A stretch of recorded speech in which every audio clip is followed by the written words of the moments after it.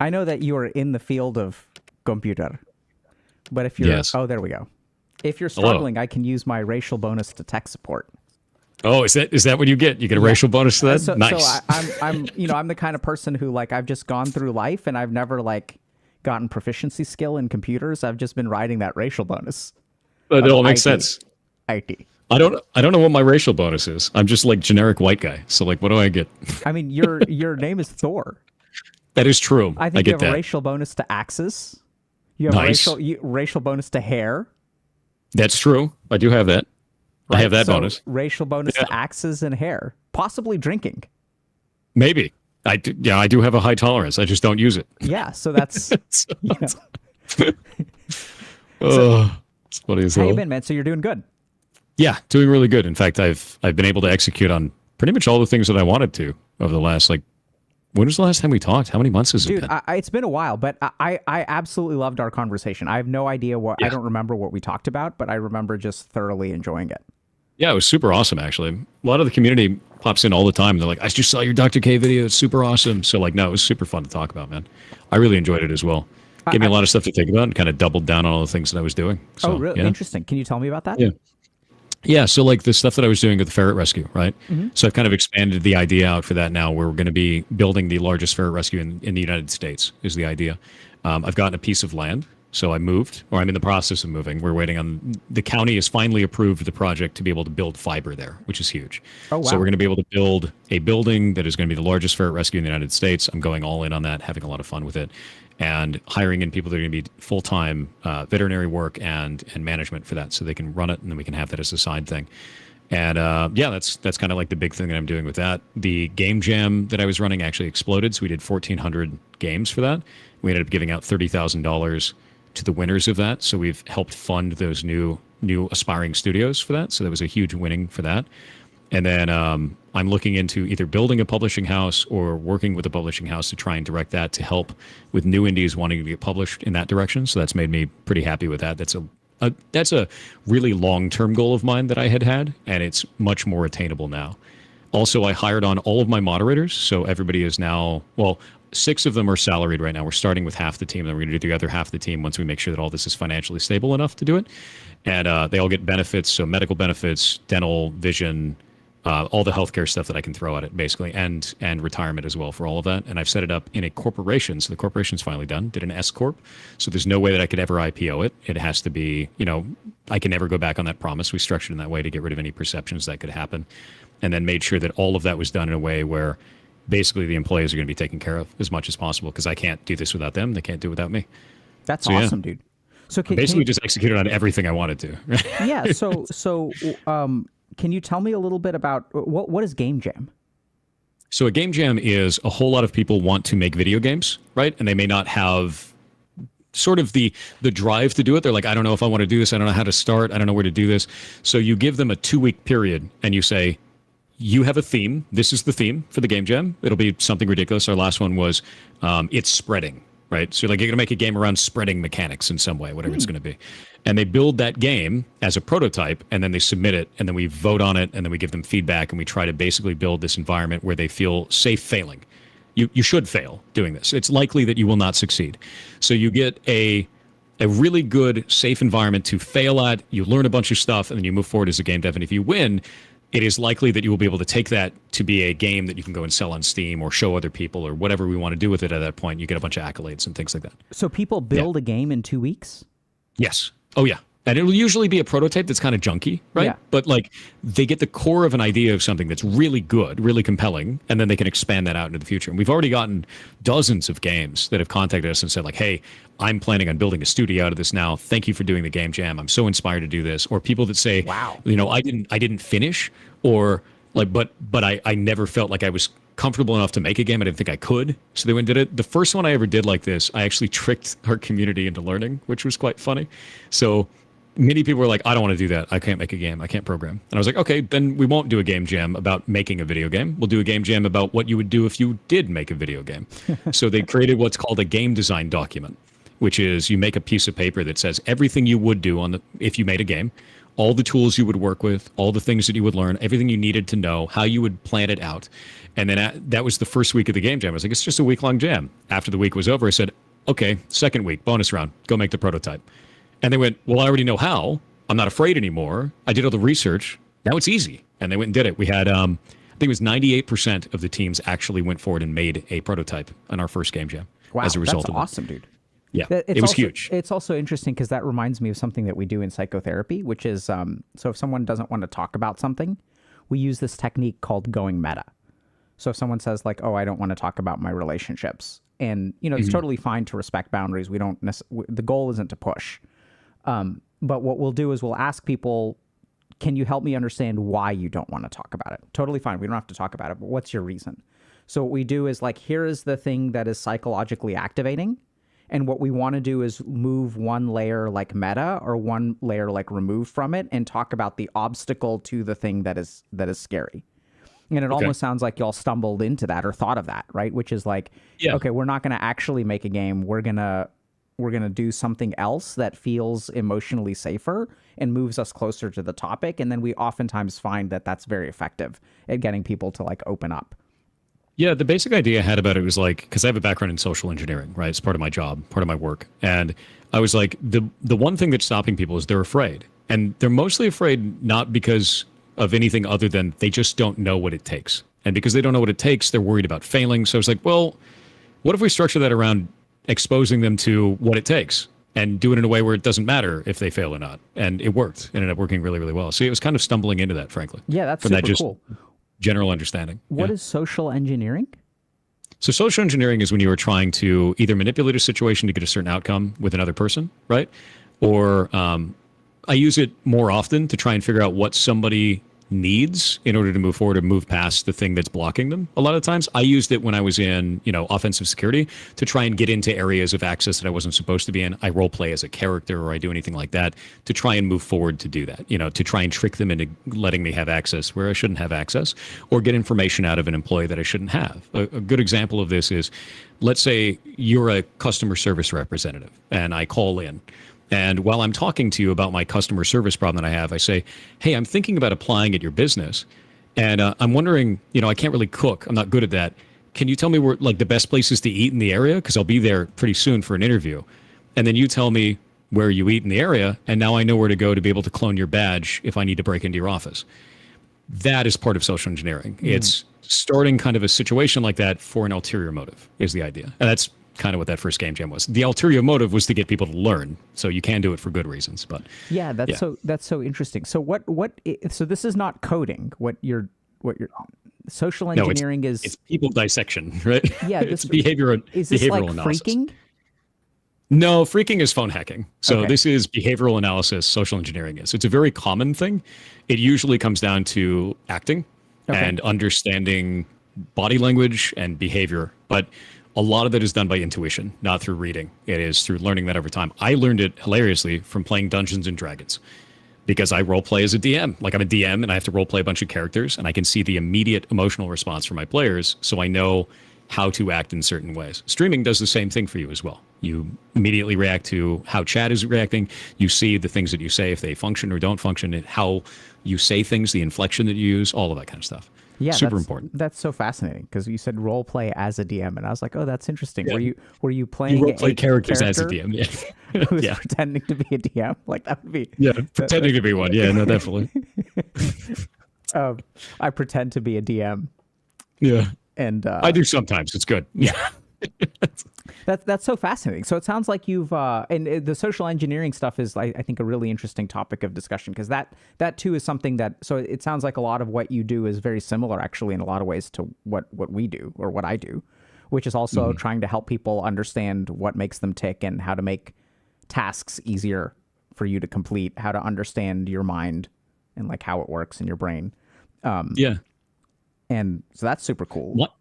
Yeah. Yours comes from a very different background than mine, though. Like mine is very intuition based. So there are going to be gaps for me, like 100%. And I think that's really interesting. I think it's interesting that you have kind of two paths that lead to the same goal there in different ways. Oh, give me a second. This is my... Oh. Hey, what's up? Hey y'all, I want to take a second to talk about Starforge PCs. So I am in love with these game machines because I love gaming. The problem is that I started building PCs when I was 12 and I just don't have the time for it anymore. And if you really think about it, like sure, you can keep up with all the trends and stuff, but chances are, especially if you're a healthy gamer, you may have better things to do with your time. So if you're like a college student, I love that they have the Horizon line, which is like more economical, really solid gaming PC. And instead of like spending 15 hours following trends, like, you know, study for your final and like get a better grade and then get a better GPA, and then get a better job and then go live your life. So if you're like me and you're like a professional and you want a really solid gaming PC because you're a gamer, but you also don't want to waste the time to figure out what's good and what's not, I highly recommend Starforge. All of their PCs are built in Austin by gamers who really know what they're doing. And if you're like me, like you build a PC once every 3 years and you screw up the gel on the heatsink, if you know what I'm talking about, you know what I'm talking about. All this kind of crap you don't have to worry about. They're going to do everything for you. It'll be a solid PC. It'll run your games. And this is the crazy thing. Every single one of their PCs I've ever used also runs Zoom at top specs. So check out Starforge. I absolutely love them. So, you know, it's interesting that you say that there's going to be gaps in yours. I mean, I think that is undoubtedly objectively true. But I think one of the things that I've learned about sort of like this dichotomy between like science and spirituality. So if you look at like psychotherapy versus like, let's say, meditation training, sure, the yogis and these like Buddhist monks and people like that, they sort of had a sample size of one and they were just interested in the subjective. They were not interested in objectively what is correct for all of humanity. They were interested in what works for an individual. Yeah. So their laboratory was a single person. The interesting thing about the Western perspective, we think it's superior because it's scientific, and scientific is about objective truth. The challenge is that the application of science to an individual has a big gap. So even though we have a study that shows that cognitively reframing is healthy, it doesn't teach us how to cognitively reframe. So that is actually a subjective process. So yeah. I think when you say it's primarily intuition, I mean, that I think is an interesting thought, but I think that just because it is subjective or a personal exploration does not mean that it is inferior to science.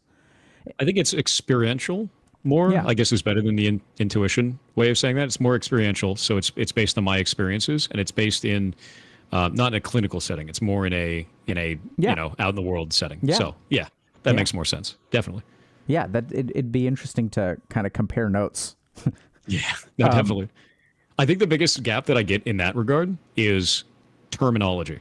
There's going to be terminology, like I said last time, terminology is just going to be missing because of that. Because it's like, I learned this thing out in the street, you know? But I think that the terminology is, it's really interesting because you mentioned that. Because there's actually an interesting study, I forget what it's called, it's some report. Back in the early 1900s, there was, so medical education was not standardized. So like you had all these med schools that were just teaching whatever the hell they wanted. So there was some report, I'm blanking on the name, that analyzed like the different medical schools and like tried to figure out like, okay, is there any consensus here? And in the process of that report, they also point out that medical jargon is specifically obtuse. Yeah. To try to keep regular people from understanding and preserve the status of like a medical doctor. That's why they use Latin for everything. Instead of just saying like, oh, you have like, you know, osteoarthritis as opposed to my knee hurts. Yeah. So it's really interesting because the terminology is actually used to gatekeep. Yeah. I think it's actually funny is that reminds me of Idiocracy, though, because if you go too far in the other direction, you end up getting something that makes no sense. Where you're like, oh, my bones suck. You know, like, okay, but what does that mean? You know, like... there's a lack of precision. Yeah, a little bit. Yeah, we see that, I think, a lot with our emotional vocabulary, where we're not precise about what we feel and what we think. I think a lot of times people lack the kind of words to express that, though. Not to discredit or say that that's like their fault or anything. It's just... many people don't talk about emotions. They don't talk about their feelings. And like society doesn't like you to do that a lot of the times, frankly. And I think that sucks. Yeah. Yeah, I think it's absolutely something that is discouraged. So one of the best examples that I can think of is that everyone says that communication is important for a relationship. They'll ask you like, oh, like you've been married for 40 years. What's the secret? They'll say like communication. They But don't what say does that what mean? that means. Yeah. Yeah. What does that mean? So yeah, go ahead. Super common. It's just a super common thing, and it's true. It's like communication matters, but it's like what does that communication entail? Absolutely. And it means telling your partner you're upset. It means telling them that you're upset, that you don't like the thing that's going on, telling them why you don't like that thing. It means, and to be honest with you, sometimes it means fighting, man. Sometimes it means having a verbal argument, not a physical argument, obviously, but a verbal argument about something is sometimes that's what's needed. If there's an emotional thing on the table and it's deeply distressing, having a verbal argument about it is normal. There's nothing wrong with that. Just don't make it bad, like don't take it too far. I think that's certainly an important part. I think one of the things that worries me, there are a couple times that, I've talked to people about their relationship. And one of the things that actually worries me, one of the things that I consider sort of a yellow flag or a red flag is a lack of conflict. Yeah.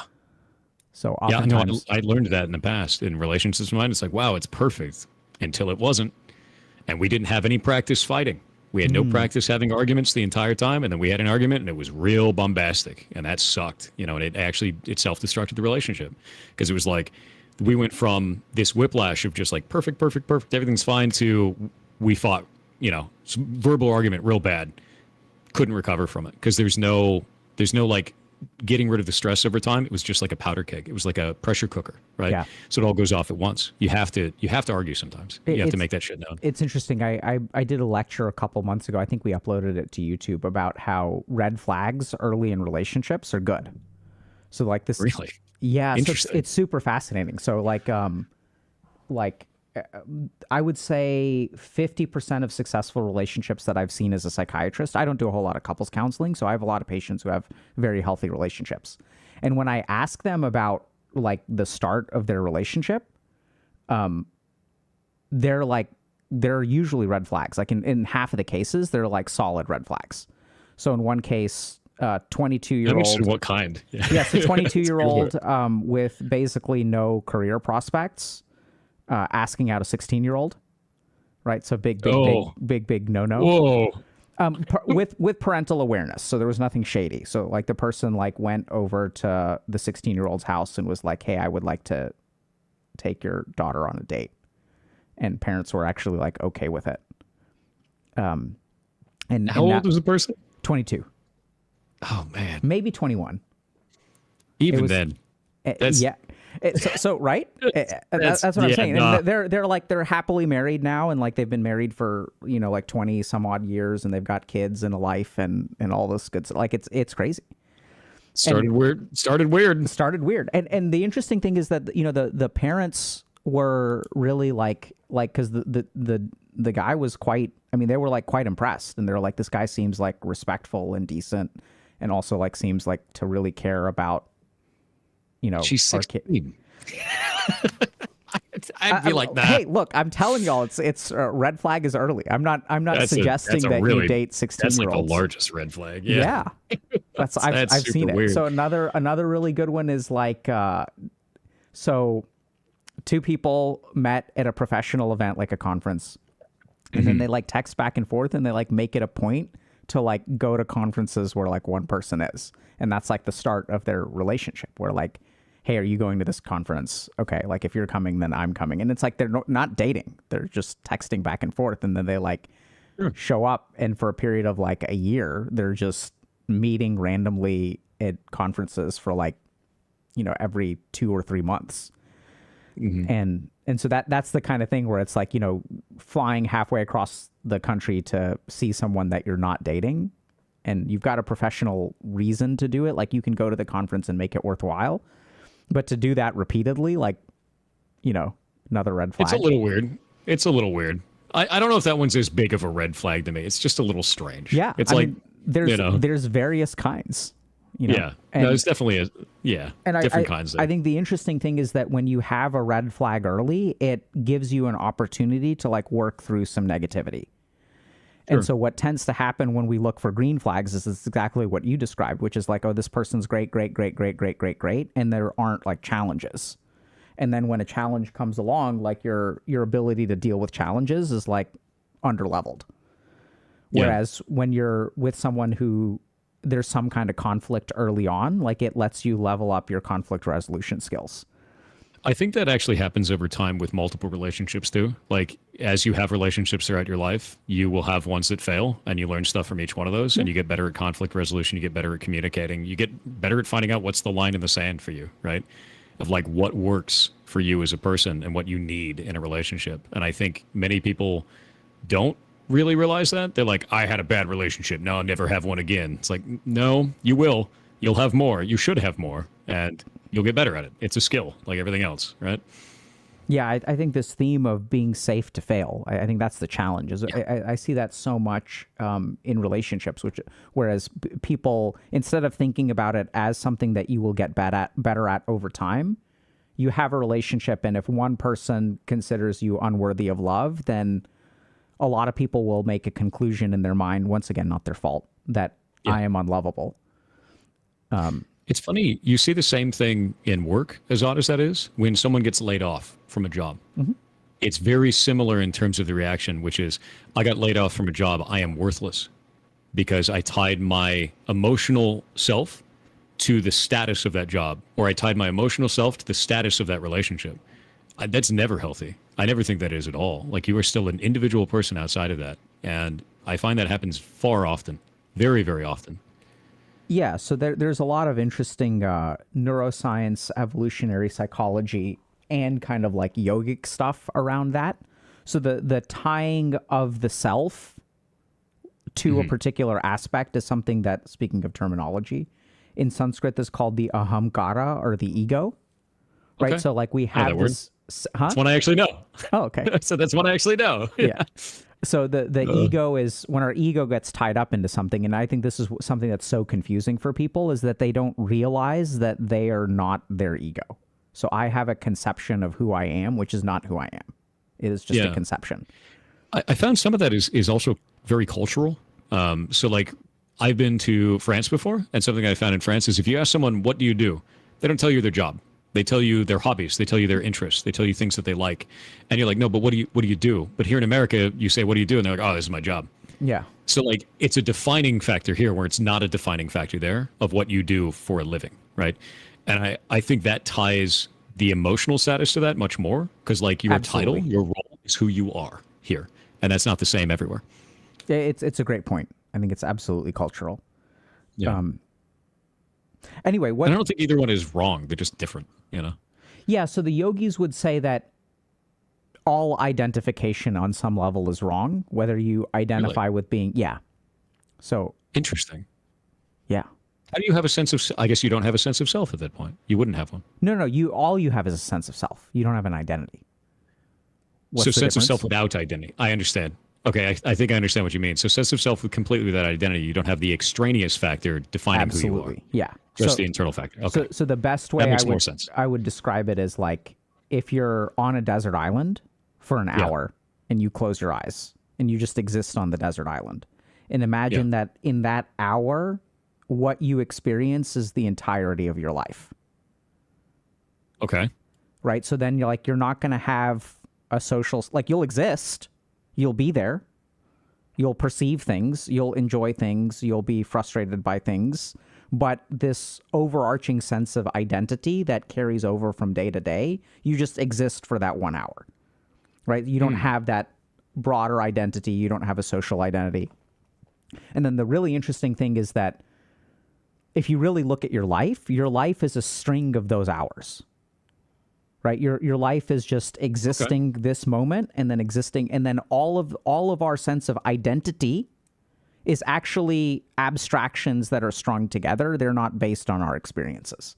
They're external, external factors that we apply to that to tie them together. Yes, if that makes tying together is the right operative word. Right, so when we string together a set of experiences, like a good example is someone who thinks they're a loser. There's no such thing as a loser. They look at all the negative pieces and they say, I'm a loser because... Yes, they string together unique experiences, whereas those things are losses. So you can lose, but the identity of a loser is not something that is like a physical reality. It's not real. Yeah. It's not. It's a perception issue. That's really all it is. Yeah. And when things are fed through the ego, when our ego is the one that is doing the perceiving, then we end up with all kinds of perception issues. Yep. No, that makes a lot of sense. I can understand that now. Yeah, no, it's always interesting to see like perception drives reality more than anything else. It is absolutely the case. And you get people that are stuck in these weird perceptive loops where they're like, I suck. They're like, well, why do you suck? And they're like, because I made a mistake when I was 12. You know, it's like, but look at all the stuff you've done outside of that, right? Look at all the things that you've done since then. What all the things you've accomplished. You like you live on your own. You have your own place to live. You have your own job, whatever it's going to be. You've accomplished all these goals. You have a cool relationship. Yeah, but I made a mistake when I was 12. Like, okay, like you have to. That kind of a perception can tear someone down, even though it's not based in reality. It's based in just that, that little piece of a memory that doesn't really matter. Yeah, I think like I'm on this shtick recently where over the last year I've been focusing a lot, like in my own life and with people that I work with, on perception. So I think perception is the one aspect of cognition that we tend to not underdevelop. Like we don't think about improving our perception. We'll think about improving our logic, even our emotional awareness. We'll do certain cognitive skills to improve things like become more productive, overcome emotions. The one thing that I think is actually the worst thing in society right now is that everyone's perception has become very, very weak. So like, I agree. No, I fully agree with that. We see it mostly on social media. You see it mostly on social media. You have people that have extremely extreme opinions rather than having nuanced approaches to things. They don't know how to perceive anything beyond the exact thing that they've hyper-focused on in that one area. They don't know how to see a greater picture beyond that. And it usually comes across as they don't want to, that they're being, jerks or anything like that. A lot of people who are in those positions don't believe that they're being jerks. They're just hyper-fixated on one little tiny thing, and their perception isn't wide enough to see the rest of the picture on that. And that's not like a malicious thing a lot of the times. It's just a failure to expand the perception. And it sucks, right? It's made the internet really toxic. It really has. So I think that I would agree that social media, and especially like these short form pieces of stuff, don't add for. So the smaller the bit of content is, the more our mind has to fill in to add context to it. People are trained to get a dopamine rush from that short content when it's not positive. When it's destructive. Yeah. So I wouldn't say they're trained. I'd say it's taking advantage of biological certainty. Sure. Yeah. Right. And it's not. I think that's dopamine. A better way to say it. So what we know is that, or my running theory, I think there's plenty of support for this, is that emotional oscillation is what keeps people engaged in content. Okay. So I could see that. If it's too dopaminergic, you'll actually develop tolerance. It's just like if you play a video game for 10 hours, like you're not having fun on hour 8. The reason you continue to play is because of other mechanisms. It's not fun, right? It's like achievement, finishing out a particular round, grinding towards a particular goal. That's why they have all those things, because if you really think about it, like especially like MMOs, right? Grinding is not fun. It's never been fun, but people will do it for hours and hours and hours and hours and hours. To get the thing at the end. Yeah. So no, that makes sense. It kind of reminds me of kind of like hunter-gatherer sort of behavior. How right? so? So I'll give you an example. I go mushroom hunting, right? I do mycology. So we'll go and find different mushrooms here in Washington State. Yeah, I do. I love it. It's super fun, right? I raise oyster mushrooms and lion's mane and shiitake and reishi mushrooms. Super fun for me to do. I really enjoy it. And doing mushroom hunting here along Washington State, we can actually go and get king boletes. King boletes are awesome. But you're walking around in a swamp, and it's just gross everywhere. And then you see holy crap, I got the big king bolete. And they're like this big. They're huge, man. And I've got a bunch of pictures of them. They're quite cool. I could send them over to you. But there's this moment where it's like gross, gross, gross, gross, gross. And then you find it. And you're like, wow, I got that. And it makes me wonder, how far back does that kind of trait behavior go for humans? Because that's a survival trait. Oh, absolutely. We survived because of this. And now it's being used to sell you things on the internet. But yeah, so Thor, it always amazes me how intuitive you are about understanding some of these things. So there's actually a lot of really interesting studies that were done in the mid 2000s. The early studies on video game addiction really discovered that it is the denial of the reward that correlates with addiction, right? Yeah. So some people kind of think about this as like random reinforcement schedule, where you don't always get, but it's not just the randomness. There's another part to it, which is if you look at From Software games, why are they so satisfying? It's because it's hard to achieve, right? So you wipe on a boss, you wipe on a boss, you wipe on a boss, and then you get, so the rush of dopamine that you get correlates with the amount of denial and difficulty. Yeah. And everyone who beats that boss, when another person sees you do it, they're like, I beat that boss, and I understand how difficult that was. Absolutely. Props to you. Right? So it ends up being a cultural, like, kind of group thing. Oh, you know? absolutely. Like so we societally, we value human beings based on the difficulty of their accomplishments. Yeah. Right? So absolutely. And so the real challenge is that this principle video games have figured out how to take advantage of, but the real challenge, I'm just thinking about this concept of failure and making failure safe. Because like the whole thing that's really interesting is the more you fail in life, and if you feel like you're a loser, in the same principle of video games where the harder a boss is to beat, when you beat the boss, you feel really good. So the really interesting thing is that the more you failed in life, the more I will see like a rebound.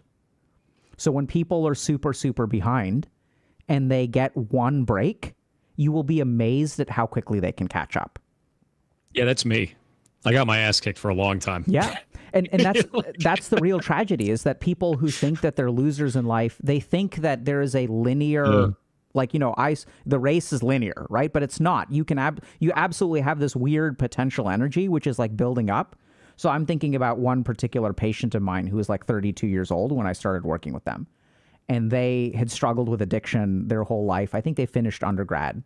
And then in the span of like 2 or 3, so they were like basically not quite homeless, but they were financially dependent on someone that they were close to, like didn't have a career, like, you know, just really, really bad. Worst possible scenario. Yeah. Yeah. Right. And then within 2 or 3 years, they wrote a novel. They became a therapist themselves and like got healthy, like got into a healthy relationship. And in like 3 years, like they went from like 0 to hero, you know, and like they've got a stable job. They do work that pays them well. And like they find like invigorating and gratifying.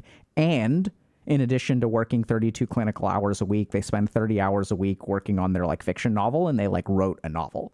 And in the span of 3 years, it's just amazing how much someone can accomplish.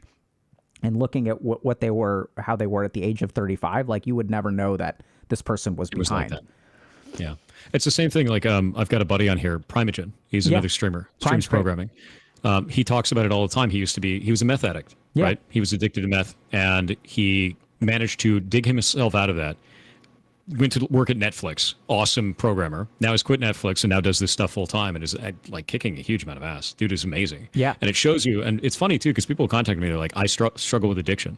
And you can't really fix that for them. A lot of times you just say, hey, look over here. You can see that people can get out of this. And then you show them like, it is possible. And I think that does a lot of good. A lot of the times it's just showing them it is possible to succeed, even in that very rough scenario that you're in, you know? Yeah. So that's usually what I do is I'm like, look at Prime. He did it. You can. It is possible to do this, but you'll have to find your route, you know? Yeah, I think that's the challenge, right? Is that's where the ego comes. That's where the ego comes in. And the ego says, they did it, but I can't do it because I'm different. Yeah. That's the biggest thing, is it ends up being, you end up being your own worst enemy there. That's the best advice that I have for that one is then make a bet with yourself. Tell yourself, okay, I'll see if I can do it. I'm going to give myself 3 months. I'm going to see if I can. I'm going to put that to the side. I'm going to put all the fears to the side. I'm just going to do this. We're going to make a bet. If that is right, if I can't do it, then at the end of 3 months, I'll have accomplished nothing. But if at the end of 3 months, I've made even a step forward of progress, then it means that I can do this and I can keep doing this. And it's just a short bet, right? And what do you got to lose? Nothing, really. You know, so people try when they're given that kind of idea, like, oh, I can just make a bet on this. I could try it. And they'll usually find that in 3 months, they've made some sort of progress. And they can look back and be like, now I've documented evidence. I'm kicking ass. I can keep moving forward. And they just keep making the bet. And I found that works really, really well, especially for people that don't believe in themselves. And it's usually because of like imposter syndrome. You have like an imposter syndrome scenario where someone just has that little voice in the back of their head that's telling them you're not good enough. You're not going to be able to do this. And I find that is more of a defense mechanism than anything else. They're trying to protect themselves from failure. So if you make that little bet and you say, hey, I don't believe you, but we'll find out if you're right or not. And it works, you know? Yeah. So it's really interesting because I think there's a lot of cool mechanisms at play there. And I love the strategy. So a couple of things that I'm kind of hearing. The first is that there's a really fascinating study about feeling overwhelmed. So a lot of times people think that feeling overwhelmed is a consequence of how many things you're dealing with, right? So if I'm dealing with 10 things, then I'm going to feel overwhelmed. Like this is objective. So I think it's very subjective. It's very different for every person. So it's really interesting. But what there's a lot of research on anxiety, which shows that the degree of overwhelmed you feel does not correlate with the number of things that you have to deal with. So you can deal with one thing or 10 things. That's not that's the feeling of overwhelmed is what percentage of things that you are dealing with did you choose to deal with?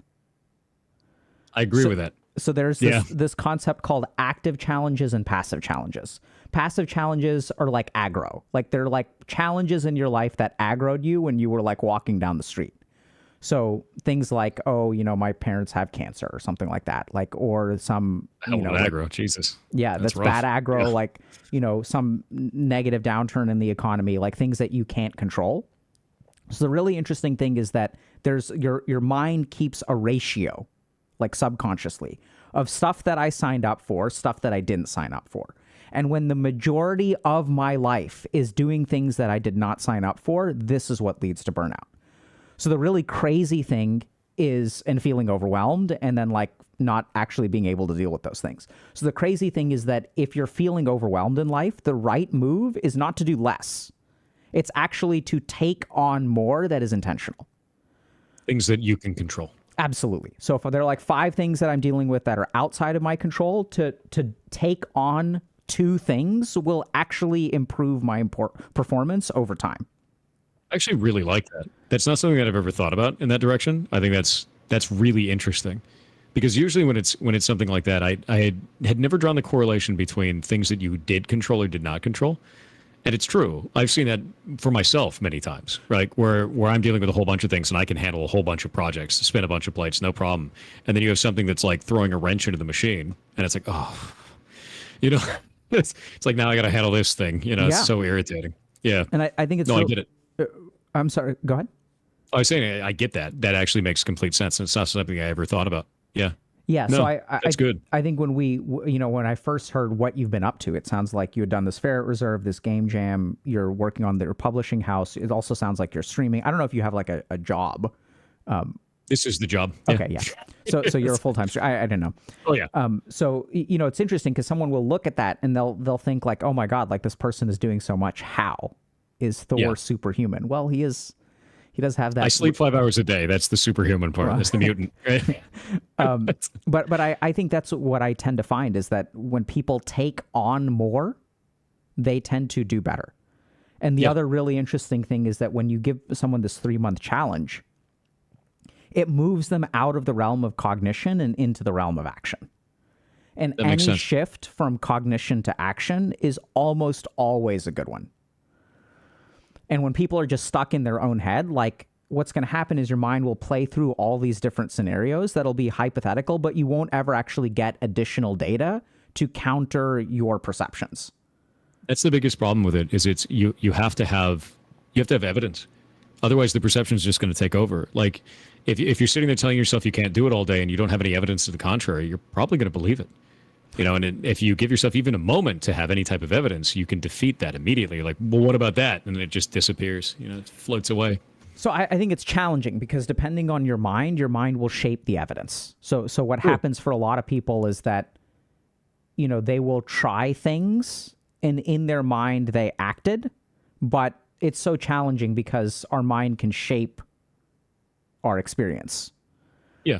And there are ways to kind of get around that, or there are ways to clean out what our experience is so that it's more objective as opposed to not being shaped by the mind. But that's a really tough one, to be honest with you, changing it from like the subjective opinion to the objective opinion of what's going on, especially when you're the actor involved in that, right? When you're the one taking the action, that's really difficult for people. Yeah. So it turns out it comes back to perception.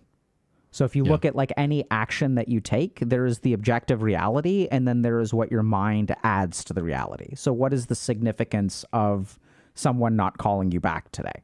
What is the significance of an email from a company that says, hey, we really liked you, but we just don't have a position that fits at the moment? Yep. And some people will interpret that as, oh, they don't like me. And some people will interpret that as, they do like me, I have value, but they don't have a position that fits. Yeah. So some And people it's that's why I like analytics so much. Like that's something that I drive a lot of our business is based on analytics, right? And I do that specifically because it's an immutable fact. It's one of those ones where it's like you have this thing that is evidence of what's going on beyond whatever your perception could be. You could have perception that may back it up and move in different directions for ideas you can try, but you have solid evidence of what is going on. How do you use analytics? I use analytics for anything that we want to do in terms of business direction. So anytime I'm doing anything, I find out if people like that thing. We kind of do tests on it and be like, hey, I talk about this thing, or we look at some game or anything like that. If I'm getting a sponsor in, right, and we play a sponsored game, I go and show them analytics and be like, this is how many people wanted to engage with this. People may find that a game is really fun to watch. They just don't want to play it. Or people may find that they want to stop watching me to go play the game. So like, if you're streaming a video game that you've been sponsored for and suddenly half of your audience disappears, a lot of streamers would probably freak out. They'd be like, oh no, maybe people hate this. But if you go and look at the analytics on SteamDB for the game, you may find that the amount of players in the game has skyrocketed as a result of this. They just stopped watching you to go play it because they thought it was compelling enough. So you have to use analytics to kind of get rid of whatever worried perception you can have, because it ends up being a fact, right? And you can find that out. As an example of this is quite funny. One of the best watched videos that I have on my YouTube is me playing through Outer Wilds. But one of my worst stream days was Outer Wilds, because at the beginning of that stream, I told people, don't watch me play this if you haven't played it before, because it'll ruin the game for you. And they left. It was like 2/3 of the audience just left. So it's like the worst viewership I've ever had for that kind of a stream, but the best YouTube video, because after they played the game, they wanted to go see how I experienced it after they could no longer be spoiled. Yeah. So you have to use analytics. You have to. Otherwise, you run into these weird walls where I would have a negative perception. I'd be like, oh, well, I should never touch that game again. But like, no, you should.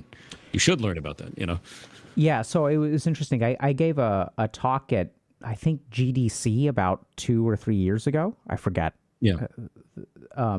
But I was talking to some advertisers about sponsorships, and one of my beliefs is that I know a lot of sponsors want a 60-second thing within the first 2 minutes of the video. Yeah. But I was explaining to them that I think that if you really look at user behavior, a sponsorship at the end of a video that is tightly tied to the content of the video will do way better than something at the beginning, because everyone's like, we want more eyes, but those eyes are not engaged.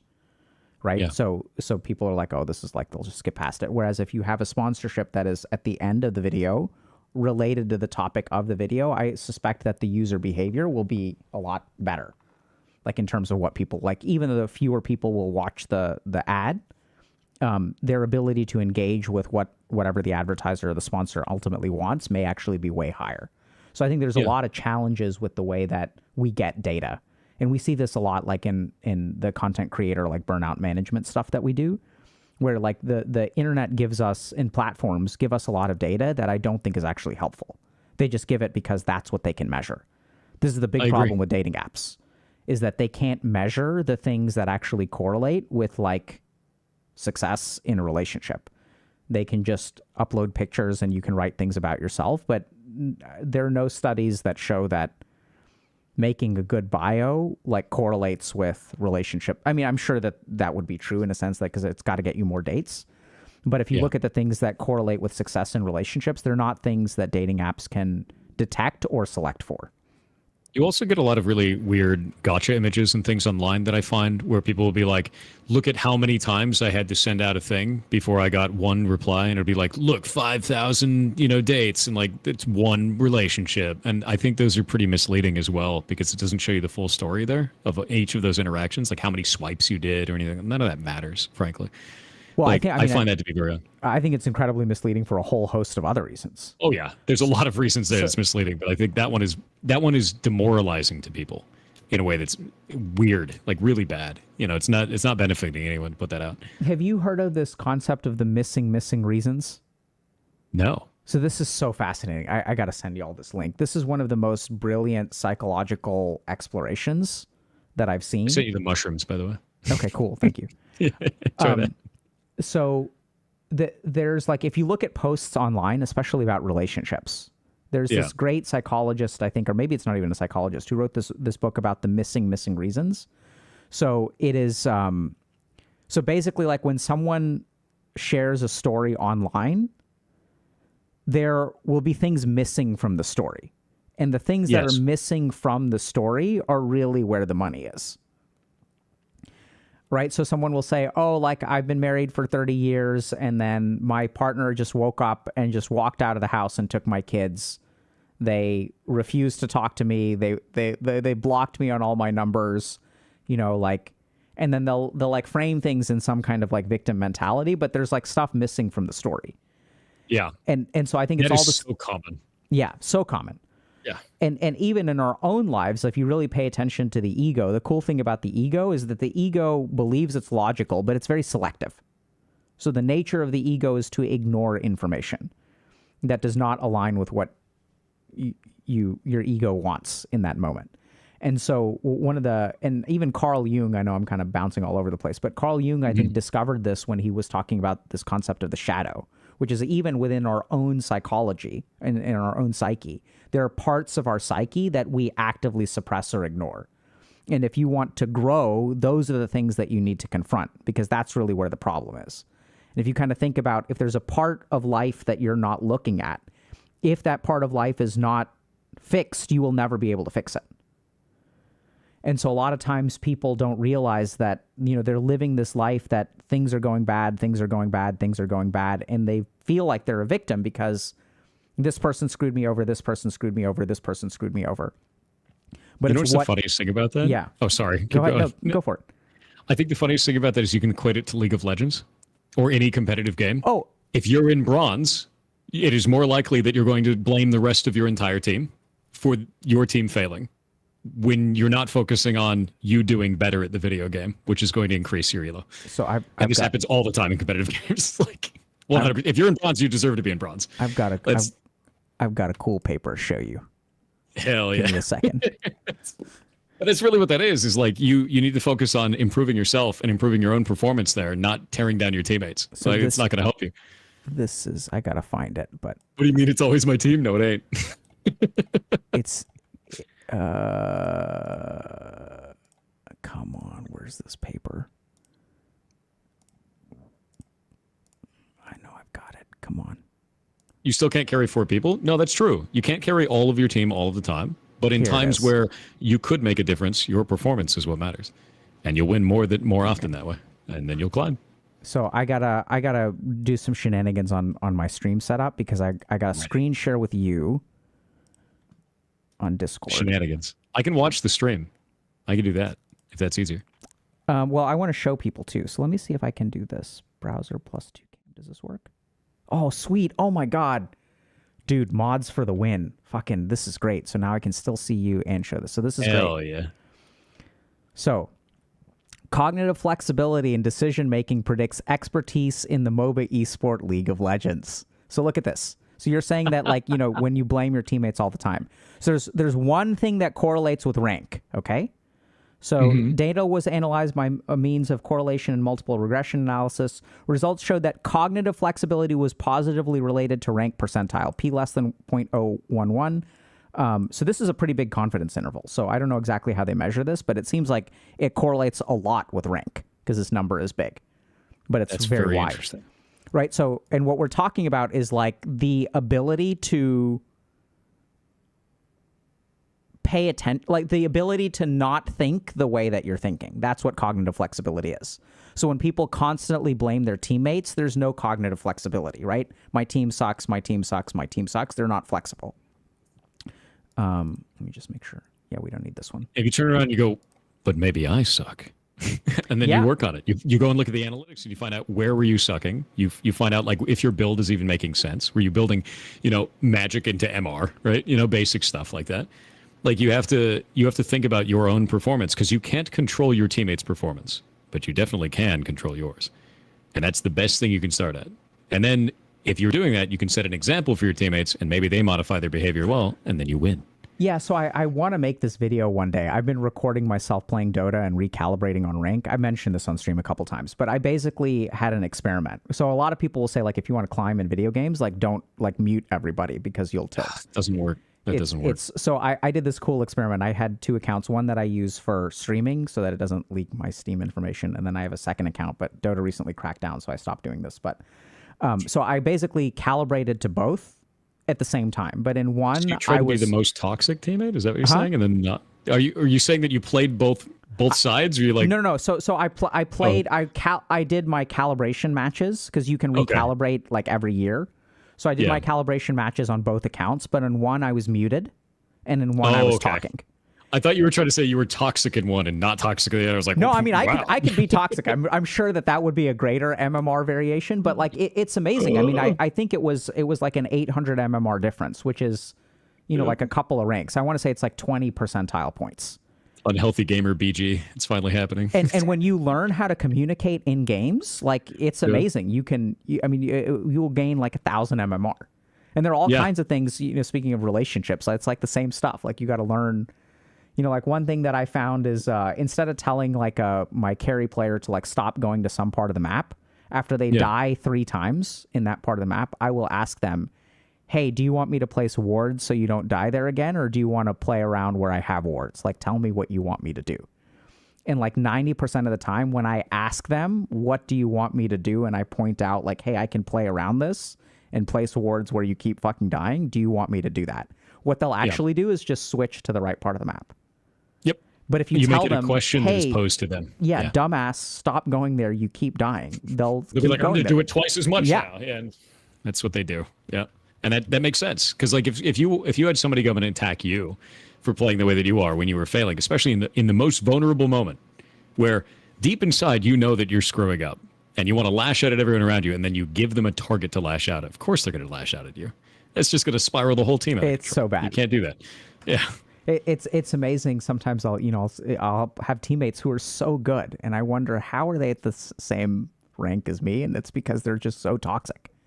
Yeah, and they can't prevent tilt, and tilting is probably the worst.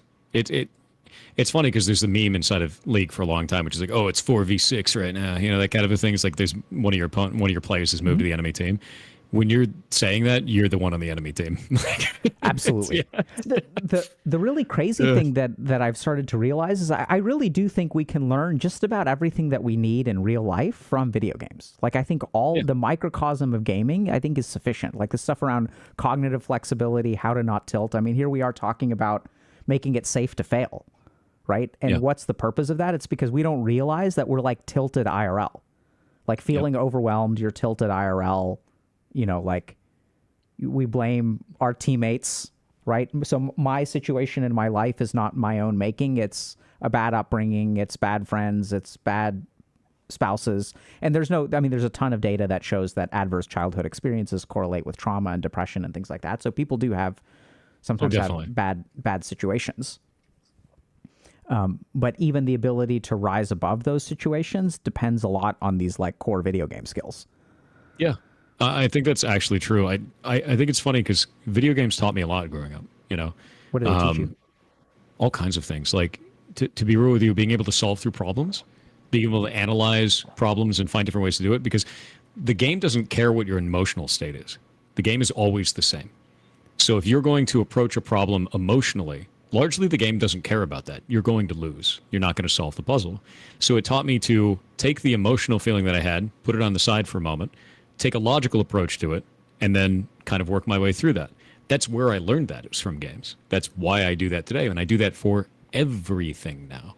And I do it because I learned it from games when I was younger, and that allows me to go like, all right, I'm getting pissed off. I'm going to take a minute, and we're going to look through this logically, and I'm just going to take that emotion, put it off on the side, and when you go through it logically process that, you largely aren't going to be angry at the end of that conversation. It just kind of goes away, and I think we talked about that last time we had a talk too, was the ability to just kind of take a step back and wait. And it's what I learned from games early on, very early. So I'm kind of curious, Thor, do you have any thoughts about, so some people are able to like grind a game for hours and hours and hours. I can do that. And then they have difficulty grinding IRL for hours and hours and hours. Do you have any sense how to translate being able to grind in a game into grinding in real life? Immediate emotional feedback or immediate feedback from the game. The game tells you instantly when you get rewarding or when you accomplish a goal or don't accomplish a goal. The best way I can look at this is homework. If you give a student a online test or an interactive test where they are immediately getting feedback from the answers, I find that to be much more compelling a lot of the times for many people than giving them homework where they have to write it all down and they find out the answers the next day. They're less engaged with that because it doesn't give them immediate interactive feedback. And it's funny because I see that more often with people that have ADHD. I don't know if there's a correlation there, but that seems correct to me. See what more often? That people are less engaged. If they have ADHD, I find them to be less engaged if they're not getting immediate feedback on the things that are going on, that the actions they're performing. Absolutely a correlation. So we know that the dopamine reward circuitry in ADHD, so their ability to delay gratification is impaired because the time window between action and reward is very, very tight. So I think that's what games give you, frankly. Yeah, so that's really interesting because, there's a... Let me see if I can pull up some more research. Sure. I want to show you something. Yeah, it's more than just dopamine. It's just all feedback. Whether it's good or bad, it's all feedback. Where's that Haggard paper? Oh, that's why it always made me laugh is one of the memorable things that I remember from Earthbound was Earthbound had a section of the game where to progress the story, you had to sit behind the waterfall for like 3 minutes. Okay. And do nothing. Okay. That's tough. And it was so, in today's world, I feel that many gamers can't do it. That's a difficult one.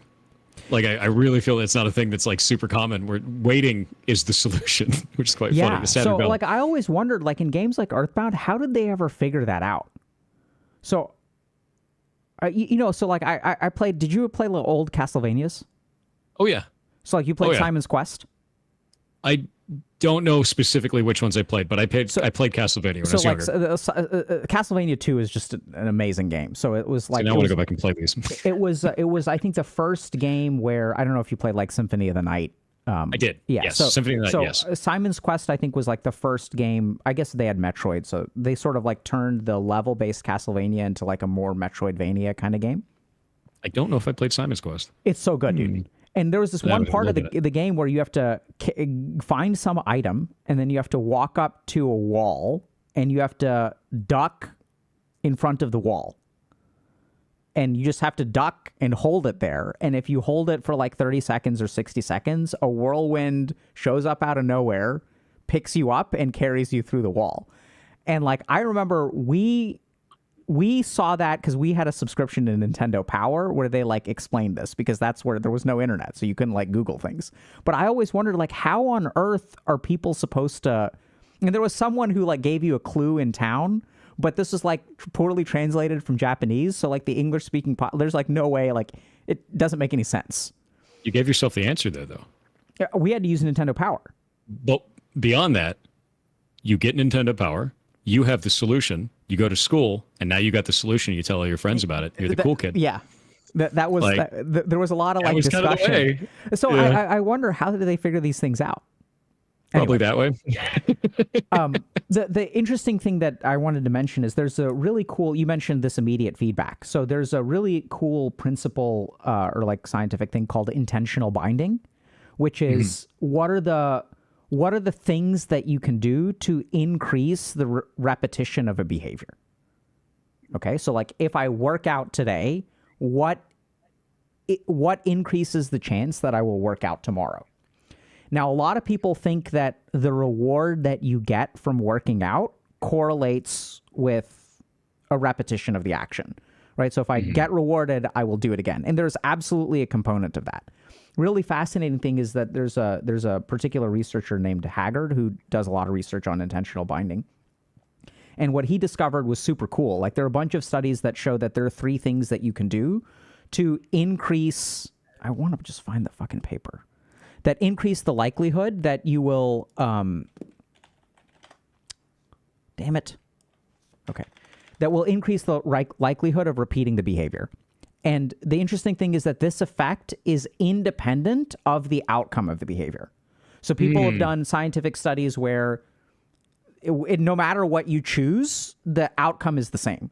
And yet there are certain things that you can do that will increase your likelihood of repetition. And this felt to me like pretty revolutionary. So the first is to think through your options ahead of time. So just consider all the choices. So people who intentionally consider choices are more likely to engage in the behavior. So if I'm because you're intentionally choosing it, then it's It's not just a thing you do, it's a thing you chose to do. Yeah. So instead of like, Yeah. I need to go to the gym today, oh my God, you get into this conflict of, I need to go to the gym. I need to go to the gym. I don't want to go to the gym. Get to go to the gym. Not just what do I want to, how do I want to exercise? I want to do it. Not even I want to do it. Just considering your options. This is how crazy it is. So not even selecting, just having the selection available. Yeah. Well, I think at some point you make a selection, but having multiple options increases the likelihood of any behavior. So thinking through, do I go to the gym? Do I exercise at home? Even going through that cognitive process. Second thing is to predict the consequences of your actions. So spend some time thinking through what you expect to happen. Even just spending some time thinking about it increases the likelihood that you'll do it, irrespective of what happens. And process you're talking about, I do this. So the third thing is, so this is what I'm sure we'll discover, right? Because you're quite productive, and we'll find that and anyway, the third thing is some amount of reflection afterward. So spending some time processing, and you don't even have to think you don't have to think in a particular way. You don't have to do something specific. You literally, like, after a task is complete, you spend 5 to 10 minutes just doing nothing and reflecting. You don't have to reflect in a particular direction. You don't have to discover anything. You don't have to learn anything. And if you kind of think about it, what I've noticed in people I work with is that some people do this automatically. They do all three of these things, and they tend to be super productive. And there are a lot of people like me who don't do these things. So you don't. I used to not. So what? So you trained into it. Sort of, yeah. So I trained into it in a kind of roundabout way, but like basically what I used to do is like, it wasn't like, do I want to study at the gym? Do I want to study with my friends? It was like, oh my God, I need to study. I don't want to study. So I was always stuck when I take an action, not thinking through the consequences. I was always stuck trying to work with willpower, like overcome myself instead of consider my options, predict the consequences. And then the other thing that I would always do, this is so devastating, probably one thing that's huge, is as soon as something finished, whether it was good or bad, I would move on to the next thing. So if I studied for a test and I take the test and the test is like, oh man, like I didn't get to that chapter, I would immediately try to leave the test behind. Okay, the test is over, I'm done. Time to celebrate. Never spent any time reflecting. Even if my test went well, it's like, wow, I like really studied well for that test. Time to celebrate. And you don't take into account any of the things that worked or didn't work. Absolutely. Right. So you carry nothing into the next environment. You just empty-headed, you just jump to the next thing. So literally like predicting considering your options, making a prediction. Doesn't matter if the prediction is correct or not. Yep. And testing the assumption. Yeah. And then just reflecting. Yep. And it's funny because I didn't used to do that either. And then I went homeless. And I have done that ever since. That exact process you're talking about, the whole thing happened after I was homeless because I lived in my car for a year. And after that point, it was like, I never want that to happen again. Let's slow this down a little bit. Let's be more intentional about the actions that I take, right? All the actions that I'm going to take, I'm going to be more intentional about this. And I started doing that process. I didn't know that that was like a standardized thing, but yeah, that's how I approach anything. That's the thing, is it's not a standardized thing. So it's like biologically accurate, but we don't teach people these kinds of skills. We don't teach people, if you want to do something, what are the actions that you can take that will increase the likelihood of you doing that thing? Yeah. We don't know what our brain actually responds to, right? So everyone focuses on building habits. Everyone focuses on building willpower. Everyone focuses on finding the right thing for them. So they're like, oh, the gym doesn't work for me. Whereas like what we're seeing, and this is something I literally just made a lecture about this, about how like we as a society are becoming less adaptable. So if you look at like adaptability as a trait of human performance, as society is like engendering in us less adaptability, because society will meet you where you are. You don't have to learn how to like this game because there are 20,000 games. You can find the perfect game for you. Oh, you sign up for Tinder. We have 20,000. We have 1 million people on the platform. You can pick the perfect person for you. You can find the perfect food for you. You can find the perfect job for you now with like globalization. And so what we're really starting to see, I'm noticing this, like even in the 10 years that I've been practicing clinically, people are less adaptable. And as you become less adaptable, you succeed less. Because then they're also more extreme in their requirement too. What do you mean? Like, so one of the things that I noticed quite a lot about is if if you have a video game and that video game has all the things that you like except for this one little thing, the game is trash, downvote, bad, awful developer. And that's the thing that I think is really interesting, is because that sort of infinite choice where you can select the perfect game means that when you have one thing that's missing, well, then it's awful. It doesn't matter anymore, right? Because I could find something else. And I think that kind of goes hand in hand with what you're talking about. You're right. It is dramatically less adaptable. It's dramatically less interested in finding any type of situation that almost fits and making that work for you. It's more, well, it doesn't fit even a little bit. 1% is wrong. So screw that thing. Oh, whoops. Sorry. I'd love to hear more about your homeless time, but can I show you something real quick? Yeah, sure. Do you like it when I show papers, or yay, nay? Yeah, I love that. So this is a fantastic paper called The Neurocognitive Basis of Human Volition. So this dude's absolute Chad. But there's, let me look at this.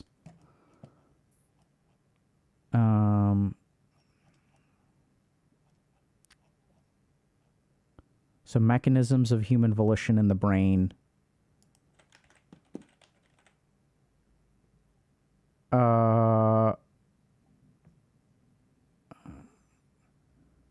There's some really cool stuff. Independent.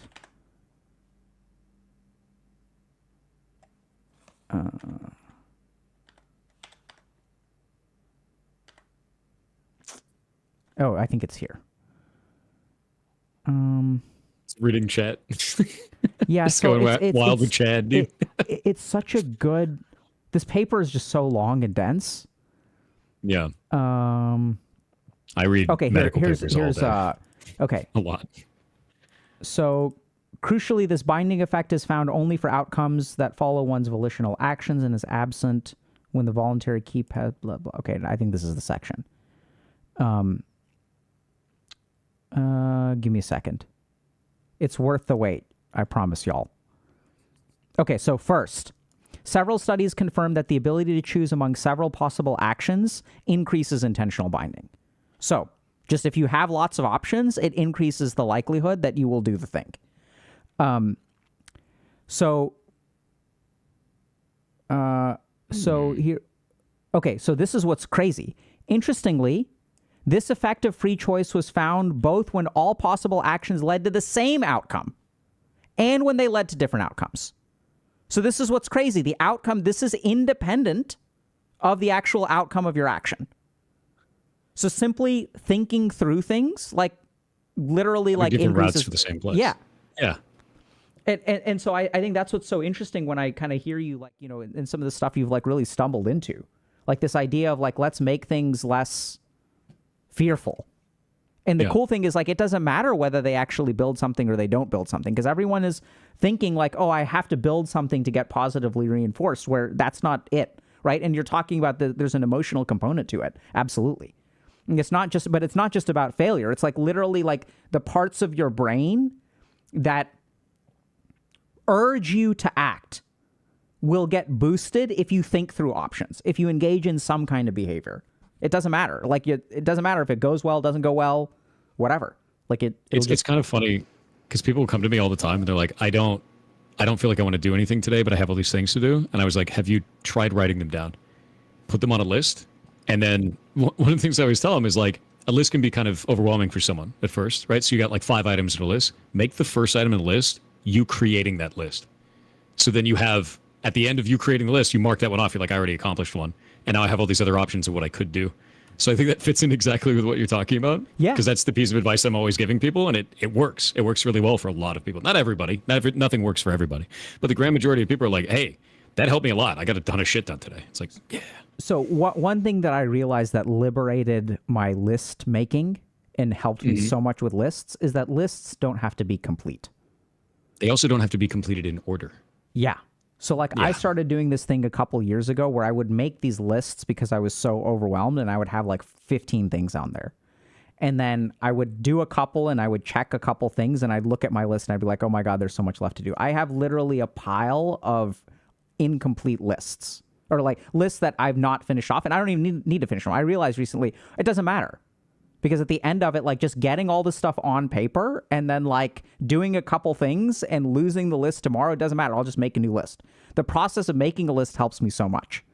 So I have Yeah. like this whole stack of just incomplete lists. I'm never going to finish it. That's okay. It's great. I feel the same way too. Is like I'll create my task list for the day, whatever I need to do, right? Whether it's a mental checklist or just things that I write down or calendar stuff. Sometimes one of those things is just like there's not enough time in the day. You know, my body doesn't want to keep going. I'm going to go to bed, right? This is kind of how it is, and we move it to tomorrow. It's fine to do that as long as you are spinning the plates in a way where things are effectively getting completed over time. You're fine. You know, some things are critical and they have to be handled right now, but not everything is. You know. Yeah. So, Thor, I know we've been kind of meandering all over the place. I love this, but is there something in particular that we should be talking about that you think we should spend more time on? Anything that you're... I don't know. I mean, you wanted to talk about the time that I was homeless. You asked about that. We could talk about that. So what changed for you? A lot. Pretty much everything. So I went homeless, God, I don't even know how long ago. It's a long while ago. I lived out of my car for a year, and I was in Colorado at the time. And that happened because I didn't have proper constraints on our business, right? So like I had a business at the time. I was working freelance. I was working on things with another person. The way that it worked is I was creating programming. They were creating 3D models, and we were building these things together and then selling them online, right? And they wanted to renegotiate after probably about a year of us doing this together. And at that point, we were making a lot of money. I was making like 10 grand a month. I was making a ton of money. And for a young person, that's a ton. Even now, it's a ton of money, right? So I was making a bunch of money for this, and I was not careful with my finances. And I was not properly constraining the business. And what this meant is I was spending everything. I was just like, whatever, there's a ton of money. I just do whatever I want, right? I was just being a dumbass and spending on it. I was buying, ordering out, getting all the food that I wanted, doing anything I wanted to do, going to any party that I wanted to do, anything I wanted to. And it was what felt right at the time, but I didn't know how dangerous of a position that put me into. Eventually, that person came by and they're like, hey, I want to renegotiate. I want 80%. And I'm going to give you 20% because I do the art and you just do the programming. They didn't respect that the programming was half the job, right? And I said, no, like we have a deal for 50-50. Like, no, we're not doing that. And they said, okay. And they took all of our work and they open sourced it against my wishes. Our income went gone. So they cut off their nose to spite their face. They lost everything as well. But I was in a much more financially precarious position because I was an idiot and spent all of my money. That was on me, right? Their action, awful. But also, I didn't plan for anything like that. So I went homeless. I lived out of my car almost immediately, too. I didn't have money for next month's rent. Like, it was just like, boop, gone. That's a problem, right? And I was on a month-to-month situation like that, which is already highly expensive. So I was out. And I learned throughout that process, it's like, I could blame them, but where's that going to get me? I'm going to get back in this exact same scenario. And I had a lot of time sitting in my car, being on a laptop, taking internet from coffee shops as I was sitting in the parking lot to think about those types of scenarios and be like, what can I do better so that even if another person acts improperly and tries to abuse that sort of connection or what they have over me, that I will not be back here. And that's where I formed all of these ways that I kind of handle problems and logically walk through problems and handle everything in the way that I do, is to prevent that from happening to me again. So, Thor, let me ask you a question. What was your emotional state at the time? Oh, at first I was devastated. I was so pissed. I was absolutely enraged, and I was just like, I was just super mad, right? I was like, you've stolen everything from me. And then after a time, I was like, okay, that doesn't get me anywhere. You could be as mad as you want. The rest of the world doesn't give a shit. Not even a little bit. That other person doesn't matter, right? You're not fixing the scenario that way. So it came to this point where it's like, I could be mad, but what does that get me? Wasted time. Not getting that back. That's not going to give me anything at all. So I started to change that sort of idea of like, what's the victory condition here? The victory condition is to make sure that this doesn't happen to me again. Let's change the way that I feel and interact through these types of scenarios so that it can't happen. And for me, that worked out really well, was just changing kind of the objective, because I think a lot of the times people want to immediately get back everything that was stolen from them, right? Everything that they lost. You got to get back to where you were. And I realized in the very beginning, it was like, I'm not getting that. That's not possible. That's unrealistic, right? I can get something new, something different, but I can't go back to the way that it was. That's already out of the bag, right? So, Thor, what I'm kind of curious about is how are you able to logically disarm your emotions? Like, this is very rare.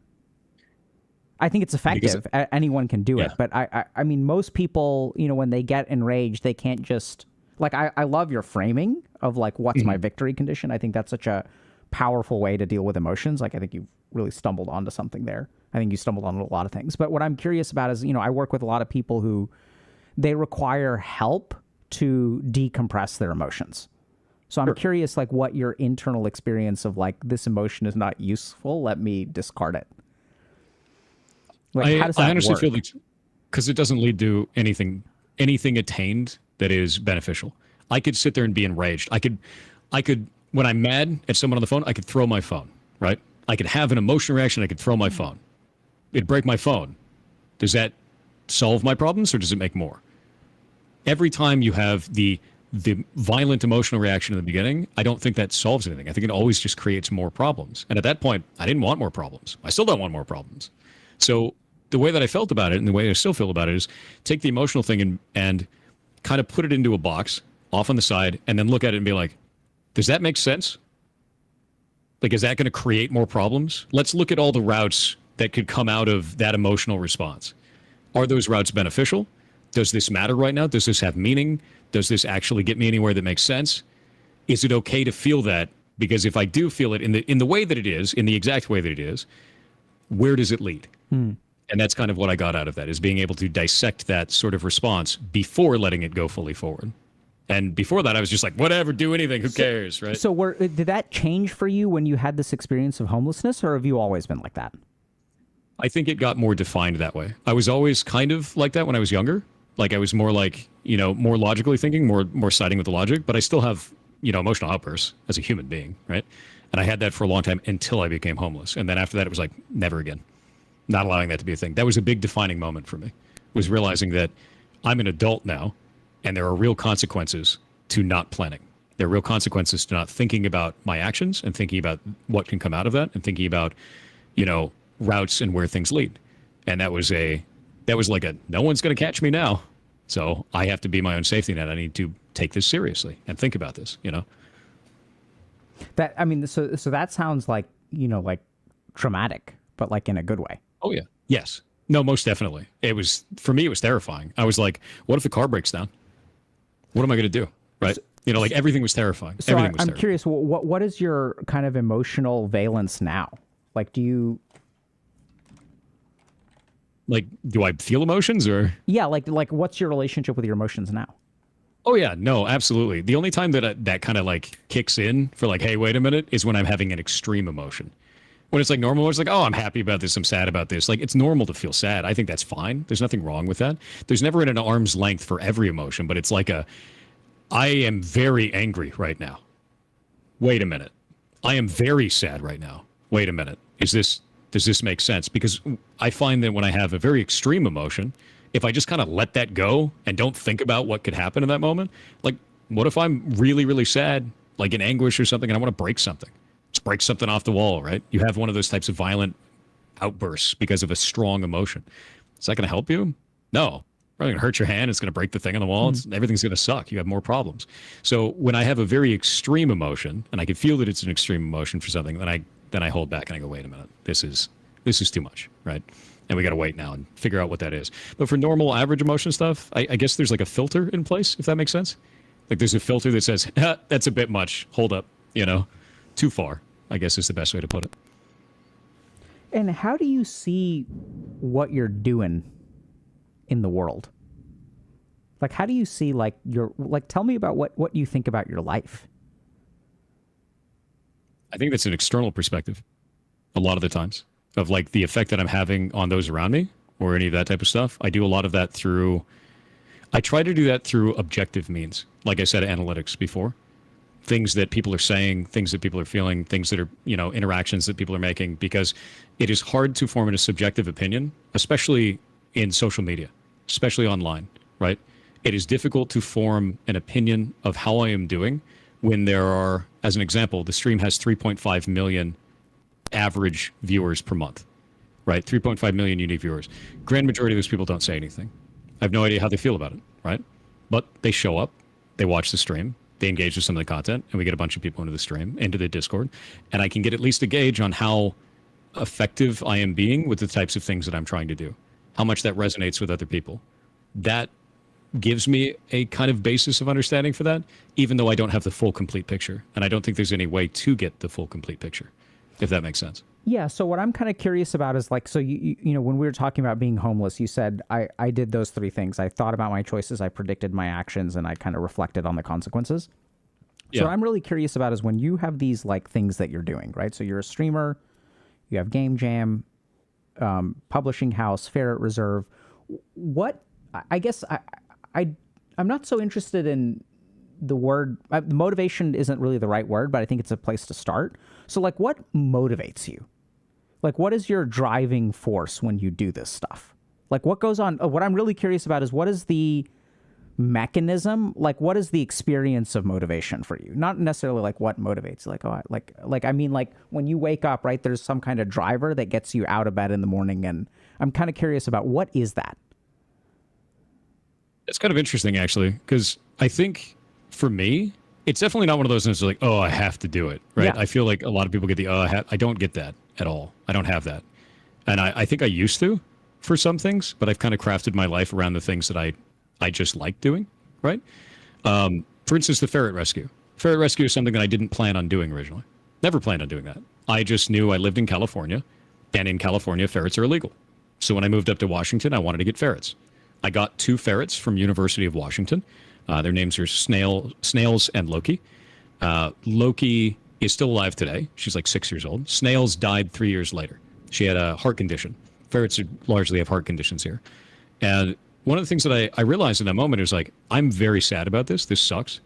But also I was like, but no, that's okay. And the reason it's okay is because in medicine, they will kill a ferret after 1 year.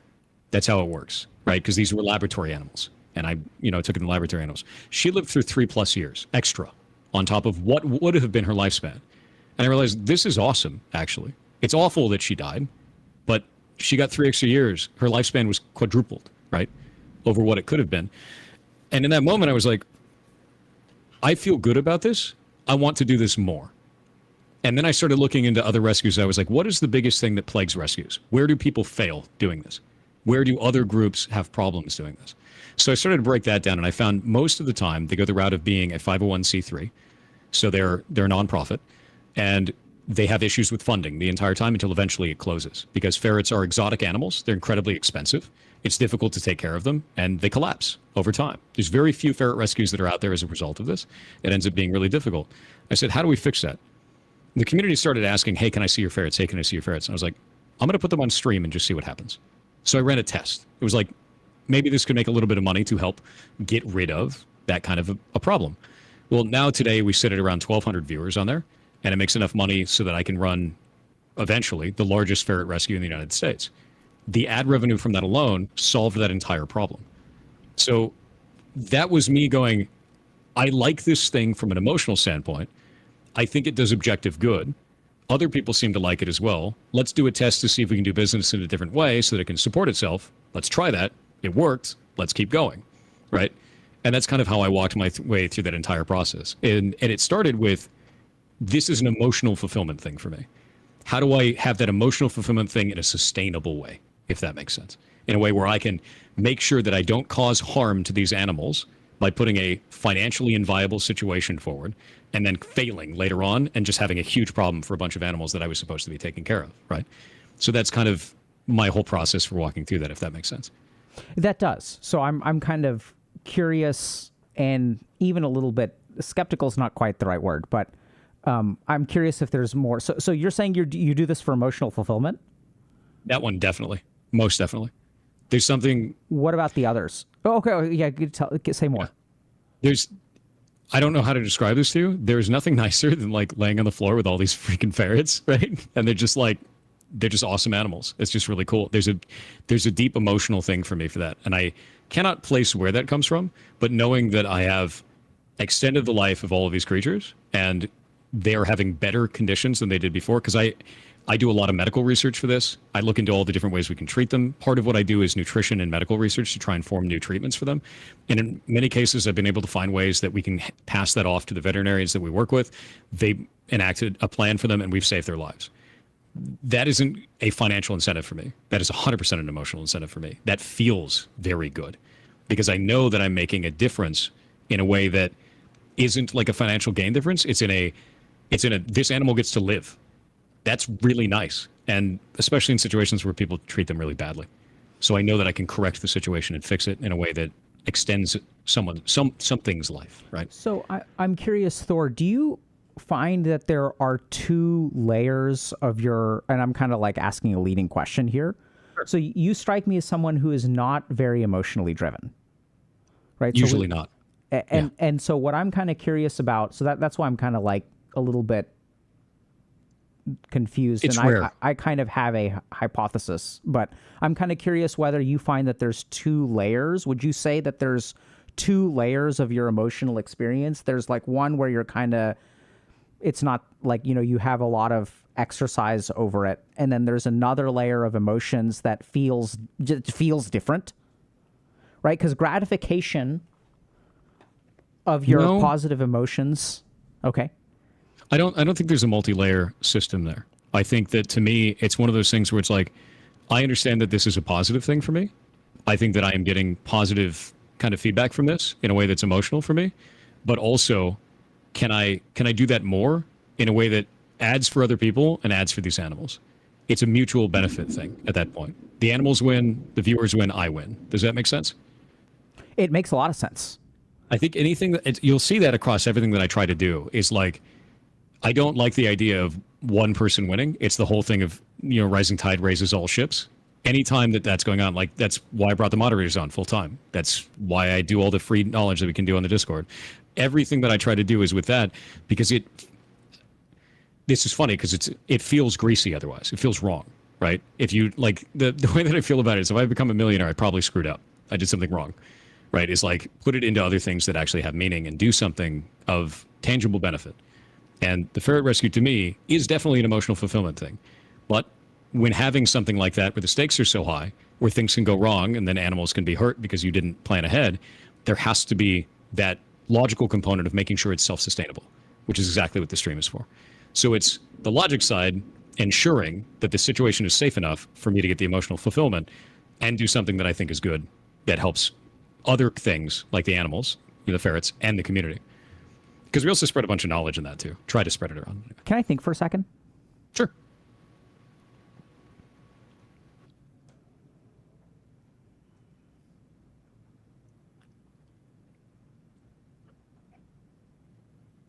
So basically what I'm kind of thinking through internally is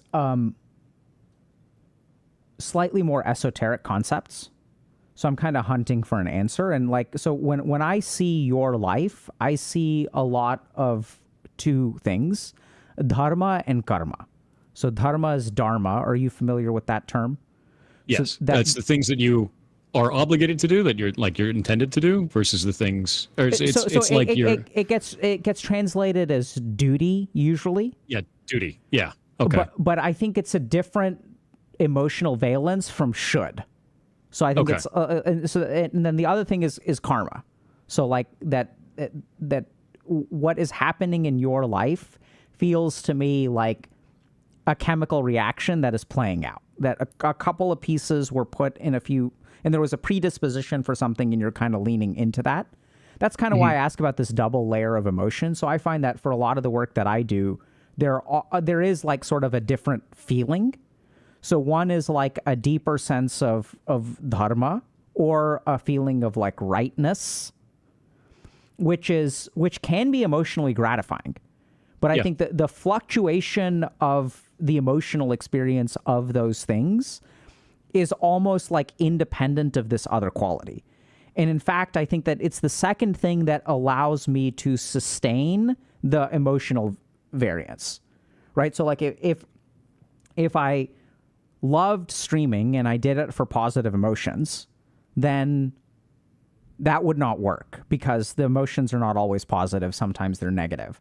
So the key thing about Dharma from almost like a scientific perspective is it is that which allows you to act and persistently act outside of the variance of emotions and outcomes. So the reason that I'm kind of asking you this kind of stuff is because like I get a lot of vibes from you that track to this concept in the meditative tradition from having done a lot of meditation in a past life. I think I've mentioned that to you before, because you intuit a lot of things that are like normally taught.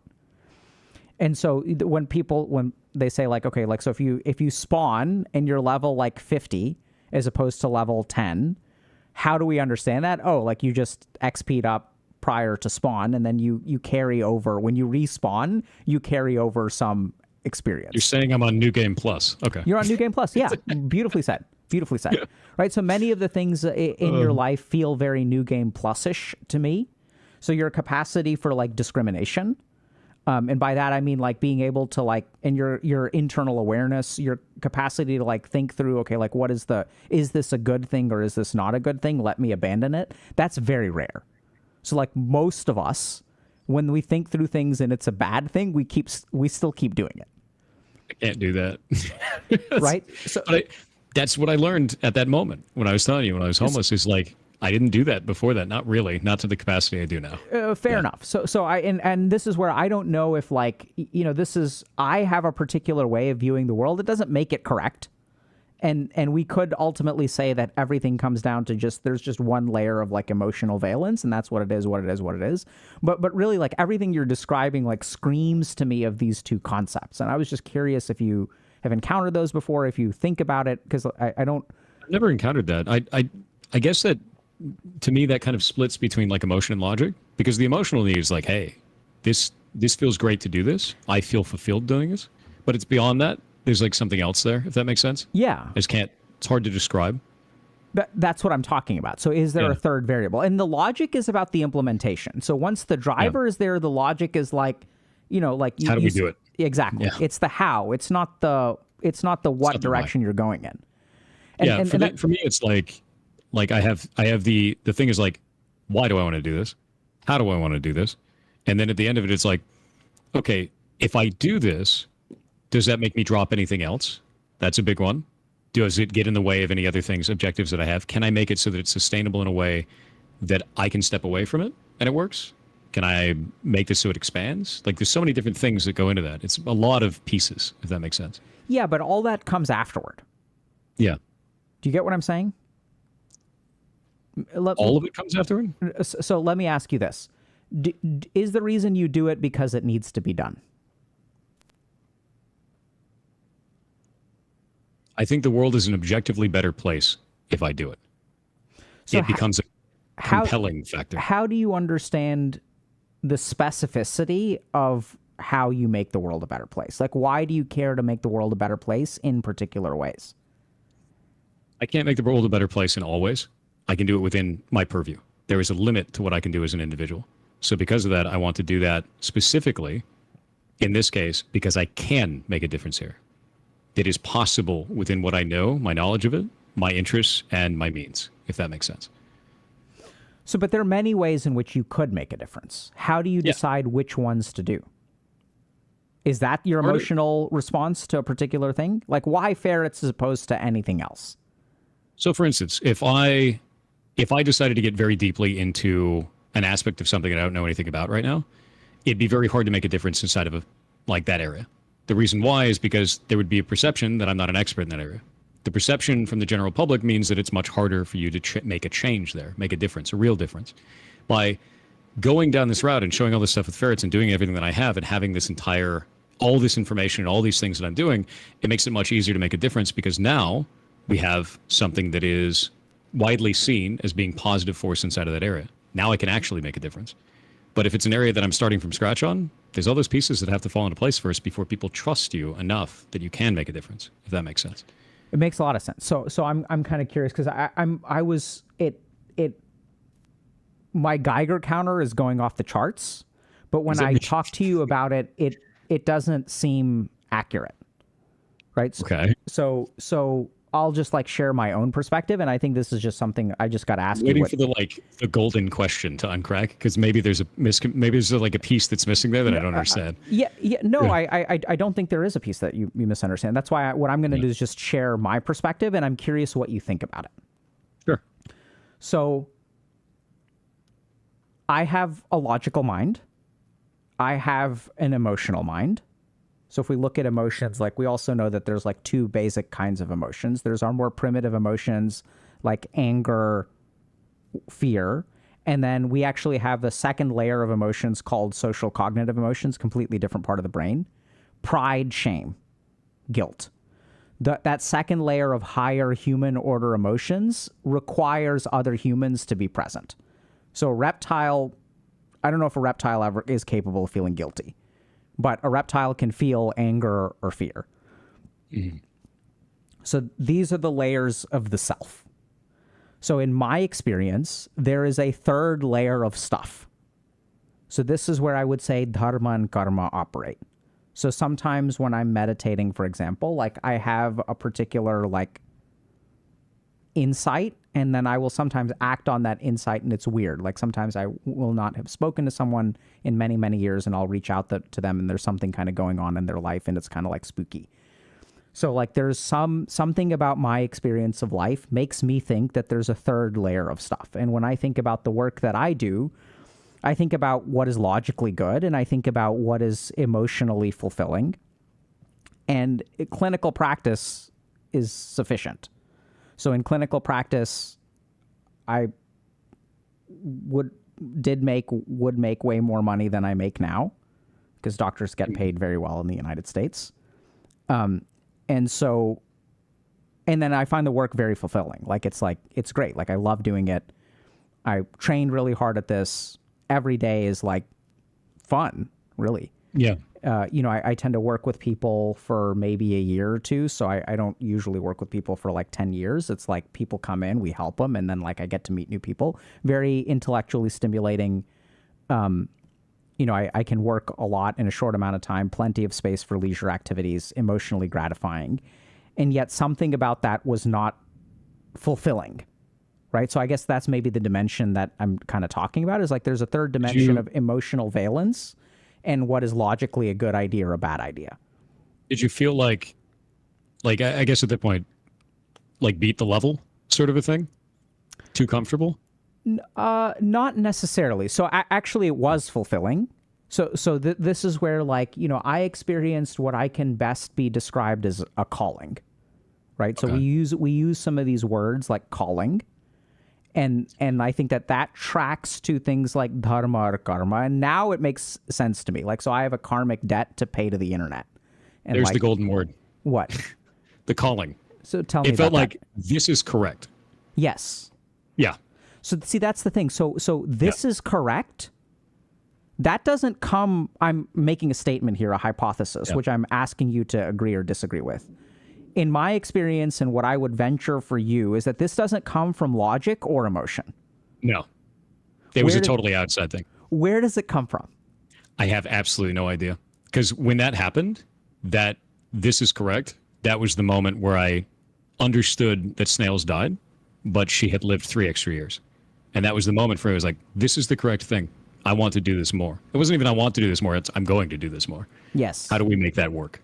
How do we have that? How does that function? How do we build this in a way that it isn't like the failures that other people have had? How do we build this in a way where it actually works? Do it. And then kind of throw everything together, make the hypothesis. All the logic stuff comes in after that. Yeah, so I smelled it. That was I was wondering when you were going to come, because I was like, there's something missing here. Something's not being communicated. What I'm so curious about is like, I have an understanding of this stuff, and I can explain it if you want, but like sure. I'm so curious because you get there on your own. So I kind of like, I can't explain it if you want to, but that also, like, there's some amount of personal exploration. There's some amount of like reading a bunch of books. But what I'm really curious about is, how do you understand that? I don't want to pollute you with the calling portion. Yeah. I don't know. I think that's one that's kind of outside of my purview, frankly. And it's funny because it's not like a religious experience or anything like that. It was just like, this is correct. We're going to do this now. Like, that's how that's going to go, right? I'm going to take the emotional side of this. This is definitely fulfilling in that part. It is the logical side of it. This can be done, right? This is possible to do. And then also that third esoteric component of whatever that is, I want to do this. This is getting done, right? And then on top of it, it's also the other stuff for me too, which goes into the emotional side of it, which is there is a real benefit to the animals. There's a real benefit to people that get to engage with this. And it's something that I find to be good in the world. So that's all on the emotional side. And the objective side is like, cool. Like the illogical side is like, cool, it can pay for itself. I don't have to worry about that. I never have to worry about it collapsing, right? If I position this correctly, which is always a thing. You always have to figure it out. Are you aware of other things that come from that third layer? So we talked about the ferret thing. The ferret thing is like, that's Geiger counters off the charts. But I'm curious, like, have you noticed that layer in other parts of your life? Constantly. So doing free and open information. I gained that from the hacking community. When I joined in with the hacking community, I go to DEF CON, I compete and everything like that. A big part of being a hacker is spreading as much information as possible, teaching other people to solve problems that are difficult with interesting solutions, right? So my Discord's completely structured that way. I don't need to do that. I could definitely gate that behind a whole bunch of paywalls or other bullshit. But that component says, nope, do this free. Do this free and release it to everyone. And that's exactly why I do that, is it makes sense to do that. It is the correct action to take. You know, anytime that I'm taking a stance on those types of things, there is that extra component. It's not a purely logical, not a purely emotional. It's that third piece. And I've kind of traveled with those and used those for different reasons of choosing different things I want to focus on, right? The ones that are truly important to me are the ones that third component takes place. And it does happen quite a bit. There's a lot of things there. And I think it's, for me, that's what defines me as myself. If that, because we all have emotions, we all have logic, but the things that I decide, not even decide, the things that I am compelled to do from that third piece is what I determine to be me, if that makes sense. Yes, I think that is consistent. So I'm curious, what do you think that third piece is? That's difficult to discern. Me, right? Like everybody's going to have their thing. I guess that for me is my thing, whatever it's going to be. And I feel compelled to engage in that thing. Right? Can I ask about? So I know you've had can I ask about your relationships? Sure. Yeah. So I'm curious. Does the third element does that inform you about anything relating to your relationships? Yeah, actually. Yeah. Can you share that with us? Yeah, when I got married, actually, that was a big thing. It's like that felt correct. That felt like this was the thing that I want to do. This is exactly what it is. There's an emotional side to it. There's a logical side to it. The emotional side is like, hey, this relationship is really working. Been together for a long time. This all makes sense. Logical side is like, do you have enough money to buy a ring? You're going to look like a dumbass, you know, like that. It's like a normal one. It's quite funny. But then like also the other things is like, am I jumping into anything too soon? Does it make sense to actually go and try this? Is anything going to work? Right. And then go along with that. Right. And yeah, that relationship ended. Really devastating. But at the time, in that moment, I could take that as a definition for me of like, this is the right time to do this. I feel correct about this for all their aspects of this. And there's that third component that says, go for it, you know. In terms of getting married? Yeah. Well, in terms of, yeah. Proposing and going along. What does the third layer say about the end of your marriage? That it's fine. That it doesn't always work out. And like, for me, I gained a lot of experience from that. I learned a lot there. It is, even though it ended, that's okay. And it's, this is going to be such a weird way to post it. It's like an old multiplayer game, right? Multiplayer games are amazing at their peak. They're phenomenal. And one day that multiplayer game ends. Nobody's playing it anymore. Doesn't work. And we kind of can sit around and pine for the old day of when it was perfect and it was at its peak and it's amazing. Or we could be like, I was there. I experienced that. And I can remember that fondly, and I can take that into account for the rest of my life, you know? And I see it as the second piece. You know, I had that experience and it was great and I learned a lot from it and there was upsides and downsides and I'm happy about it, you know? Yeah. So that's weird, man. Like I'm really like, this Geiger counter is going off the charts. 'Cause like, this is so consistent, right? So like, this is where, yeah, it's so interesting that you never like learned this stuff. So this like kind of makes me feel spooky because like this is where all the things that you were saying are written about, right? So even your perspective, like the conclusions that you're coming to, the existence of the third layer of stuff, and I don't know where it comes from. So yeah, no, I mean even your hesitance to describe it. I ask you like, what is it, and you say it's me, and you don't give it quality. So this is hard, really, that's the one where it's kind of difficult. Yeah. Yeah. So this is what's really cool is like the Sanskrit description of what that third place is neti neti. And neti is not this. So it is not this, not this. So it cannot be described. So it's not the emotion, it's not the logic, it's something else. It cannot be described. It is that which cannot be described. So it's me, right? So you can't attach words to it. And it's really interesting because you don't even try to attach words. You don't even get into that, which tells me that you really understand it, because you're like, okay, it doesn't have a form or a shape. It is like that which is left over. It's also something that I find I cannot anticipate. When it happens, I'm like, yep, this. And it's like, where'd that come from? I don't know. Yeah, so that's another feature of it. It is spontaneous. Yeah.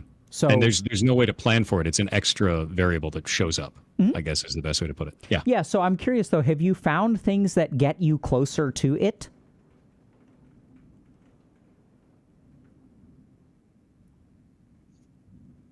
Or things that move you further away? I would say yes. I think there's defining factors there, which is why I described it as me, as self, right? Like, a good example of this, being incredibly transparent with things, right? Transparent with business, transparent with the ferret rescue, transparent with that. I found very early on, one of the first things that I wanted to fix was we were starting a game studio, and I wanted to do a Kickstarter. And I found that the general standard was there's a whole bunch of these games that do Kickstarters, and they run away with the money. So I was like, how do I fix that? And that compelling factor stepped in and said, why don't you stream all of it? Why don't you just show everybody, right? And it kind of breaks the perception of, oh, I can't stream as a programmer, I can't stream as an artist, I can't stream at these types of things. I can't show people the world this. And it also breaks the perception of he's not working on anything. I can see him working.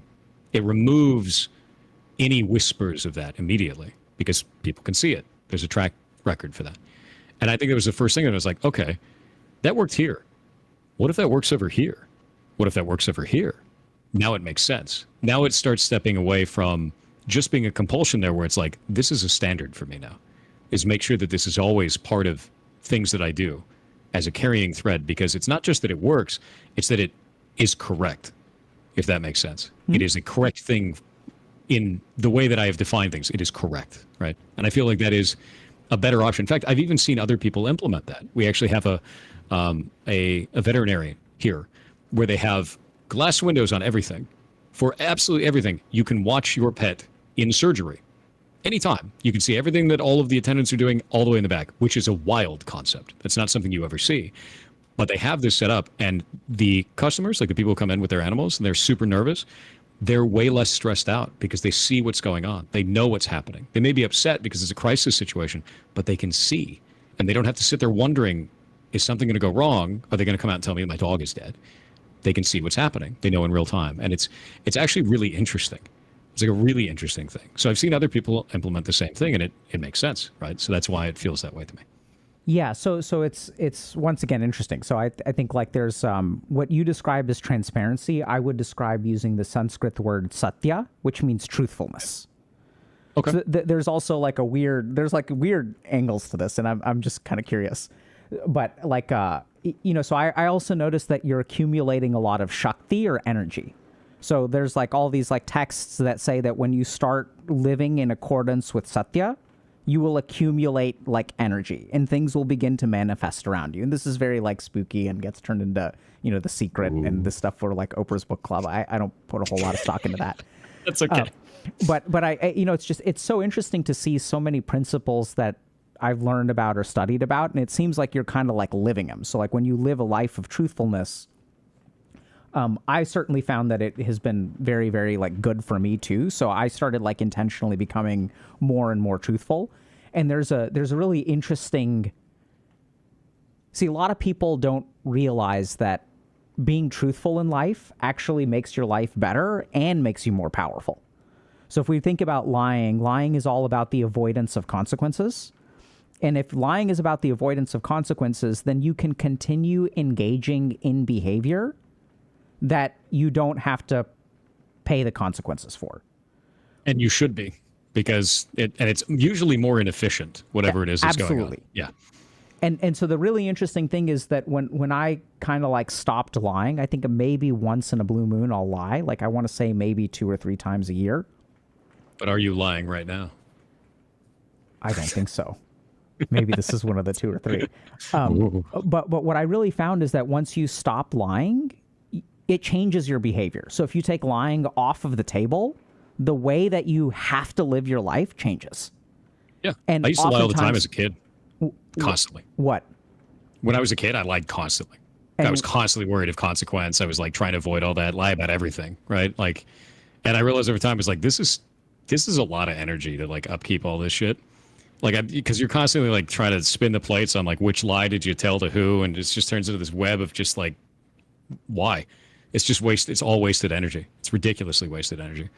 I think that was something I grew out of because it was just stressful and stupid, right? You know, it's just a huge waste of time, massive waste.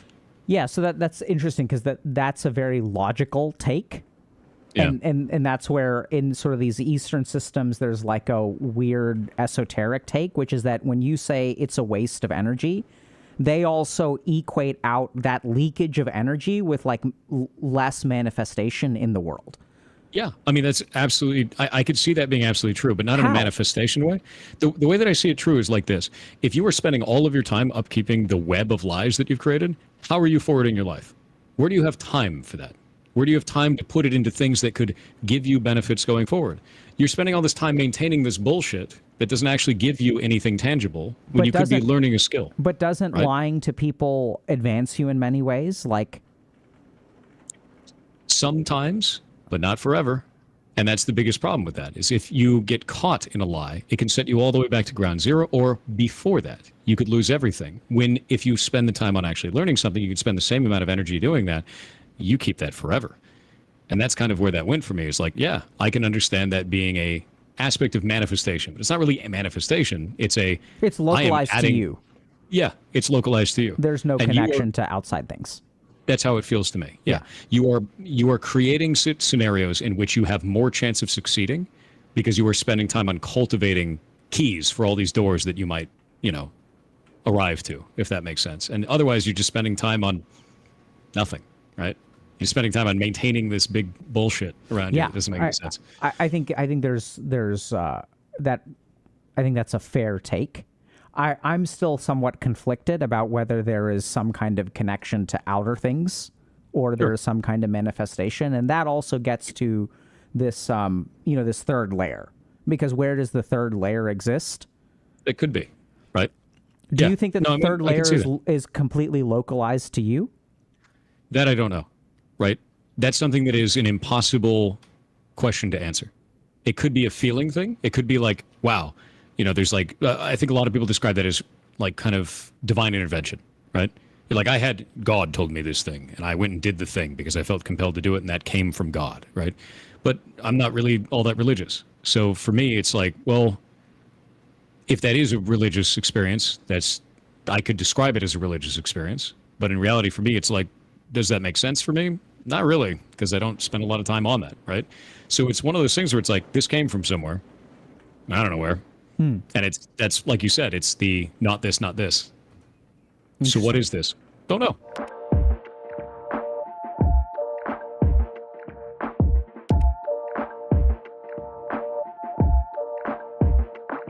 If we get canceled again, then we'll have to. I guess then maybe that's the universe's way of telling me that this conversation needs to be private, but Yeah. or something. I don't know. So once again, like the third space sometimes sends me signals. And the And signal it's is like, that your remember we were power talking turns about off. like the third space and like the whether things are manifesting in the universe and like or like whether it's just in here. Yeah. And like this is what I mean, man. It's fucking weird, bro. Like I don't know if this is cognitive bias on my part where I'm like looking at these random events and I'm making order of them, right? So we know that like our brain will look at like clouds and we'll say like, "Oh, that's a ferret." But like that's not a ferret. We make signal out of noise all the time is the human brain. Yeah, it's because we're pattern recognition. Yeah. Right? Like humans are an amazing pattern recognition processing machine. That is the superpower that we have, hands down. And sometimes that leads us to making patterns out of things that don't Aren't have there. a pattern. Yeah. Yeah. Pretty normal. I think that's Like pretty. I don't think there's anything wrong with that. 50% win rate. But also ghosts are creepy. So like, Yeah.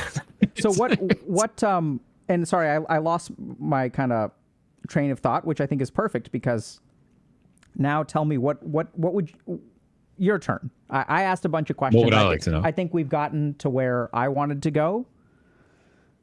But so when you're talking about not this, what do you think this is? What is the this to you?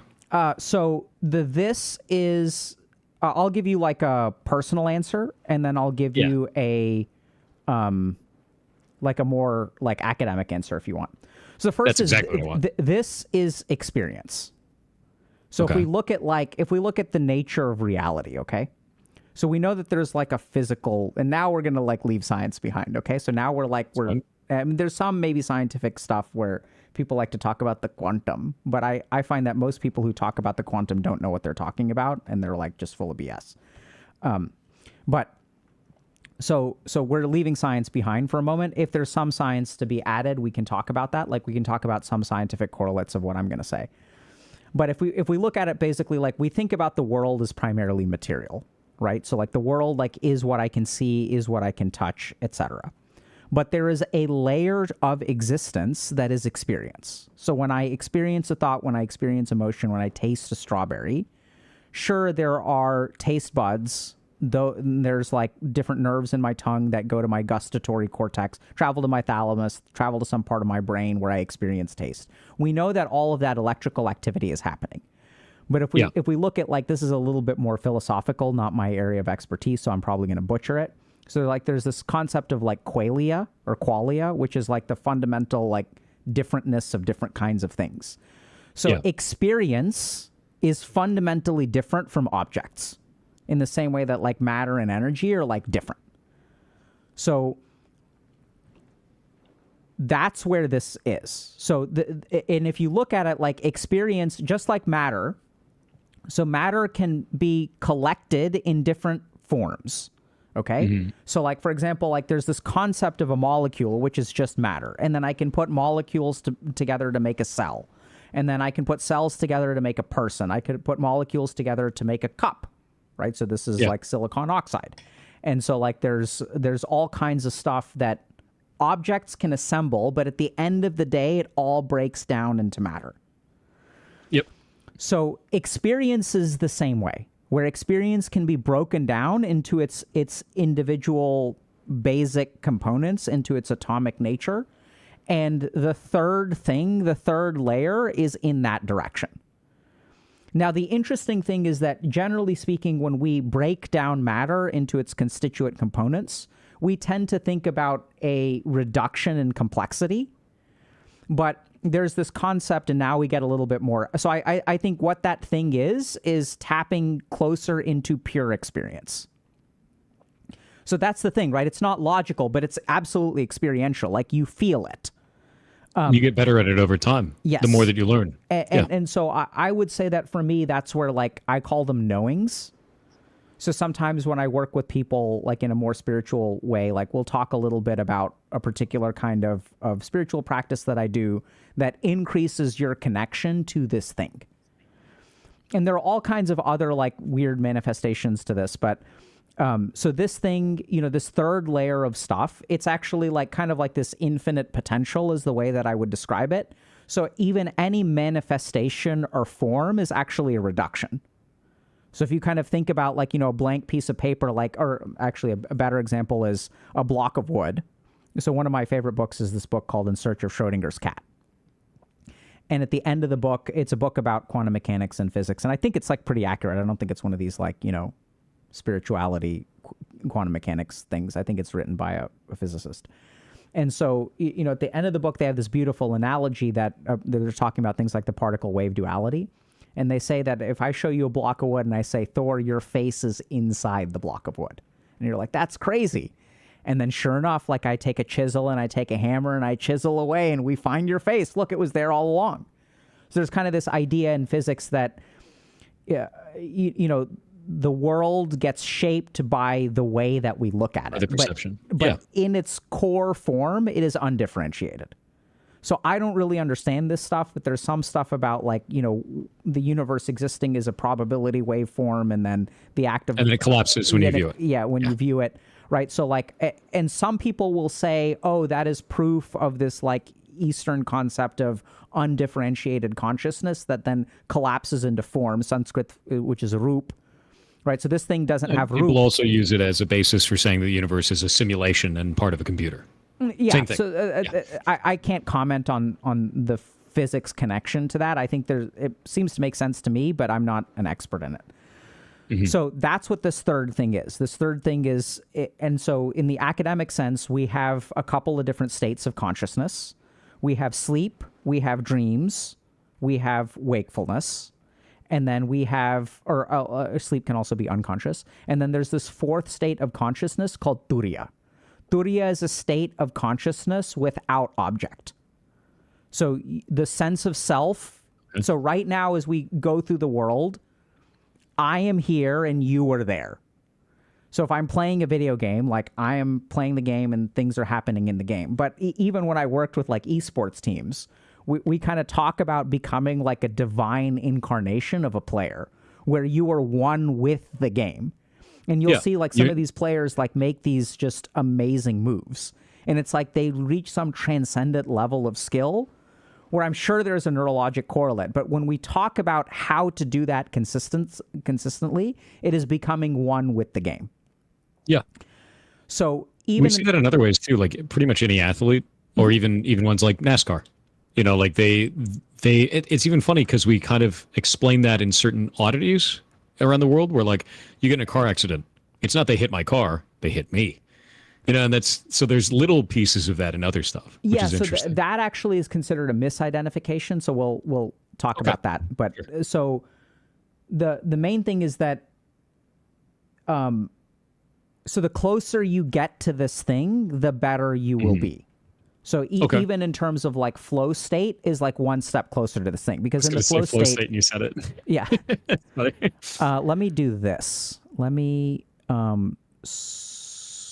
screen share with you. Hold on. Give me a second. I can see it on the stream too.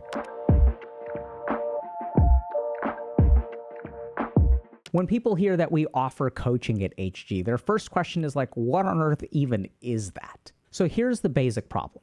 When you struggle with something in your life, you don't see the problem from the outside. You see it from the inside. The value of a coach is that they can look at your life from the outside. They can understand what's going on, and they can help guide you to improve things like motivation, accomplish short-term goals, and even increase a sense of purpose in life. And over the long term, we also see improvements in feelings of depression and anxiety. And the best part is we've had over 100,000 coaching sessions, and we incorporate that feedback to continually improve our program. So if y'all are interested in actually making a change in your life, check out the link in the description below. So Thor, I know we got our last conversation got truncated by the universe. And we tried twice. And the really funny thing is that, so that evening, there's a book that I have, which is a commentary on this text called the Shiva Sutra. Okay. And I got this book back in 2003. And it's been sitting on my shelf for about, so 20 years, like 21 years. And so about 3 months ago, I pulled it off the shelf because I was preparing a lecture on something, and I was like, oh, maybe I'll like take a crack at this. But I had 6 books that I was going to go through, and the first 3 or 4 books were sufficient to prepare the lecture, so it was sitting on the shelf. And then, so our stream ended, and that evening I was like, okay, so like let me just read this book because I've never actually like read it, or I tried to read it, and it was too dense for me. And it's really interesting because it actually talks a lot about what we were talking about.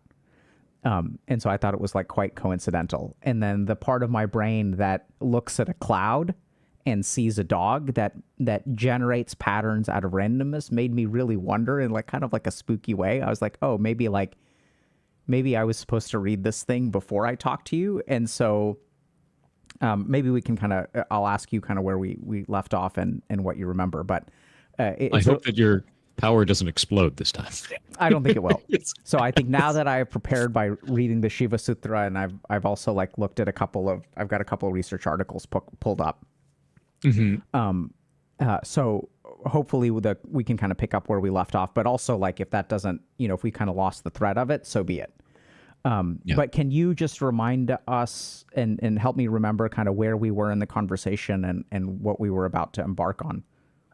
We were talking about something. I'm trying to remember the very specific thing because it's tough for me when like a thread gets severed like that to return to that. We were talking about a very specific thing. Okay. I can't remember. So I can't remember the here's exact what I one. remember. Sure. So we were talking about the way that I recall the conversation is we had talked a lot about different things that you were doing. Yes. So you're working on the ferret rescue. Yeah. There was some gaming thing. I forget what it was. Game Jam. Game jam. And Yep. then you have a long-term goal of building a publishing house And a clinic. and a clinic. Clinic for what? Exotic animals. Okay. I'm going to build a veterinary clinic. Yeah. So those are the things that you're working on. And we had talked a lot about your kind of journey and being homeless for a year. And I think in the past we had talked some about you were in a relationship that kind of, and y'all ended up splitting up. Yeah. And you kind of grew a lot through this process. We talked a lot about your relationship with your emotions, how you utilize logic. But then I had kind of tossed out this sense that I had that you are not operating from a place of logic or emotion. Yes. That was the secret third thing. The third thing, right? Not this, not this. Yes. And so as we try to understand what that is, like we started to explore that, and I offered some answers from a tradition. So that doesn't make it right. So this isn't science, right? This is just like some people sat down and looked at this thing and examined it for a while, and then they came up with conclusions. They didn't all come up with the same conclusions, but many of them came up with the same conclusions. And so I think I just pulled out my iPad and was sort of starting to explain like what that thing is. Yeah. Or at least one theory of what that thing is. And then it detonated. And I then think it that's detonated. exactly what it was. That was the specific thing. It's funny. I couldn't remember it because it was it's nothing anyway. Yeah. Right. So it's nothing.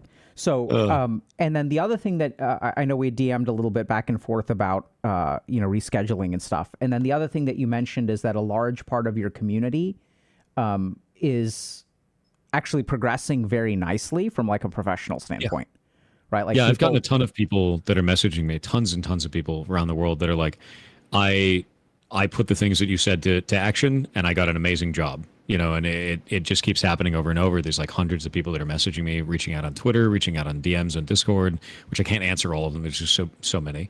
People sending emails and people saying it in chat all the time. It's actually really awesome, frankly, seeing that like those types of actions go to work. And it's a lot of really easy stuff most of the time, but it's things that people don't know when they're first entering the workforce. Like making a resume and a cover letter, they're 1 page long. The way that you handle yourself inside of an interview, little tiny things like that people just don't realize is like super important. And they just kind of end up sending out like hundreds and hundreds and hundreds of applications. And then they change this stuff and they're like, oh, I got a job two applications later. It's like, yeah, way faster. So that's awesome. And I think you had mentioned to me in DMs that like drive and burnout are major aspects that y'all are kind of dealing with. Can you say a little bit more about that? Like, what are you seeing?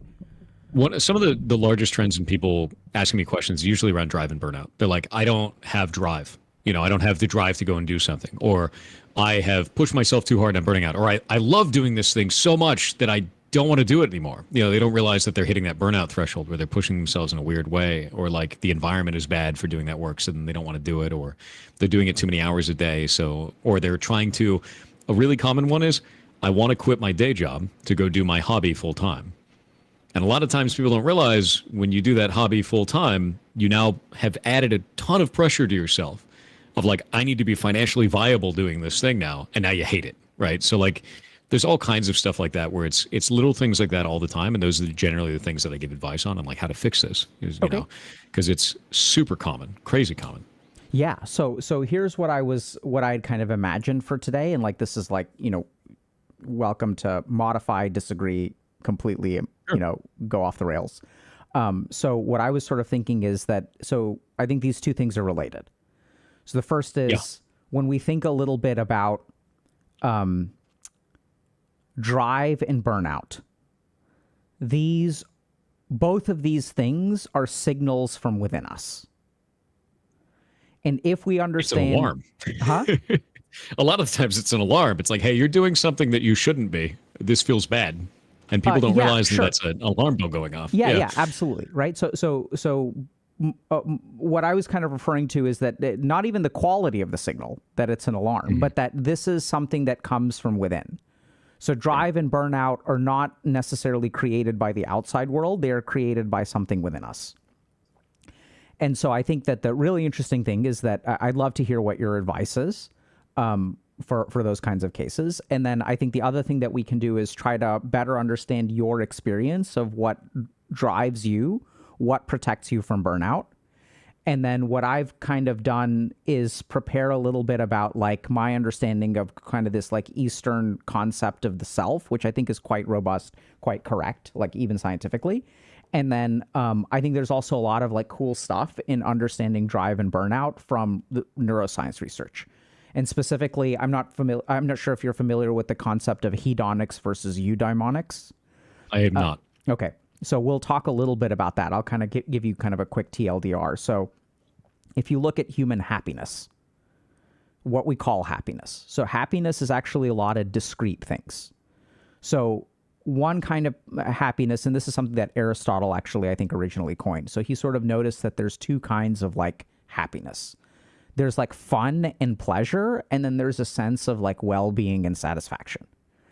And what we tend to find is that if you look at the neuroscience of it, this is an oversimplification, but I tend to find that in a lot of my patients, there's an inverse relationship between the neurotransmitters dopamine and serotonin.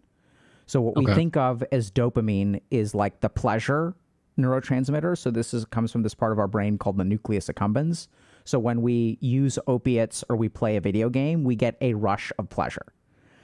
Now, what we sort of know, this is to be disputed, and probably actually what I'm about to say, I'm leaning towards this actually being incorrect, but it's a useful model, is that when we look at people who are depressed, this gets tied in some way to their serotonin levels, or the levels of serotonin transmission. So there's kind of the prevailing theory, which is now being countered by some people like, anyway, we can go into that detail, but that basically like your sense of well-being is governed by like your serotonin. So we know that.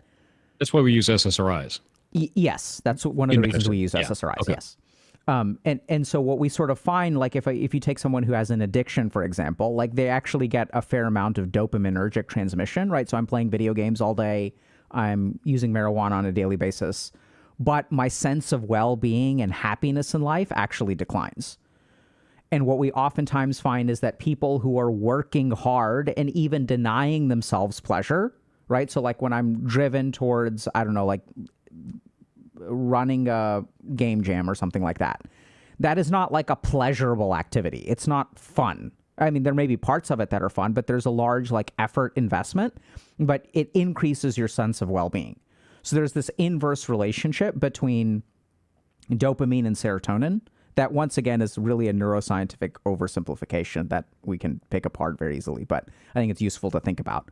We also know that just from observational studies and clinical experience and stuff like that, that these two principles can sometimes be, that we have good data about, that if I chase a life of pleasure, I will probably be unhappy, and that finding a life of happiness sometimes involves avoiding pleasure.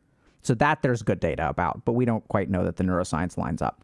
Anyway, so I think this is also really important because when we talk about drive and burnout, I think that a huge part of what I've found as a clinician, we also have like a creator coaching program and a career coaching program where we sort of use some of these principles of like self-fulfillment.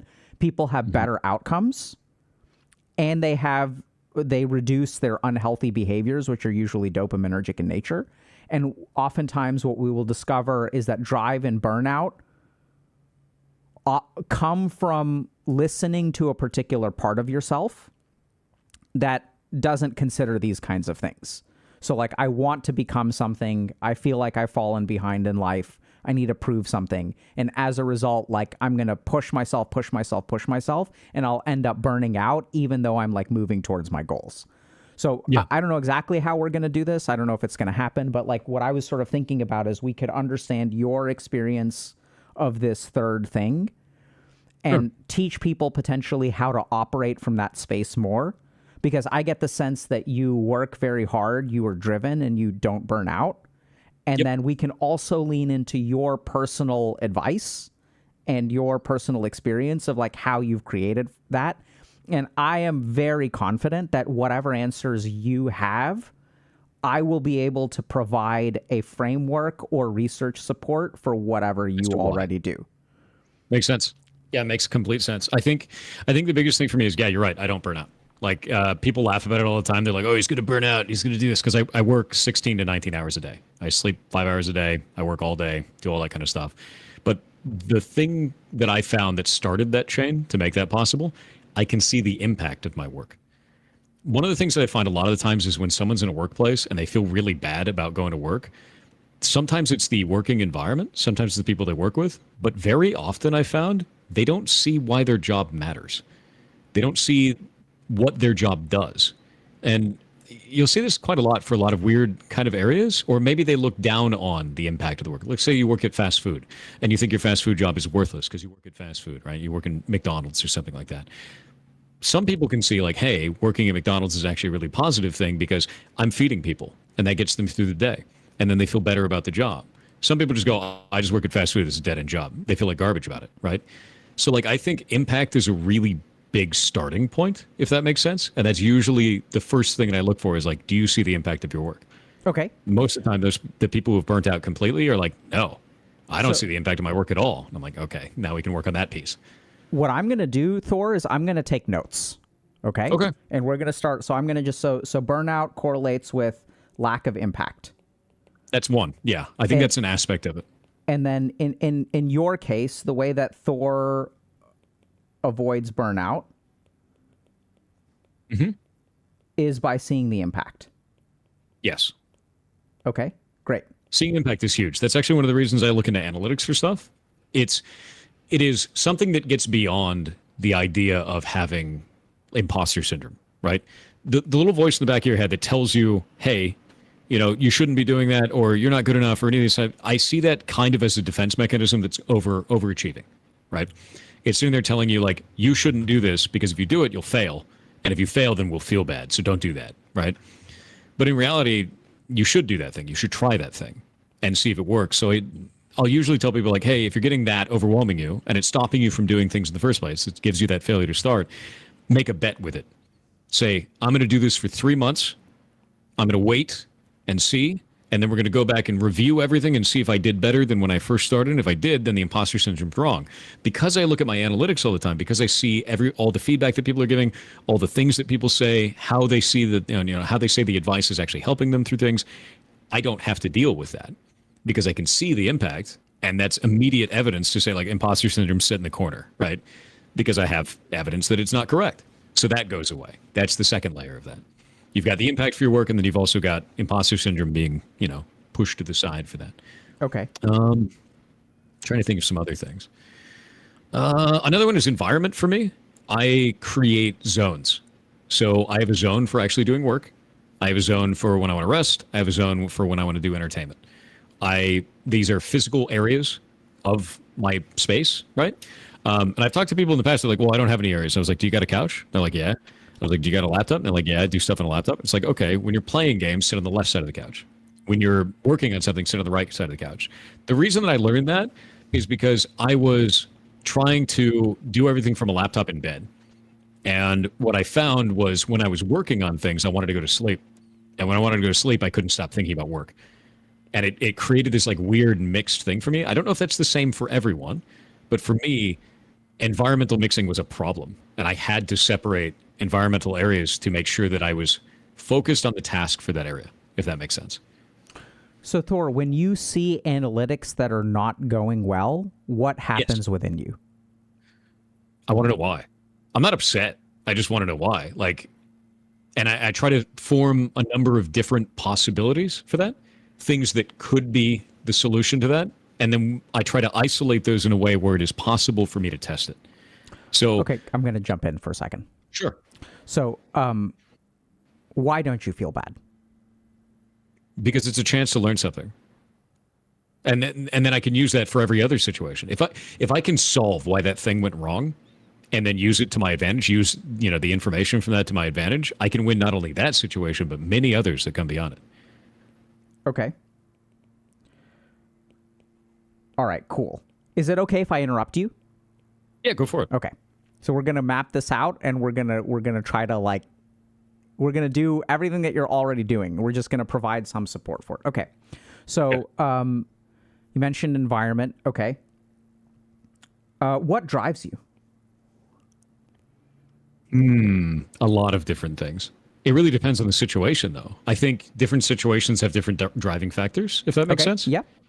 So it's not always the same. I think there is probably the greatest drive for me, as we were talking about puzzle games earlier. The drive to solve is a pretty big one for me. Okay. I love to solve things. And the reason why is because it's like, oh, I don't know that thing.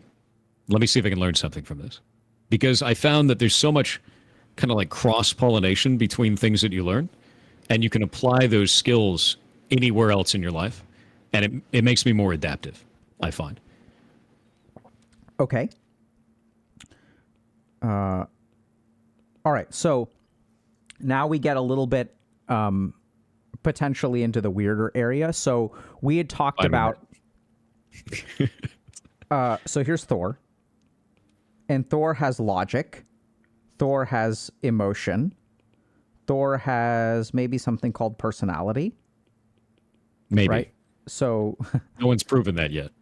Puzzle solver.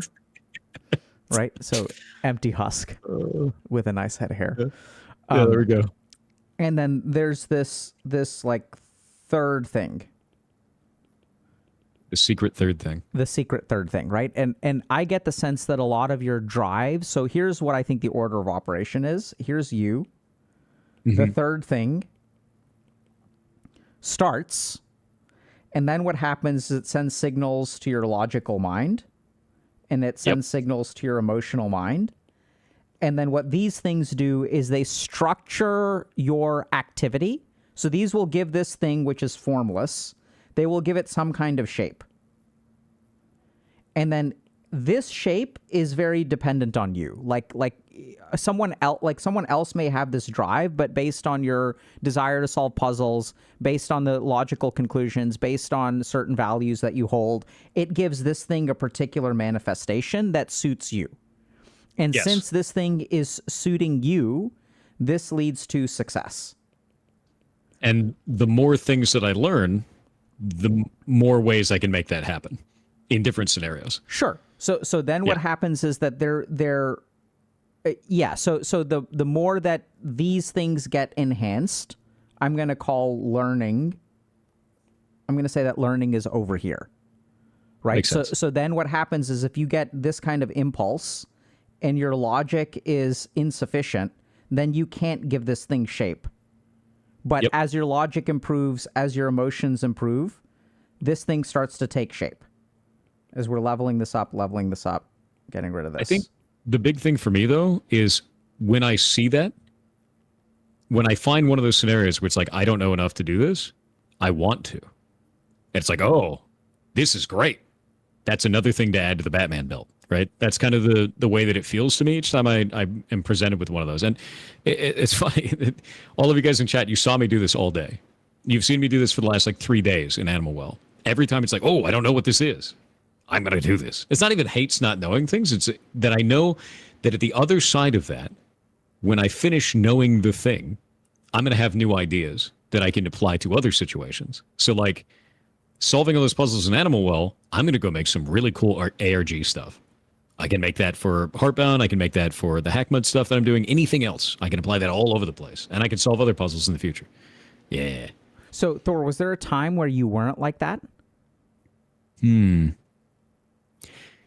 I don't think there was a time where I wasn't like that. I think there was a time when I wasn't that good at it. It's like a snowball. It's like an avalanche, right? Okay. So there was a time where it was like, God, I don't know anything. I'm just pissed all the time. And it was like, once I started to get a couple of footholds on that, where it's like, wait, I know how to do this.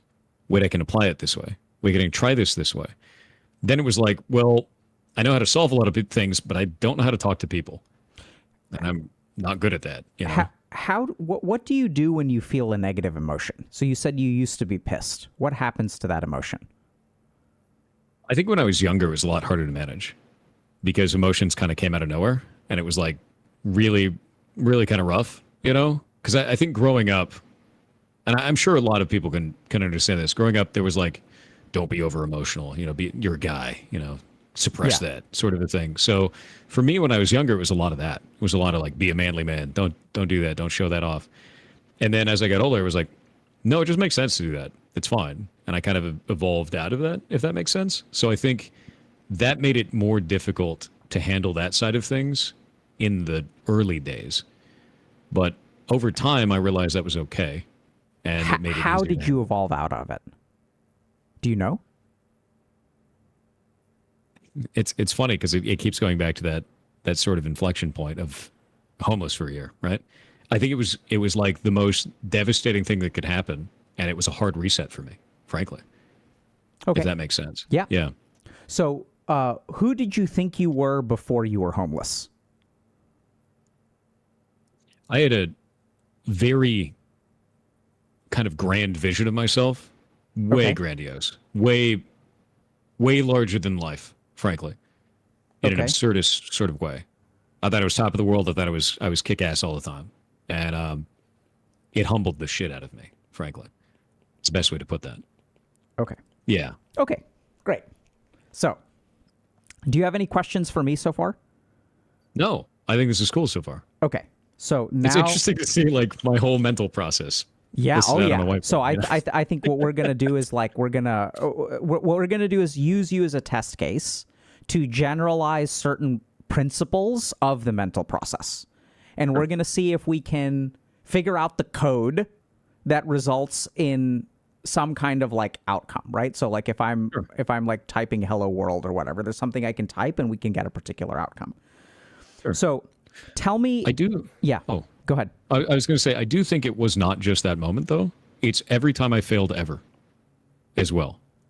Sure. Every time I ever experienced failure in the ideas that I had, it showed me there's something more to learn. And then eventually it's like, you don't know anything. You just know the things that you already know.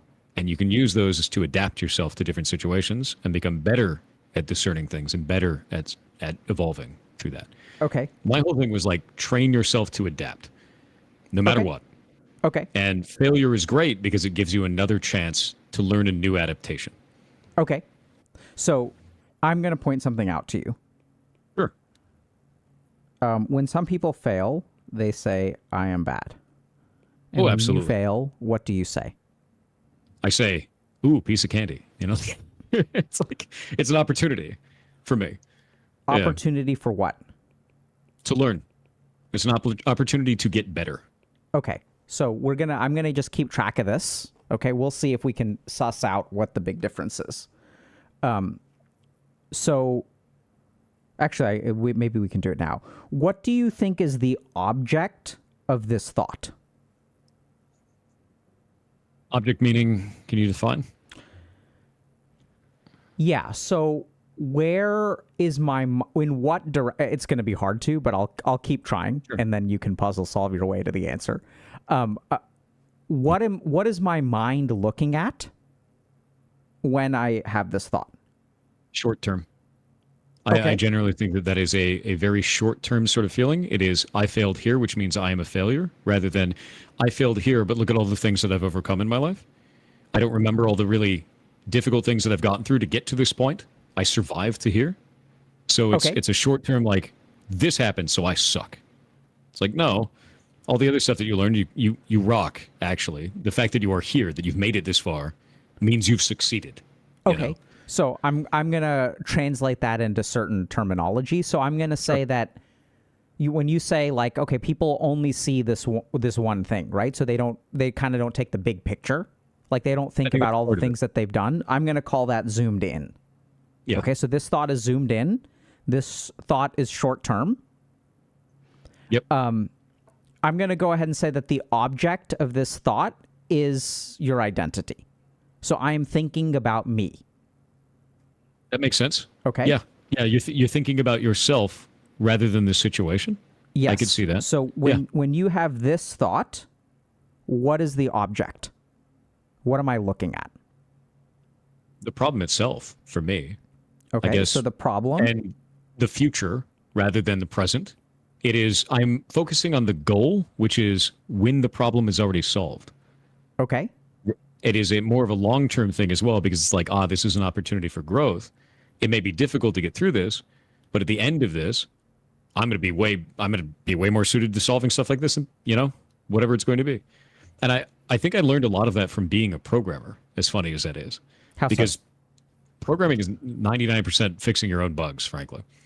Like, you are constantly making assumptions, trying something, seeing that it fails, trying to find out why it failed, getting better at that thing, and then you can see the progress as your code stops failing as much, or it starts to fail in new and more fantastic ways, frankly. Yeah, no, I think it's so interesting because, once again, I'm like reminded of this analogy when you kind of say, like, 99% of it is solving your own bugs. Like, I think that's what growth is too. So personal growth, whether it's through, kind of the yogic path or the psychotherapy path, I think that there's overlap there. And a lot of it is basically, I think a lot of people really don't realize that actually they control so much. And They do. And even if we look at the way that you respond to failure, right? So like what I've sort of noticed is that there are two types of people in the world: those who what doesn't kill you makes you stronger, and those who what doesn't kill you cripples you for life. So this is the sad truth, is that a lot of people say, oh, what doesn't kill you only makes you stronger. That's not true. What doesn't kill you can just cripple you for life as well. That's one of the reasons why I try to give people that feedback of, like, you need to find the impact in your work, because I found for me, that was my first foothold. That was the first, like, wait, I'm not terrible. I'm not shit. I have evidence now. It's like finding a sword, right? Because you can finally fight back at that point. You're like, I have evidence that I'm doing something that matters. And that's, when you have nothing, that's a really empowering thing. Yeah, so I think that there are things that make it difficult for people to do that. Oh, definitely. I do think it's incredibly hard, especially when you don't have anything to start off with. Yeah. Well, I think a lot of people have something. I think they have difficulty seeing that they have something. I agree with that. Yeah. What do you think makes it hard for them to see that they have something?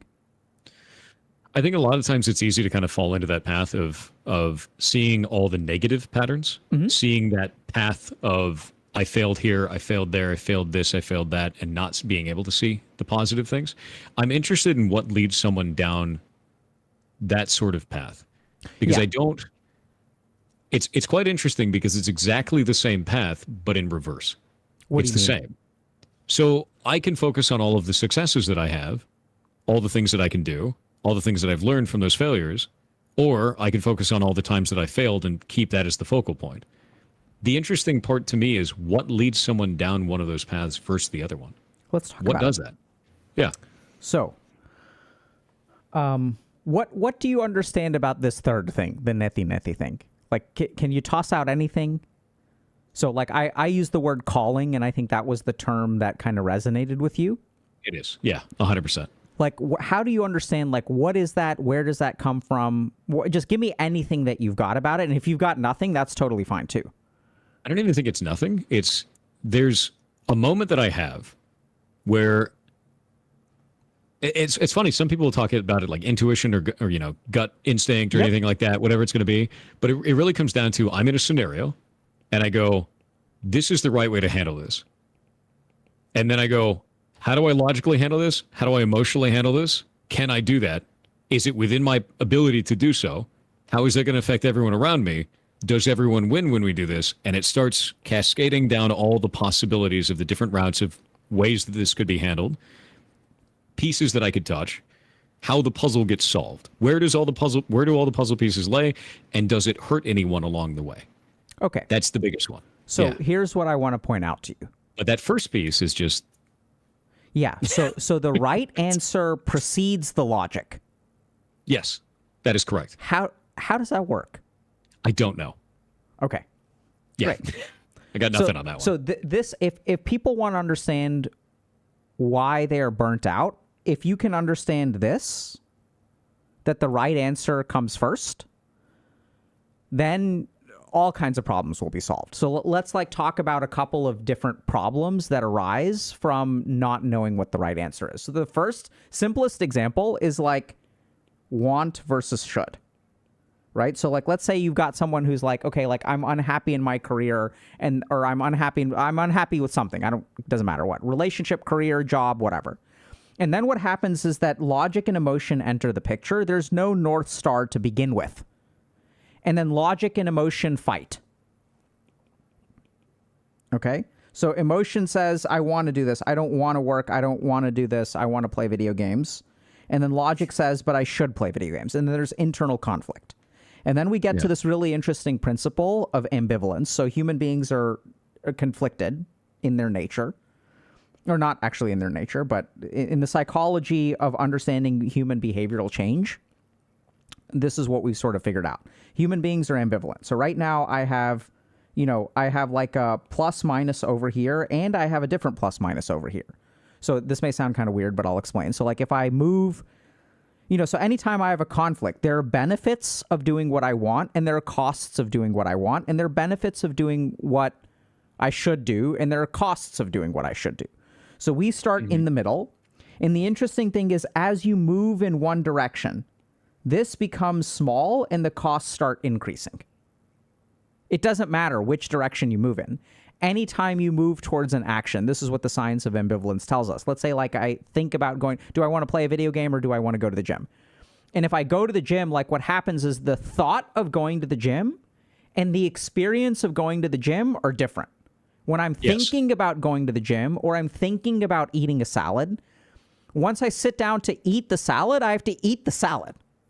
So the actual... it's like I'd love to be healthy, but now I got to eat salad. Right. And you got to go and actually do the action. Yeah. So this is what's really interesting is that if you look at it, like as we move towards something, the costs start increasing. Our brain starts to experience, there's a hypothetical cost of going to the gym, sure, but once I'm actually there and like I'm feeling intimidated by people and I'm feeling like all these people are in shape and they're judging me and all that kind of stuff, the cost actually increases. So then what happens is as the cost increases, the grass is greener on the other side, right? This also explains this very simple principle of why the grass is greener on the other side. Then people end up moving over here. And as they move over here, oh, now I moved a little bit over here, and it turns out that the grass is not greener on the other side. I'm breaking up was a mistake. Let me see if they'll take me back. And then people sort of end up stuck. You just kind of, So this is what's super, super crazy. Is that operating from emotion and logic, which is what a lot of people try to do, doesn't work very well. What actually works incredibly well is figuring out what your North Star is, and logic and emotion are not determinants of your behavior. They are tools to actualize whatever your compass is. This is what we see in you. That ends up being a strong sense of self. Okay. But why? Let's talk about that. What do you mean by strong sense of self? Great. Because the only way you could find that North Star at that point is that means a strong sense of self that says, regardless of the logical of the situation, regardless of the emotion of the situation, this is the thing that I think is correct. So from there, how do we logically handle this and how do we emotionally handle this to make sure that that becomes the end goal, like becomes the outcome, right? And that just ends up being a really, it's a strong sense of self, which is funny because most people on the internet just go based, right? But like that's what it sounds like to me is what we're describing here. Yes. So here's the first principle to understand. And this is a big problem that we see in our society right now. Logic and emotions are tools. They're to be utilized by the self. They should not run your life. And what we tend to find is people who are overly logical. First of all, there's all kinds of problems with that. People think they don't realize that there's problems. But so the first thing is like logic. The more logical you are, the more prone you are to things like depression. And when your emotions run the show, I think we can all agree that that's like not a good plan. And the basic problem with logic is that logic is not really logical. Like, so in the human brain, when you take this abstract principle of logic and you apply it to the human brain, you're going to have all kinds of selection biases, right? So I don't have space. So when people say that, they do have space, but their brain isn't, their logic is not able to see that because there is something within your mind that is obscuring information from your logical apparatus. Makes sense. Actually, that kind of reminds me. Have you played? Oh God, what is that game? I'm going to look this up while you're talking. Okay. Yeah, I want to show you this. Anyway, keep going. Okay. Disco Elysium. There we go. Thank you. I played a little bit of Disco Elysium. Absolutely loved it. So I thought Disco Elysium actually ties into this quite well, because in Disco Elysium, you have traits to your character, and those traits turn into intrusive thoughts. But the intrusive thoughts are based on those statistics. So if you have encyclopedic knowledge because your intelligence is very high, you may be able to recollect things. Like you remember things when you're talking to people about different stuff in the world, but also it may cut in and be like, you shouldn't listen to that person. They don't know anything. They're an idiot. And it's very interesting because that's exactly what it is you're seeing the logical side do something that isn't logical and kind of push them away from that scenario. It's quite odd. I remember just one really interesting thing about the game. So I was playing the game, and in the game, there's someone who talks about prion disease and familial fatal insomnia. So they're like, they don't name the things. But I was reading this, and I was like, this is really interesting because this sounds like familial fatal insomnia, which is a really like rare case. Like it's like a very rare disease, and it is familial fatal insomnia, which is exactly what it sounds like. It's an inherited condition where you lose the capacity to sleep and you go crazy and then you die. And one of the nice things about training at some of these some of these institutions, so I trained at a very famous hospital, and the cool thing about training at a famous hospital is like you get people like there's like maybe 5 cases of this a year across the globe, and so like people will fly to like very specialized hospitals to get this kind of care for these diseases, which is really bad, really scary thing, very exceedingly rare. So you don't need to worry about it. For each one of them, maybe you get closer to fixing it. Maybe, yeah. Maybe closer to a solve, yeah. Okay, so Disco Elysium is absolutely full of this kind of stuff. Yeah. So let's go back to this. So now I'm going to ask you a question, Thor. So you said it comes from the self. So basically what we're going to help people do is understand what you've managed to do so that you can operate from that place. The other really interesting thing is that, I don't know if this kind of makes sense, but when you're operating from the self, you can know that this is logically a bad idea. You can know that this is emotionally not a good thing, and then you can still do it. Does that make sense? And I can find a way to make it work. Exactly. That's the big one. Right? So, so this is the cool thing, is that normally what happens is we are bound by our logic and our emotions. Our ability, our capacity for self-determination can be restricted by logic. So my mind is telling me this is a bad idea. Like I do this stuff all the time. And it's kind of weird, but someone asked me recently, like, what is something that I wish I knew when I was 30? And my answer was to walk away from good things. That like some of the best things, some of the best decisions in my life are to walk away from quote unquote objectively good opportunities. And so we have this idea when we're 30 that, we have to like, we're still following the script of the world, and we don't realize that the script of the world doesn't translate over into us. And that like some of the best decisions I made are to like walk away from like objectively great opportunities. Interesting. And so logically it doesn't sound, it's stupid, but you do it anyway. And then it turns out it works great because maybe then you're in alignment with the universe or whatever the fuck.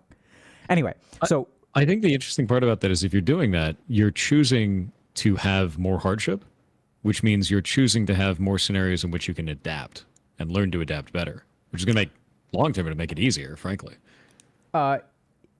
Theoretically, yes. That is one way to look at it. But the other way to look at it is if you get an amazing job opportunity from a great institution, generally speaking, people will say, sure, you may not, I mean, you can adapt there too, but I think that like there's certain things that are viewed as right answers in life, which I don't think is the case, and that's the whole point.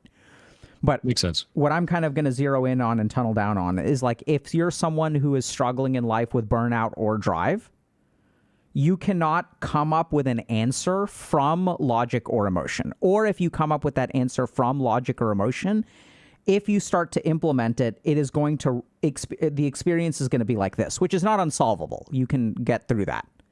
But generally speaking, logic and emotion are not great places to operate from. That's my belief. That's a statement of belief I'm making. It's funny. I was actually just thinking about it. There's people that every once in a while I get a question like this where they're like, should I have this job or should I take this job? And I'm like, which job do you want to take?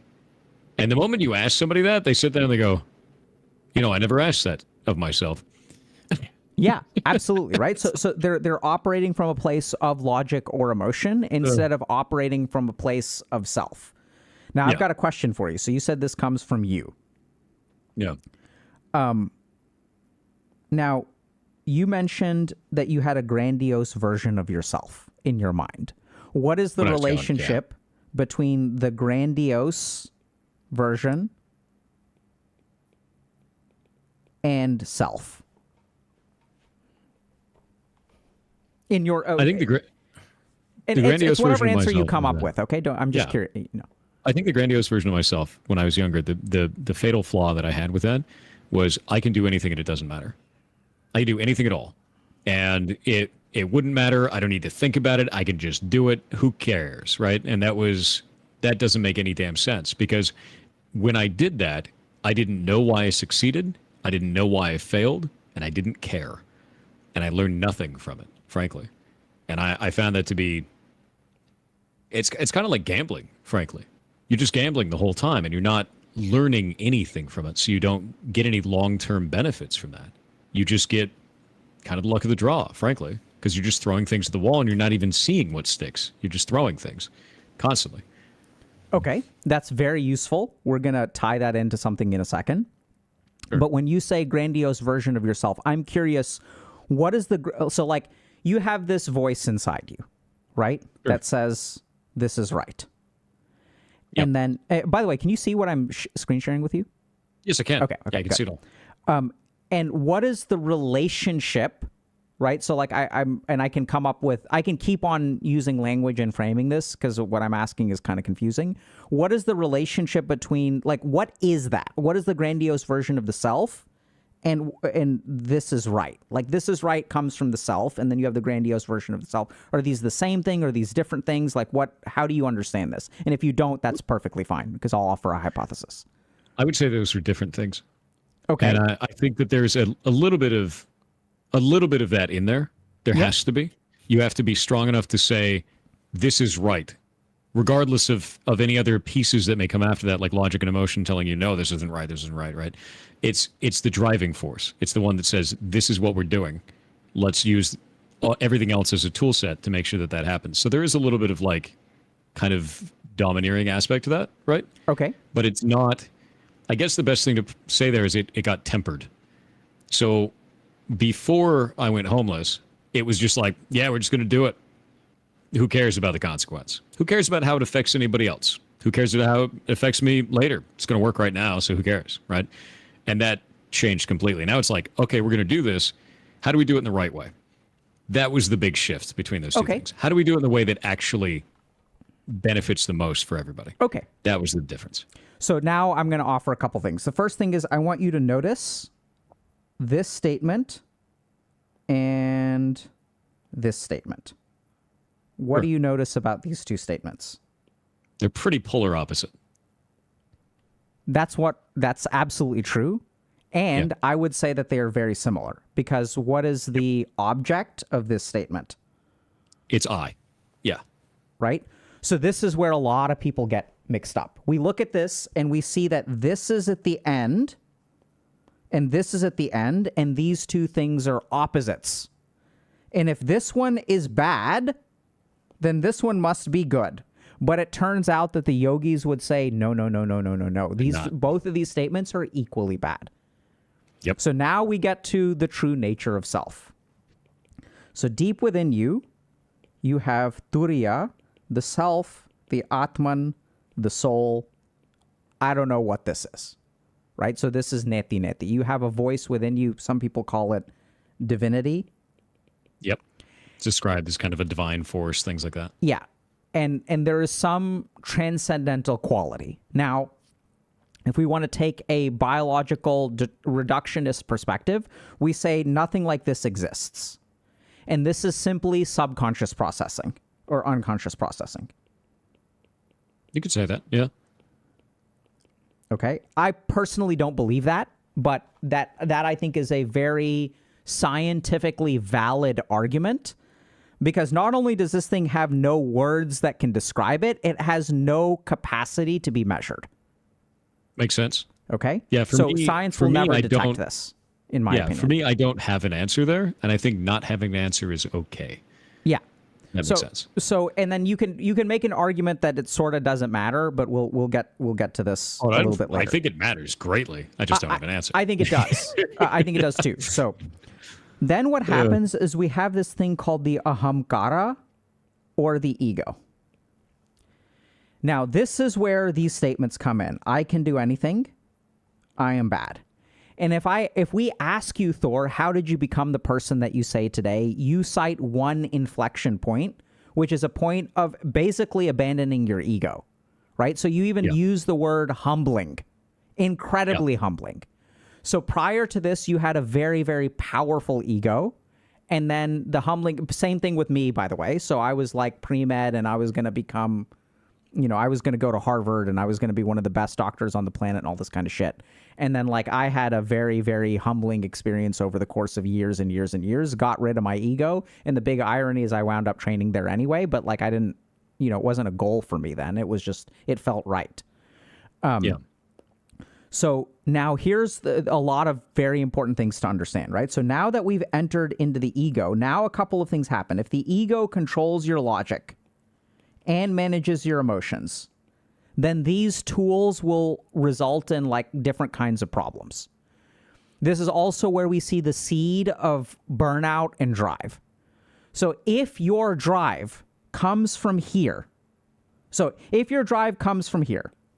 okay? Let me think about how to draw this. So let's say here is the dimension of drive. If your drive comes from here, logic and emotion, okay? What that means is that your drive will be conflicted. Because as the logic changes, as your emotional state changes, the drive will wiffle waffle. This is what ends up with people not truly being stuck. So very few people are stuck in life. Usually what happens with people is they're more like pendulums, where they move 2 steps forward, 2 steps back, 2 steps forward. There's a lot of activity, which is why they're so exhausted all the time, because they're actually moving a lot. There's a lot of energy being expended, but the energy is just getting dissipated in 2 opposite directions. Yeah, it looks like they're standing still, but they're actually working twice as hard as everybody else. Absolutely. Well said. Yep.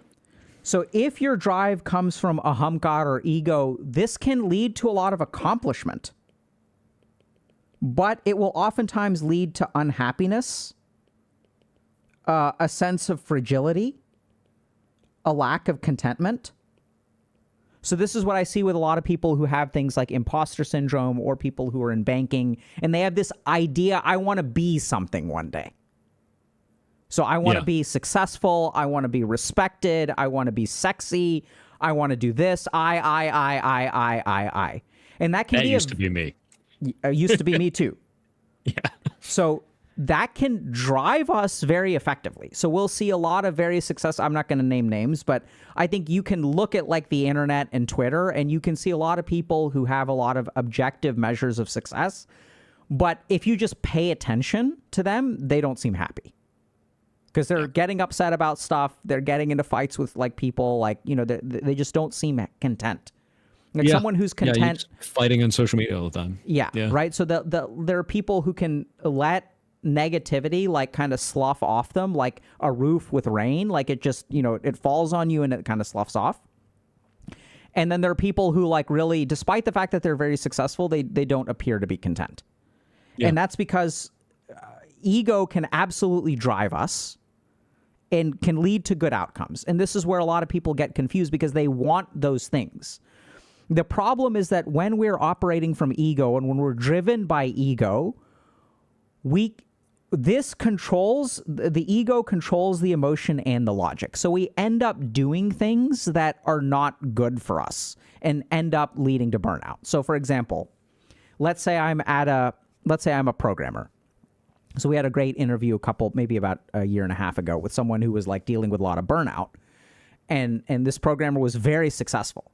And what would happen is like they would go home on the weekend. Like if there was some problem that needed to be solved, this is what they would describe. So they go home on Friday, and then they would work on the problem all weekend long. There's a team of developers, and then they come in on Monday morning with the solution. So instead of getting a weekend, they do the whole team's work over the course of the weekend. And then they come in burnt out on the weekend, but man, everyone is like, holy crap, this is great. Like, thank you for solving this problem. And they feel so good from that positive enforcement.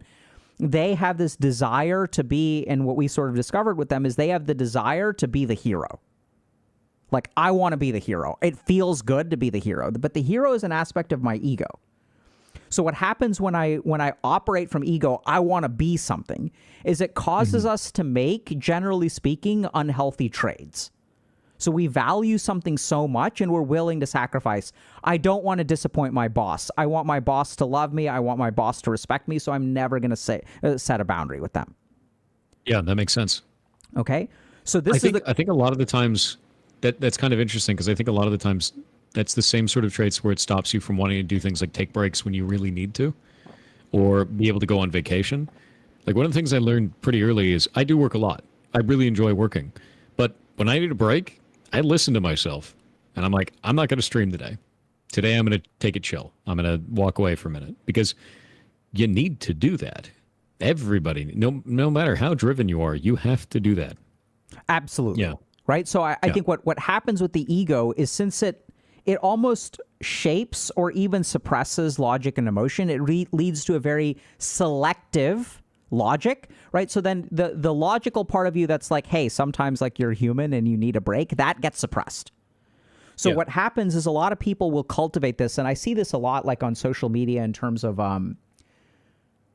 like, you know, this hustle culture and stuff like that like sacrifice is to be lauded. All of these people are operating from ego.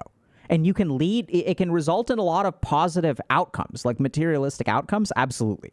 But it also leads to a lot of unhappiness and burnout and all kinds of like other negativity.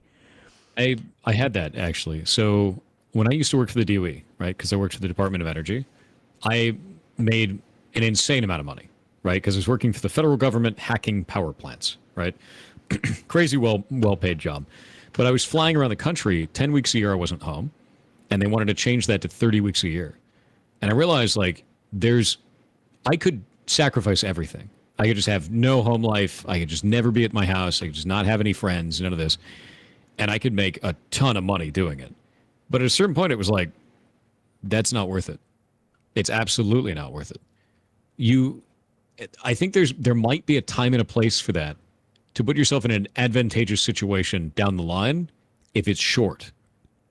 But, but not a permanent solution like that. Not something that lasts a super long period of time. I can understand the idea of grinding for a little bit so that you can have yourself in a better situation. But that stuff like that can absolutely take over. At least I felt absolutely the draw for that. And I was like, no, I'm not doing it. And so the challenge, Thor, is that if ego is where they're coming from, they can't draw those limits. Okay. Because if I don't work 30 weeks, then in my mind, I become something else, and I don't want to be that thing. And the avoidance of that kind of thing, like, I want to be the hardest worker, because the hardest worker means I'm the best, which means that if someone else, and this is all kinds of problems come with ego. One is that a comparison really sets in. So ego, by its nature, exists to compare. It's one of the fundamental things. So like, if I have an identity of I'm the best, what that means is that, like, if that's my identity and someone shows up who's better than me, then I can't let them do that. So then either I need to work harder, or I need to be toxic and try to sabotage them, or all kinds of other crap happens. So comparison and ego go hand in hand. And even if we kind of look at some of these, this is kind of confusing for a lot of people, but recently I've been talking about how tall and short are not real things. They are comparisons and they are abstractions. So height is a real thing, absolutely. But tall and short are comparisons. You can't be, if I'm the only human being on the planet, like, and I live on a desert island, or I live on an island, there's no other human beings, I won't be tall or short. I will be a certain height. I can do certain things, but other human beings are necessary for tall and short to exist. That makes sense. So the it's other an interesting way to see it. I've actually never seen it that way. It's quite funny. But it's really wild. right? So, and then the people who say this is not correct, Dr. K, will, if you pay attention, they will be operating from ego.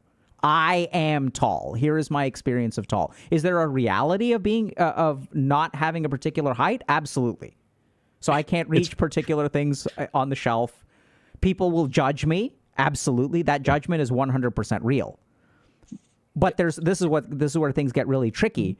The judgment is real, but the way that I see myself is moldable by me. I think it's funny because I use that as a point of humor a lot of the times. Like the ridiculousness of being like, oh, short people, tall people. It's a really common silly joke that I tell because I'm 6'2", so it's slightly above the average, right? And it's like it's not that good to be a tall person because you can see where you want to get to, but there's all these short people in the way. And like calling out the ridiculousness of that kind of comparison is like, I find that really funny, right? Because it calls to point. It's like, it doesn't even matter, right? None of that stuff even matters, but it's funny. It's funny to do that.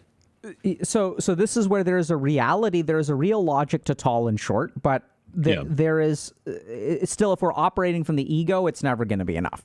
And this is where, like, I've worked with people, and I guess arguably I'm one of them. So I'm like 5'7" or 5'8". I'm confused about that because I think I'm 5'7", and someone else says they're 5'8", and I'm taller than they are. So then I'm like, I don't know anymore. So how compressed I'm you are that day, I guess. 5'7" and a half. Yeah. And then, and so, but like, you know, I'm okay with that. Like, that's fine with, like, you know, and people will say like, oh, 5'7" cursed. And it's like, you know, that. To be honest with you. Yeah. I think it is frustrating being taller sometimes. Planes suck. Sure. Absolutely. Like, legitimately. So I think there's always things that go along with both. And that's why I always found it to be kind of silly. Like, it doesn't really matter. Yeah. Because, like, if you're shorter, some things are out of reach. People will make fun of you. And if you're taller, you're going to hit your head on stuff, and you're also not going to fit in a lot of places. Like, I have to think about the shape of a car that I want to get into, right? And that sucks. It's awful. Yeah, I think that there is a logic to that I think a lot of people, because they are operating from ego, will reject. The thought that being tall comes with disadvantages is something that their logic will respond and say, that is insane. There may be some disadvantages, but the advantages far, far, far outweigh the disadvantages. I mean, it's funny to me because, like, there's not a lot of advantages to having a tall programmer. You know, like, it doesn't really matter for us. It's kind of irrelevant. And I'm pretty sure there are people out there who would argue with you. They would find some other point of argument. My point is that when things are operating from the ego, this grandiose sense of self, as opposed to turiya, which is this transcendent state, which we'll get to, then it can lead to a lot of success, but it will come at a very high price. Makes sense. Then there is I can agree with that. I think that makes a lot of sense to me, honestly. Yeah. So then there is operating from turiya. So turiya is this fourth state of consciousness. So if we look at, this is kind of how we can view consciousness, which is awareness. And then we can look at mental activity. And what we find is that we can make a 2x2 table. So there's plus, minus, plus, minus. So when we are aware and we have mental activity, this is what we call wakefulness, right? I'm awake, which means I'm aware that I exist and my mind is functioning. When I have no consciousness and mental activity, this is when I am daydreaming or dreaming. So I lose my sense of awareness, but my mind is operating, right? And it's beautiful that we even call this daydreaming, because we figure out that these two states are very similar, subjectively. I get that when I read a book, as weird as that is. Yeah. Right? Yeah. So when we get lost in something, there is a lot of engrossing mental activity. And then over here is sleep. And over here is, let's call it turiya. Or this is where we have consciousness, but we have no mental activity. So this is the goal of meditation, is to move into this place. So this is where, once again, if we think about ego, logic, and emotions, these are things that are part of the mind. That makes sense. This is the mind, right? So I have a sense of who I am. I have logical thoughts. I have emotions. Emotions can be physical too, for sure. But the goal of meditation is to move into this place. Now, somewhere along the way, you tapped into this. And this is what's super cool about operating from Turiya, is that when you operate from this place, like all kinds of cool stuff happens. The first thing that happens is that you have very high reserves of energy. Yeah. Okay? So much like you, I work oftentimes 7 days a week. And I won't work 16 to 19 hours a day. I basically can't unless I'm doing clinical work. So I can work like 60-hour shifts at a hospital because I'm constantly seeing patients, but I can't do regular work like that. But what I tend to find is that I tend to run out of energy. Like I have low endurance. So I'll work 7 days a week because that kind of works for me. But you have a lot of reserves of energy. The other cool thing is that you're resilient to setbacks. Oh, yeah. Right? Setback is an advantage. Absolutely. So this is where we go to this, where failure becomes, and even if you think about the term, right? So failure implies the end of something. Setback implies a continuation. Yeah. And if we it becomes really fuel. It becomes fuel. Absolutely. That's really what it is. Right? So this is what's really crazy is that, like, if you think about any event in life, it is neither a failure nor a setback. It is the way in which you conceptualize it which determines whether this is a failure or a setback. So I applied to medical school for a year, got rejected 40 times. Was that a failure? Like, absolutely. Like, objectively, you could call it that. But it is the attitude that you take. This is an opportunity to learn. We got to keep doing it. Let's keep moving forward. You know, I certainly had these feelings of I am bad. And in my case, I had gone through some degree of formal training, which we'll talk about at the very end today, that helped me move from here to here. But once again, the key thing, if people want to stop thinking this way, this is what they need to eliminate. The I. The I needs to be eliminated. Because if we pay attention to your language, Thor, you do not operate from I. Right? So it's pretty like rare. Huh? It's pretty rare. I mean, I still use the word I. No, we all use those. So the ego eventually, when we do it right, the ego becomes a tool just like logic and emotion. Ego isn't Makes bad. sense. It is just that we should be aware of like ego and we should not operate from ego. So when you operate from Turiya, you also get a sense of like direction, right? And then what happens is normally when we get paralyzed by logic and emotion, right? So this kind of business goes away. So what happens is that right now, so there's like two ways of operating. So if I'm over here, and as I move this way, I get more negative. And then what happens is since I'm trying to do something good, like the reason I moved this way in the first place is because over here, there was a beneficial ratio of like positive and negative. There's neuroscience to this as well. Now that the ratio is unfavorable, I move this way. But now I'm over here. And then I end up doing this. So when you operate from a place of Turiya, what happens is this negativity becomes an obstacle to overcome. We don't stop moving in this direction. It just becomes a problem to solve. We keep moving in that direction. So then the experience is like this. This is our activation energy. Friction. It's friction, but we don't stop moving even though there's friction. So it's kind of funny. It's like it's friction. It's like there's a wall in front of you and you just walk through it. Yeah. Like you just keep walking until it's not there anymore. This is also what gives us follow through. So this is a huge problem in our community right now, like in the world, where people like don't follow through with stuff. And you're not going to follow through if you're operating from logic or drive. You will absolutely follow through if you are operating from what I would call a transcendent space. And by transcendent, I mean a place that is outside of your mind, right? That drive comes from in here. It doesn't come from up here. Yeah. And so it's funny because we were playing that puzzle game all day today. And basically every time I hit one of those puzzles, it was like a ramp up. And it was like another, because you're hitting all these obstacles. And I see a lot of people fail out of games like that. They put negative sort of emotions to those types of things. And they're like, oh, I hate this because the game didn't hand it to me. Ugh. And it's like, for me, it's like, no, like more. Like keep giving more obstacles, please. Because that's what drives me for that. It makes it more interesting. So this is where there's challenges. When I teach that makes, so I'll kind of reflect that concept back to you. So there's this concept in Eastern religions, basically spiritual traditions, called Dharma. So Dharma means duty. And the cool thing about duty is, generally speaking, in life, we try to run away from negative things. So your life would be way easier if you could run towards things that were painful in some capacity. And that's what Dharma allows you to do. So if we're operating from logic or emotion or gains or outcomes, it's all about a risk benefit. Our brain even does this action success calculation where it like decides whether something is worth it or not. This is why everyone procrastinates when they're studying for a test, because our brain knows that if we wait until 48 hours and we cram, we can still pass. That's how the brain decides. And it decides that I can study for 2 days or I can study for 2 months.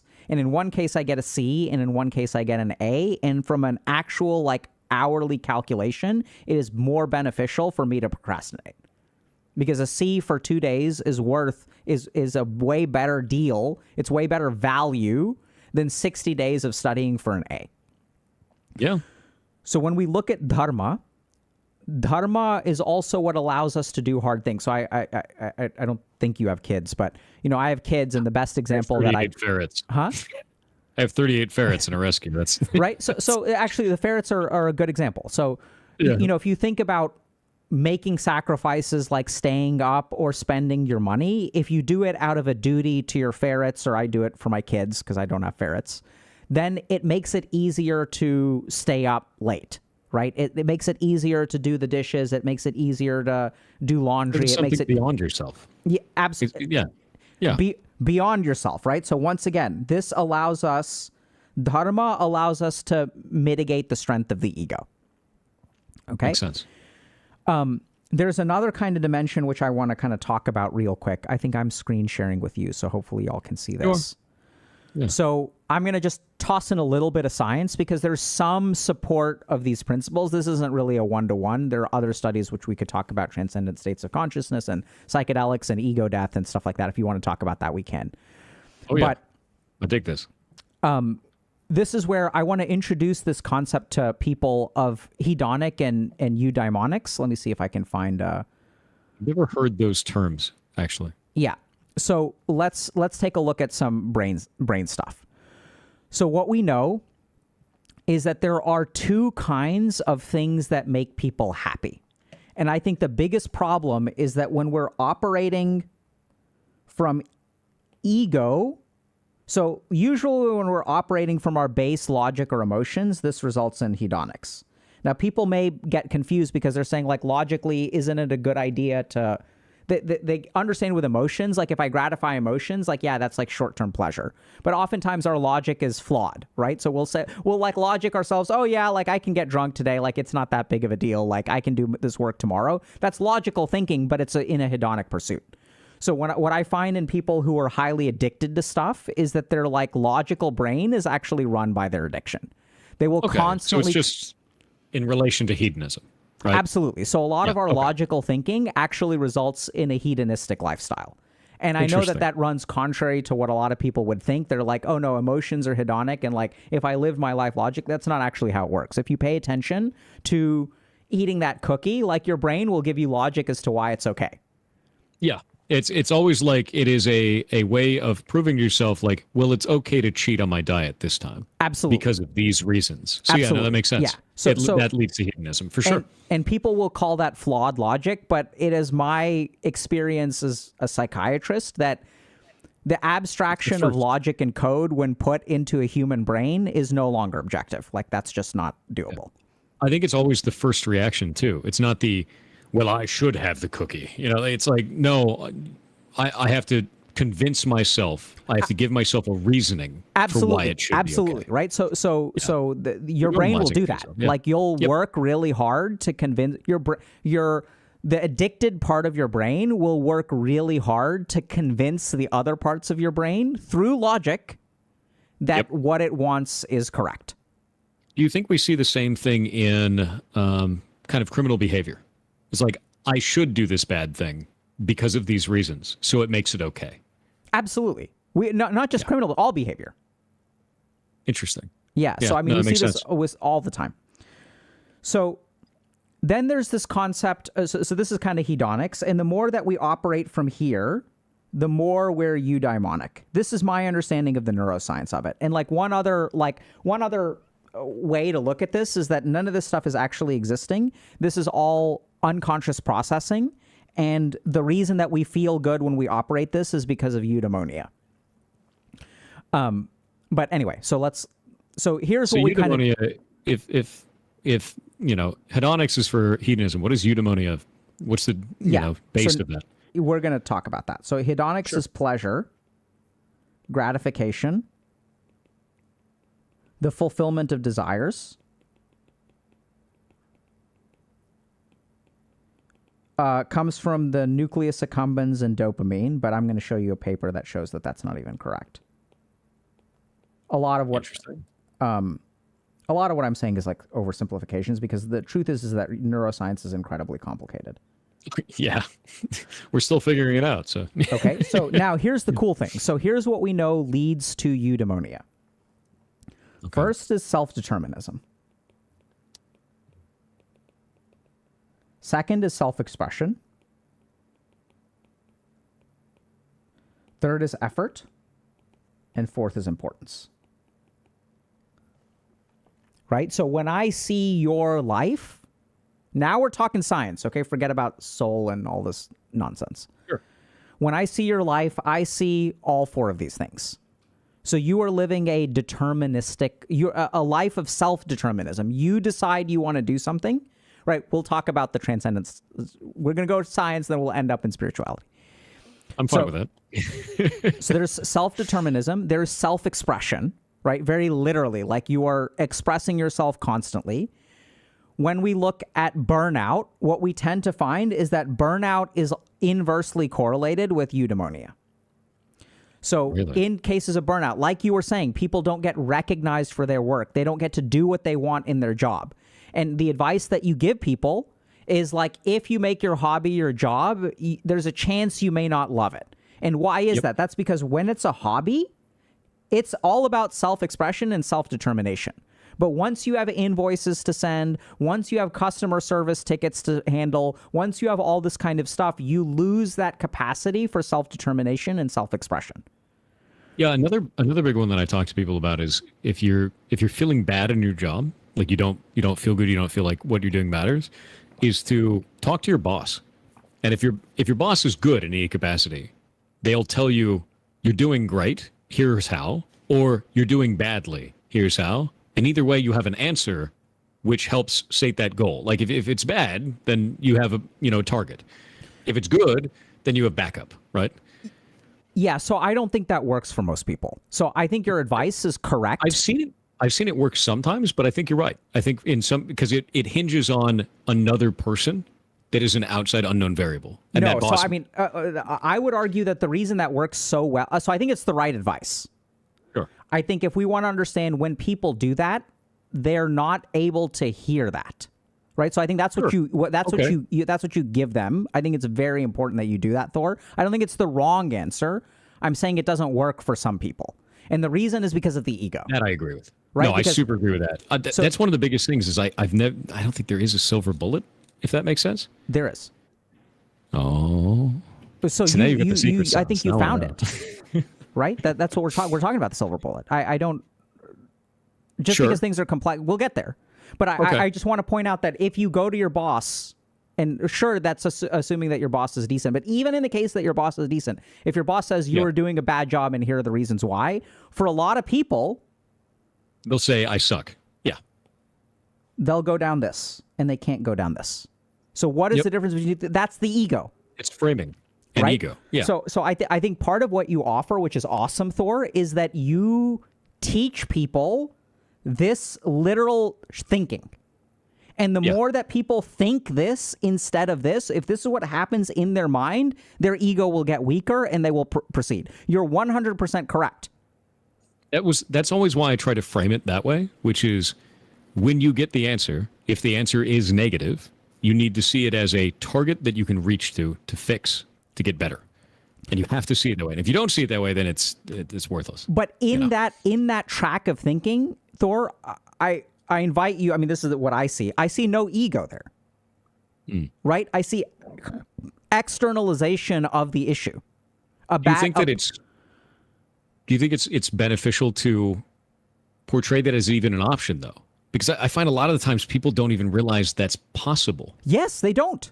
Yeah. No, I think what you're doing is, let me be super clear. I think what you're doing is correct, very beneficial, and you are training people, you are literally training people to think in this way. You're training people to think outside of the ego. Well, I think the main thing that I'm sort of pointing out is that the reason that you offer advice and it has a differential impact on people, and now what I'm trying to do is talk to the members of your audience, if they want your advice to apply better, translate more into their life, this is a missing component. Because it is the people who are not able to absolve themselves of their ego, not become objective, not think long term, not zoom out, they're not able to do those things, then it won't work. If they're able to do this, and we see in your life that you had an inflection point of dissolution of the ego, which is why you can think like this. I do think that it's funny because I don't ever call that to attention for that, because I know that there are more components that went into that, and it's kind of like a journey of that over time. Sure. Because I find sometimes people will use that as a sort of a crutch for it to say, well, I can't do it because I didn't have that experience. Ah, so interesting. Look at what were those statements that you made?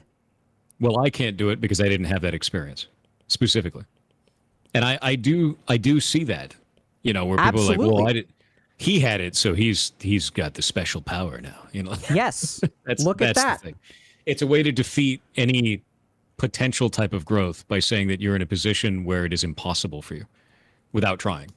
Absolutely. So that statement comes from the ego. That's why it doesn't work. Do you see that? It's like the same construction. Absolutely. Any construction that operates from here is going to be like flawed. Maybe not any, but the majority of them in the context that we're talking about. Okay? So, I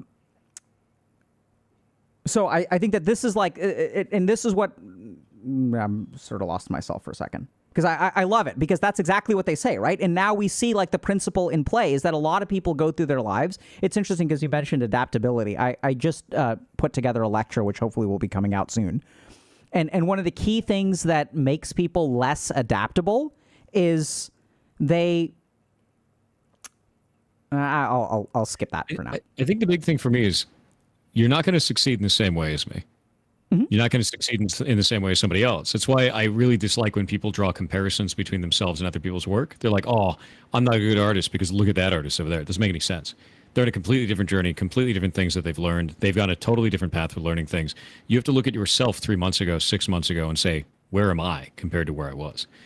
And that to me is more important than looking at someone else's thing. You know, it's like looking at someone else's progress. And that's the same thing for me, right? I did all my things. You know, I went down that path and did all these things. But the idea is that you have your own path and you learn your own things in your own way. And you'll have your own adaptations that are vastly different from mine. And that's kind of how that goes, right? Yeah, so I would agree 100% that the healthiest comparison to make in life is a comparison to yourself. And even that's a big one. That can get messed up though, because like, especially when I work with people who are like sober, like you're sober for a year and then you relapse and then you look at your former self and you see you've fallen. Yeah. And you see that you've fallen and that can create problems. So even I think ego is like, basically it should never be in control. Like it's a tool, just like your logic and your emotion. Yeah. So I do think that is probably one of the most devastating situations I've seen is when someone is relapsing especially from addiction.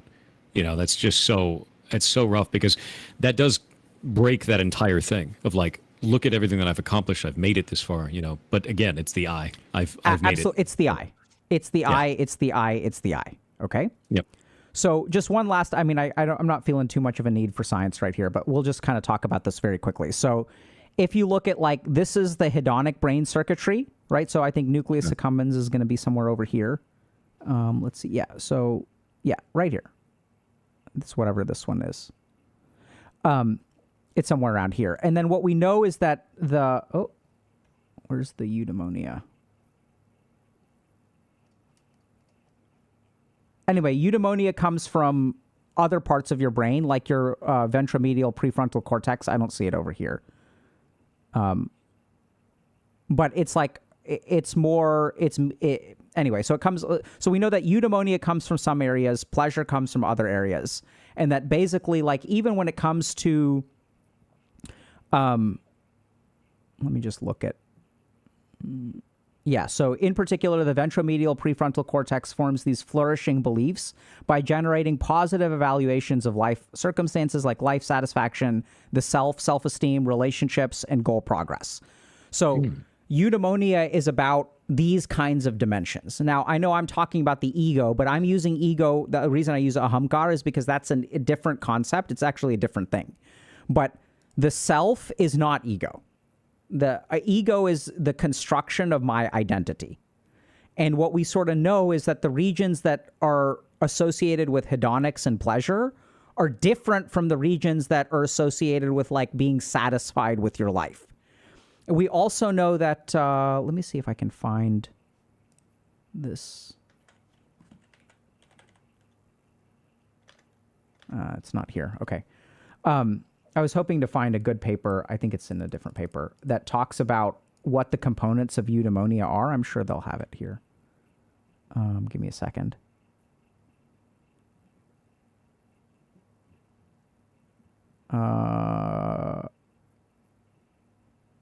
Okay, we'll skip that. I don't think it's that important. But anyway, the point here is that when we're talking about living a fulfilling life, we don't want to operate from these things. And interestingly enough, accomplishment of goals, so this is really important. Goal accomplishment is over here. This is one that really trips people up. So if you look at eudaimonics, it's not accomplishment. It's actually effort and importance. It's things like self-determinism and self-expression. And if you look at studies on burnout, what we basically know what burns people out. So what burns people out is not working hard. It is working hard and being ineffectual. Yep. So for me, like, the top of the list is, like, I can see a patient, I can be on call. I remember there's one particular case from residency where we had a patient who was I was working on the neurology floor, so not psychiatry. And we had a patient who needed a very expensive, so we had a 40-year-old person who basically had an autoimmune condition where his eyes were being eaten by his immune system. So the eyes are super scary because they're actually immunoprotected. So our body knows what we are and it knows what other people are. This is why we get transplant rejection and things like that, because the body recognizes this is foreign tissue. One really scary thing is that our eyes are never exposed to our immune system. So if our immune system ever gets into our eyes in a certain way, it'll actually activate an autoimmune reaction and your immune system will eat your eyes. So this was happening to this patient in real time. And we had worked really hard to figure out why this person who was in their 40s, like, suddenly was going blind. We were like, what the hell is going on? So we did all kinds of tests and stuff. And then we finally figured out, okay, this is an autoimmune reaction. So we talked to the insurance company, and the insurance company was like, we're not going to pay for that treatment. We're like, this is crazy. Like, you guys need to pay for it. So that's the height of burnout. Like, the whole, like, 24 hours of very, very intensive tests and calling consultants and, like, talking to this person and really trying to figure it out. Insurance doesn't care. That we're fine with. Like, that doesn't burn you out. Working hard doesn't burn you out. It is the inability to work hard. It is working hard and not getting some kind of result that really leads to burnout. Yeah, no, I can agree with that. I mean, like, since I work in, rescue, we get all kinds of cases that come in, and some of them are pretty horrific. Like, 2 of the ferrets that we had have an autoimmune disorder called DIM, disseminated idiopathic myofasciitis. And it's the neutrophils, which is a component of the immune system, attacking all of the soft tissue of their body.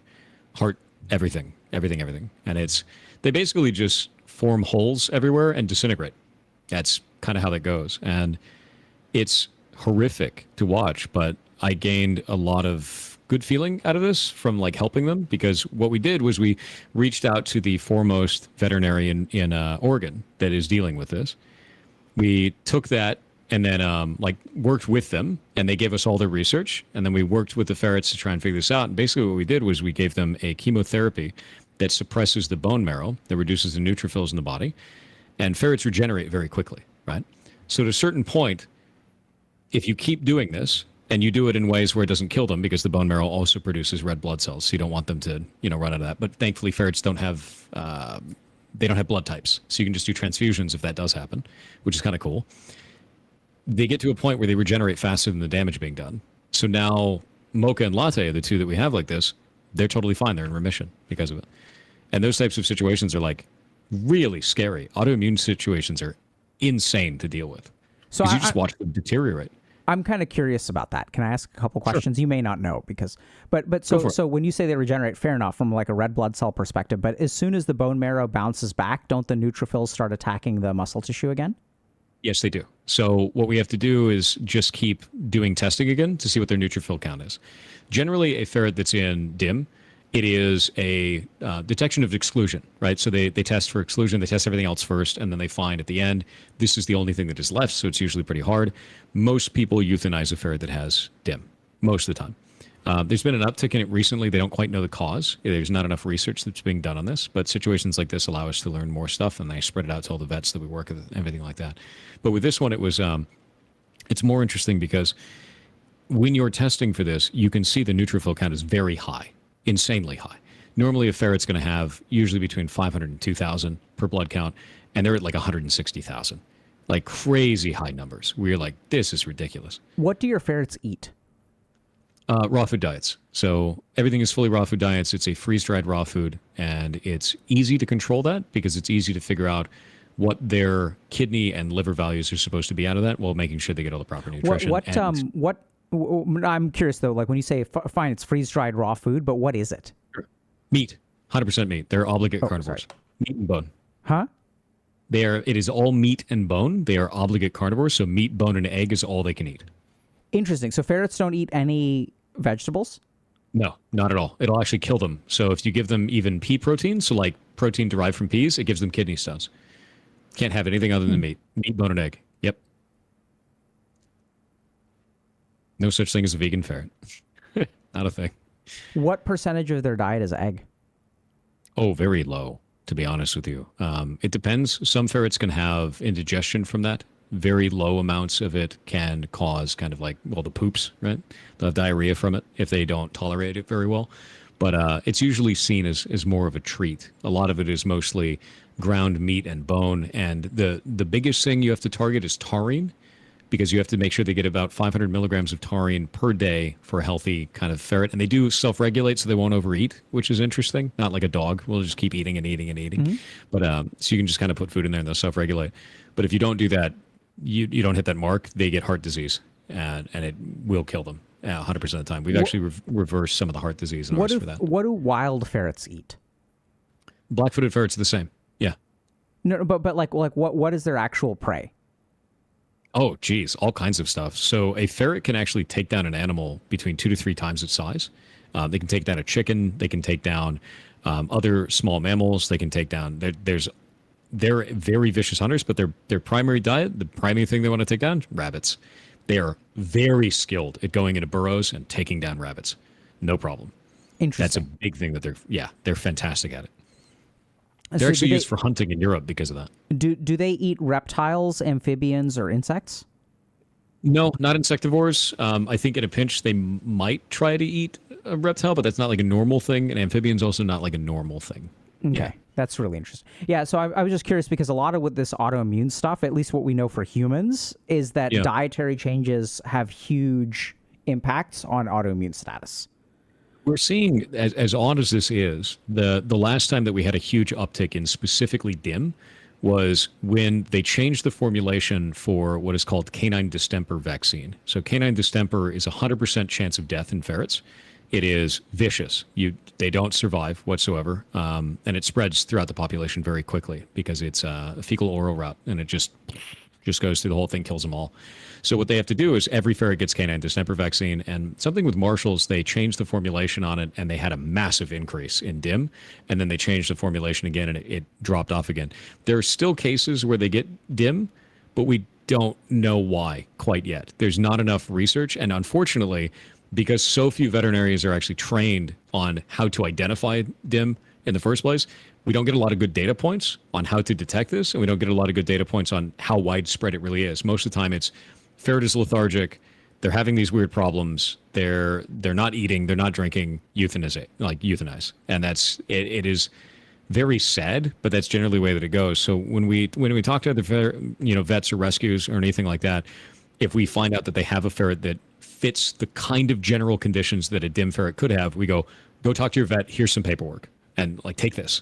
And we've had a couple of times where they're like, oh yeah, no, totally. Like this, it turns out that they do have dim, but the chemotherapy for that is also incredibly expensive. It's like $450 a treatment, and you're talking like a treatment every 2 weeks for the next 6 months, right? And like that's not cheap for people. It's not cheap at all. So like there's got to be something that changes with that to save these animals really when they're in this kind of a situation. Thankfully, with us running the rescue here on Twitch and like the ad revenue from that, ad revenue paid for it all. So we just do it and we don't have to think about it and save the animals' lives. But for an average owner, that's not possible, which is why euthanasia happens. We usually will reach out to people that we can find out for that. And if they are in an area where we can take them, we try to be like, hey, do you want to surrender the animal? Because we have a good chance of saving them. We have a good track record with this. We haven't lost one yet so far because we know how to handle it. But that's a big part of building that new rescue is like, the point of this is going to be the largest rescue in the United States. That's the whole idea, is to make sure that we can have kind of a coverage that's beyond just, 50-mile radius, which is sort of where we're at right now. It's like the 50 miles is about it. It's like 50 to 100 miles is like the maximum that we can really go. Because outside of that, it's not possible. It's just too far. And what is the average lifespan of a ferret? In the United States, it's about 5 years due to poor genetics, unfortunately. Marshall's Farms is the primary breeder inside of the U.S. They produce all the laboratory animals for the United States, federally funded, so that's not really going anywhere. Unfortunately, the breeding practices have led to bad genetics that include heart disease and cancer. Incredibly common. In Europe, most ferrets live to about 10. And they've also found that if you take a European ferret and you crossbreed them with a polecat, they live to almost 20 years old or 1 year old because they either die horrifically to cancer really early or they live forever, which is really interesting and kind of strange. Polecat is a kind of ferret? Polecat is another mustelid, so wild type, different sort of animal, kind of like a mink or things like that, right? Okay. So mustelids, the whole classification of mustelids can be like badgers, I think otters, all kinds of different stuff. It's mustelid. Those animals that look very friendly but will fucking tear you apart. Rip you to bits. Yeah. Oh yeah. They're so vicious. If the ferrets were larger, I'd be dead. Right? Is an otter a mustelid? I'm pretty sure an otter is. Let me look this up. I want to make sure before I move forward. Yeah, so I think it just falls under the category of like cute and I want to cuddle it, but it can literally eviscerate me. Yeah, they have such strong bite strength, as well, and they're a little weasel shaped. They're so cute. Yeah, they're vicious. Absolutely. And some ferrets will bite you pretty hard too. You got to train it out of them. That's a pretty common thing. Behavioral training. Thor, I know this is a little bit outside of the scope of my expertise in this conversation, but I think that especially with myofasciitis, I've seen a lot of really good outcomes. I don't know how many studies there are on this. I imagine they're out there. I'm just, rheumatology and autoimmune disease is not my area of expertise, but I see it a lot. I used to see it a lot in my patients because there's an overlap between autoimmune illness and a lot of these like fibromyalgia, chronic fatigue syndrome. There's a lot of these things that end up in psychiatry or like oftentimes these weird occult autoimmune kind of, what's another example? Chronic Lyme is like another good example of like some weird autoimmune activation. And diet really seems to be like quite helpful for a fair chunk of patients. Yeah. So that's the hardest part about this is there's no way you can possibly modify the diet. We can choose a different protein source, but it has to be animal-based protein because if you go into vegetable-based protein, they get kidney stones and they get them real fast too. So you end up having this weird problem with that where like there's not a huge amount of options, unfortunately. And I'd love to explore that more. I really would. I just don't know where to go for that. Yeah, the next time I'll this is kind of floating around in the back of my mind. I may just the next time I get in touch with a few colleagues, I may just ask them if they know anything about ferrets. But totally. And it's funny because like my main goal with it is we create enough situations where there is a positive outcome, like we have, like where they're basically in remission, right? And to be real with you, the way that we see remission on this is Mocha and Latte have not had a treatment for 6 months, and they've had no problems. They run around, they play like any other ferrets, they have no issues, right? None. It's wild. And my hope is to get rid of that idiopathic part of that diagnosis, right? Which is if you don't know what idiopathic means, it's we don't know where it comes from, and like that's it, right? We just don't know. We have no idea. We're like, this happens spontaneously from somewhere, and it sucks. You know, it's a really awful thing. We don't know the cause, and eventually, my hope is that we do know the cause. And there's just not enough information. I think a lot of that information gets lost because we euthanize the animals when we don't know what it is. Oh yeah, you didn't hear about Henry, did you? Our ferret. No. So we had a ferret come in. He had been owned by these people since he was half a year old. If a ferret mom gets, and you're going to love this. This is wild. If a ferret mom gets feline parvo or canine distemper, whether she lives or dies, the babies that she has have a very high chance of having weird brain anomalies, physical changes in the brain, and usually they end up dead, right? So this ferret comes into us, and he's 2 years old, and the owners are like, he's only turning left. Or like, oh, that's neurologic. Like immediately, you're like, that's going to be a neurologic issue. He can only do circling behavior, only moving left. Like something's definitely wrong here. He can't control his mouth. He can't eat. So we're syringe feeding him for like weeks. And we go and get him a CT scan. We found out he has middle ear infections and outer ear infections in both ears. So we're like, okay, here's something we can objectively find out what's going on here, and see how he reacts afterwards. Afterwards, he stopped what is called head pressing, where they push their head on things because they're in so much pain. And he stopped the inability to eat. It fell away, so he could feed himself. But he moved really weird. He's constantly doing these weird head movements, and he's still not running quite correctly. There's clearly something wrong. So we set up an MRI. And MRIs are pretty expensive, but like, again, rescue pays for it. We can do the whole thing.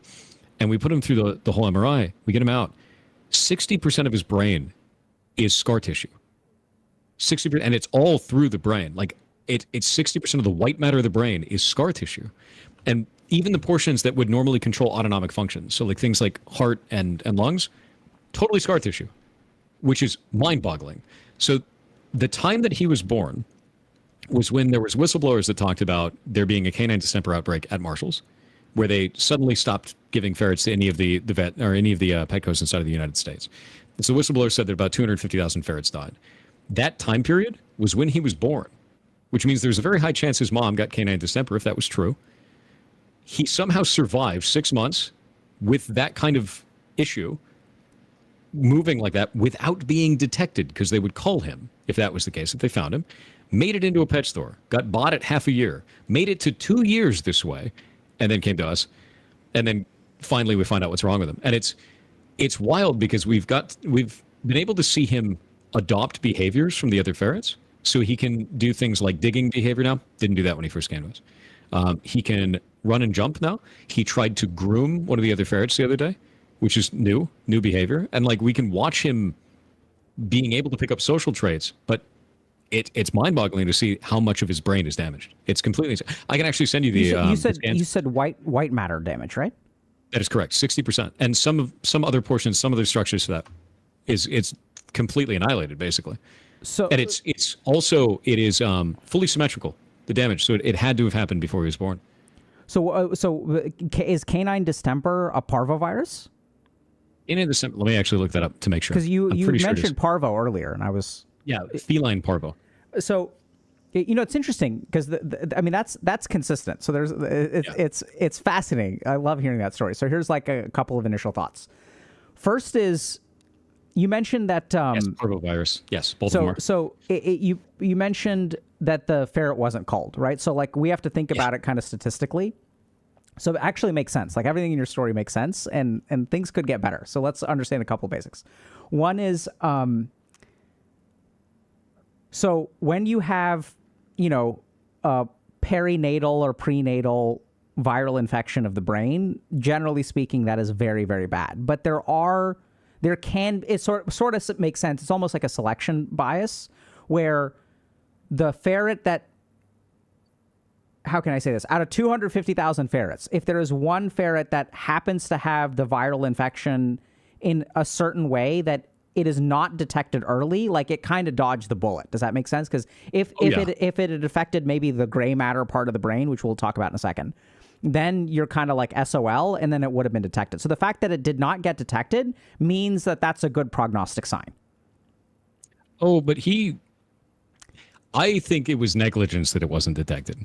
Okay, He fair enough. moves very strangely. So that's absolutely a possibility. But my point is that, like, sure, it could be negligence, but the other thing is that the particular damage of this perinatal infection was on the less severe side, which is why the ferret did not get called. Oh yeah. Second, I think that it made me wonder if it was just the chaos of what was going on in there, legitimately. Sure. Because when he's around any other ferret, it's very obvious.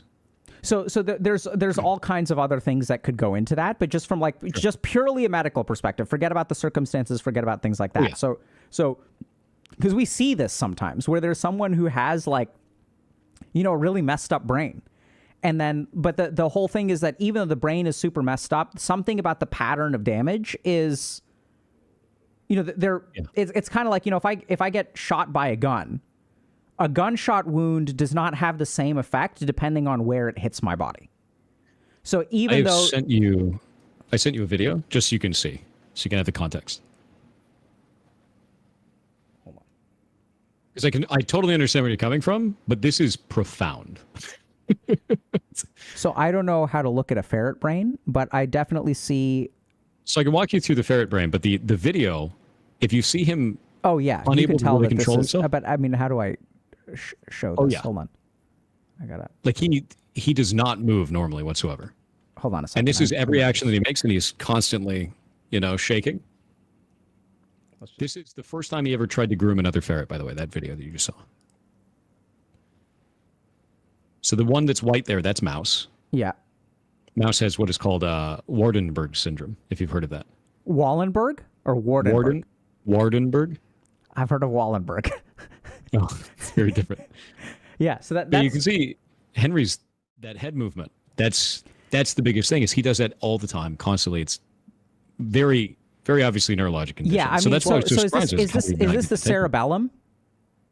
Do you know what part of the white matter this is? So if you want to look at this, I've sent you a tweet there as well. Yeah, I'm gonna try to pull it. But do you know if that's the cerebellum? Because part of it was cerebellar damage. So this looks like cerebellar damage. We thought it was going to be cerebellar hypoplasia first. Yep. That was what we believed going into it. Makes sense. And it turned out to be this instead, on top of some kind of lesions on the cerebellum, which we need to fully review it with radiologists soon. Yeah. But if you see, do you see the white on the top of the brain there? Yeah. That's all lesion. Let me just pull this up so that people can see. Sure. Yeah. The official diagnosis from the veterinary was Swiss cheese brain. They were like, I've never seen anything like this. So this is where the cerebellum. I don't know what a ferret brain looks like, but this is generally the ballpark of the cerebellum. Not this stuff over here, but this looks quite cerebellar. And the main thing is that this kind of ataxia looks cerebellar. Like the way that the way I describe it is that. So the ferret is trying to target something, but the part of our brain that manages that. That the part of our brain that's like, if I want to like point over here, like my cerebellum is what lets me do that. So it's basically like missing. Like when you have cerebellar damage, it's like you have an accuracy debuff where you can't like hit things where you want them to go. And he's also got like cognitive issues where like he can choose a thing and he does the thing. And most other ferrets will do like multitasking. They'll try to do different things. They'll try to they have like kind of a forethought for that. He does not. There's definitely other factors in there. So the really interesting thing, so you're saying that he's getting better, right? So here's the cool thing. So our brain has white matter and has gray matter. Gray matter is, generally speaking, neuronal tissue. So these are neurons, and generally speaking, we don't regenerate neurons. But our white matter is things like astrocytes. These are the supportive cells of the brain. And the good news, I mean, if it's scarring, that's a different issue. But generally speaking, white matter we can recover. Yeah, it's full lesions, unfortunately. So I don't know if it will recover, but seeing him perform new behaviors is incredibly compelling. So that's why there's like, I think it's consistent, right? So if this is like a white matter lesion, like white matter doesn't, if there's scars, that's a whole different ballgame, because scars are like, we can recover white matter if there isn't stuff in the way, but scars are like rubble that prevent the white matter from regrowing. Bingo. I'm not a neurologist, basically but there's going to be like a little bit of scarring in there, and then a little bit that can be recovered. And I'm wondering if we're basically seeing the recovery of those pieces that can be over time, because he's clearly forming new bonds, new behaviors. Like that's not what I expected. I expected him to say the same. I mean, I wouldn't expect the cerebellar damage to get completely back to normal, but there's two different mechanisms going on. One is that white matter can heal. That's what we see in like multiple sclerosis, for example. So that's like a white matter. You get these white matter lesions, and then when someone goes into remission from MS, like they recover, hopefully. Second thing is the brain can still adapt, right? So even in the case of like gray matter problems, when someone has a stroke, the brain will adapt, and then you'll have like some part of the brain that takes over and does the lifting for something that a different part of the brain used to do. Makes sense. Yeah, so, no, that's exactly what I thought, because especially with the autonomic function area that had been damaged, because we talked to, I forget the portion of the brain that was handling that one that was confirmed damage, but basically it looks like it shifted somewhere else. And they're just like, don't know where, something else is handling it. They're just like, okay. Yeah, that's what the brain does. So the he's clearly still got a heartbeat, like that's kind of how it came down to. The coolest example of, I mean, I don't know if this is cool, but I had a, I can't remember the exact, I think, yeah, so I had a patient who had an amputation below the knee. And something, I think I don't remember the exact circumstances of the problem, but they had an amputation below the knee, and then the part of their brain that was devoted to that. So basically we have a map in our brain of our like physical body. And so you have certain regions of the brain that will correlate with your face and your feet and things like that. So this patient, when they had the below the knee amputation, so there's basically a part of their body missing. Sometimes this results in things like phantom limb, where like you can feel the part of your body even though it's not there anymore.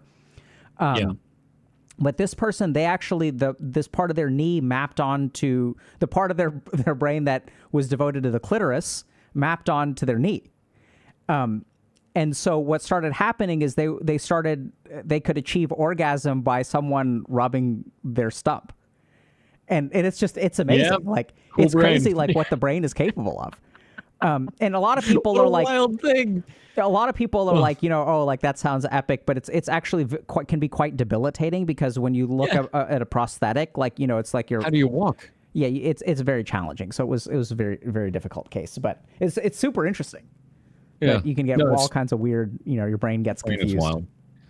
But yeah, it's kind of funny because I didn't even mean to derail it all, but I just wanted to show you that because I thought you'd be really interested. It's bonkers.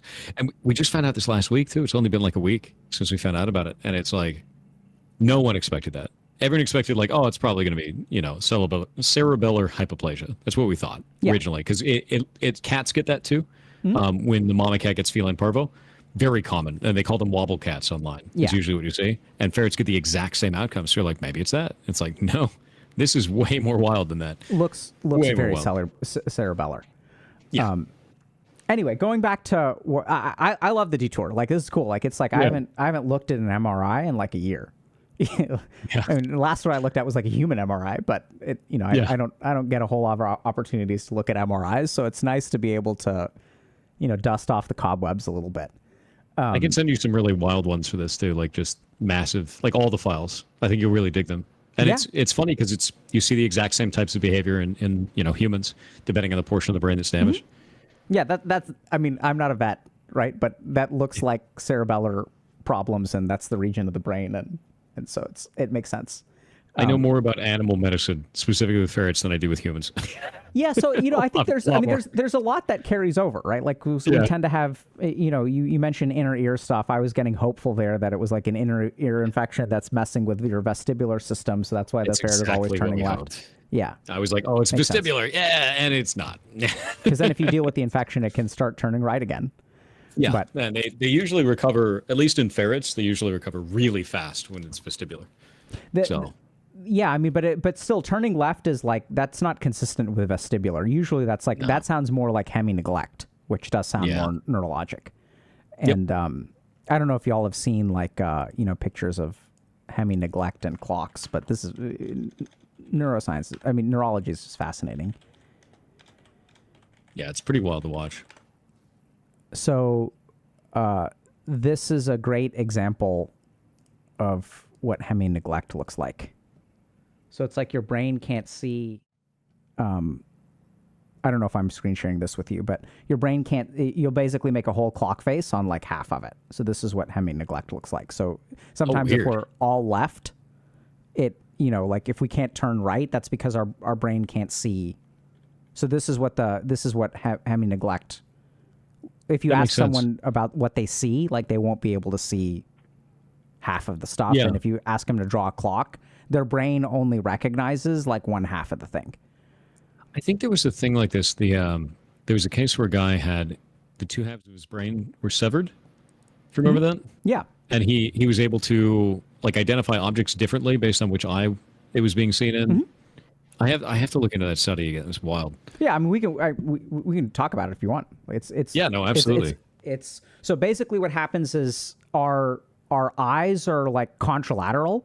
So my right eye actually see like the left part of the brain. Well, it gets complicated depending on what the tracts look like, but so like basically half of the visual field is anyway. So eyes can be somewhat contralateral, and the really interesting thing is that different parts of the brain have access to different qualities of information. So when you get a severing of the corpus callosum, there are certain and that's the bond between the two halves of the brain. It's the big highway. There are certain things, I mean, my neurology is rusty, but there are certain things that the left eye, which is connected to the right side of the brain, will be able to perceive for example, the emotional impact of an object that you perceive. I could be wrong on the details there. This is like, I'd have to sit down and draw out the tracts and stuff, but so like basically like if you ask someone who has like this cerebellar severing and you ask them to close their right eye and they look at something with their left eye, they'll be able to tell like, oh, this is someone's like favorite stuffed animal. They'll know that part. But if you ask them how many ears does this bunny have, they may not be able to tell you. Yeah. And on the right side, through the right eye, which is connected to the left hemisphere of the brain, they'll have the opposite. So they'll be like, if I ask you like, okay, like what is this? They may not be able to name it, but they'll be able to tell you like, oh, it has like this many eyes and this many ears. It's that hoppy, animal. But they like, so it's all kinds of weird shit goes on in the brain with hemi-neglect, and I'm rusty on that stuff, but it's super cool. You basically have two types of brain fighting each other. Yeah, so to figure out what it is that they're looking at collectively. We just, I think we're about to release our trauma guide, and what's really fascinating about this is dissociation is basically a signaling version of that. So there's an anatomical severing, but what we know in people who dissociate is that they have, like, they're experiencing something. So it's something called hemispheric lateralization, where they're going through a really terrible experience, but they feel no emotion. And that's literally because what happens in their brain, the emotion is so overwhelming that it's almost like, the blast doors on like these like spaceships when you get hit by a torpedo and then you're like venting vacuum in these sci-fi things and you like close the blast door. Like that's what the brain does. So our brain is like, there's way too much emotional fire over here. We need to protect our logical side of the brain. So they shut the blast doors and they separate out like these two parts. The problem is that part of the brain is still active. We become numb to it. And so then it starts doing things like resulting in impulsive behavior and leads to things like addictions and like all kinds of other problems. So it doesn't shut off. It's just we segregate the two halves of our brain as like a survival mechanism. And the subjective experience of that is dissociation. So would you say that the two halves are adversarial, but in a positive way, in a normal general way, like normal general function? Because it seems like it's like an adversarial model where it learns from it's this, no, it's this, no, it's this, but it's actually this together, and then they can agree. I wouldn't say it's adversarial. Like, so I don't think basically so things are balanced. Mm-hmm. Right. But like, I don't think any part of the body or brain is adversarial all of them have the same goal. Right. So we all evolved to have like survival. So there can be conflict. Right. And that can happen even between, like, for example, like our heart and our kidneys and our lungs and our kidneys and our heart and our lungs. There's all kinds of homeostatic mechanisms to where if one part of the body is not doing what it's supposed to, the other part of the body will compensate. So I'd say it's co-op. It's like PvE. It's not like PvP. Makes sense. Yeah, no, see, a lot of the times we build things like that in kind of like programming, adversarial model, which is like you have one side that works one way, one side that works another way, and it's competition between the two to make the whole thing more efficient and find a better sort of description for what it's seeing, if that makes sense. So that's why I was wondering if it worked the same, if it was similar in any way in that way. Yeah, I mean, I wouldn't use the word adversarial, but there are absolutely like balancing mechanisms, and there are different parts of the brain that will, in a sense, compete with each other. So a really good example of this is the thalamus. So the thalamus is sort of our sensory processing center for the brain. So what happens is like we constantly have input from our eyes, ears, nose, and then like what gets floated to your attention. So the thalamus integrates, but I don't think that the eyes and the ear, well, I mean, in some cases you could argue that they're competing, but not really.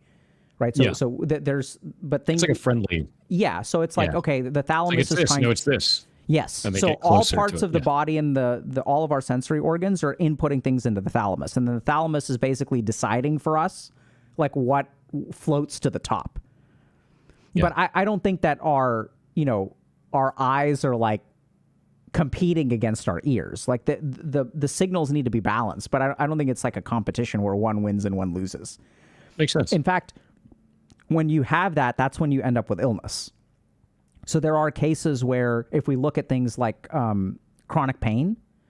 So chronic pain is when there is a part of our brain that is amplifying its signal and ignores everybody else. So when it goes PvP, we end up in chronic pain where it's demanding your attention constantly. Yeah, that makes sense. Would you say, are there any similarities between that and restless leg syndrome? As interesting as that is.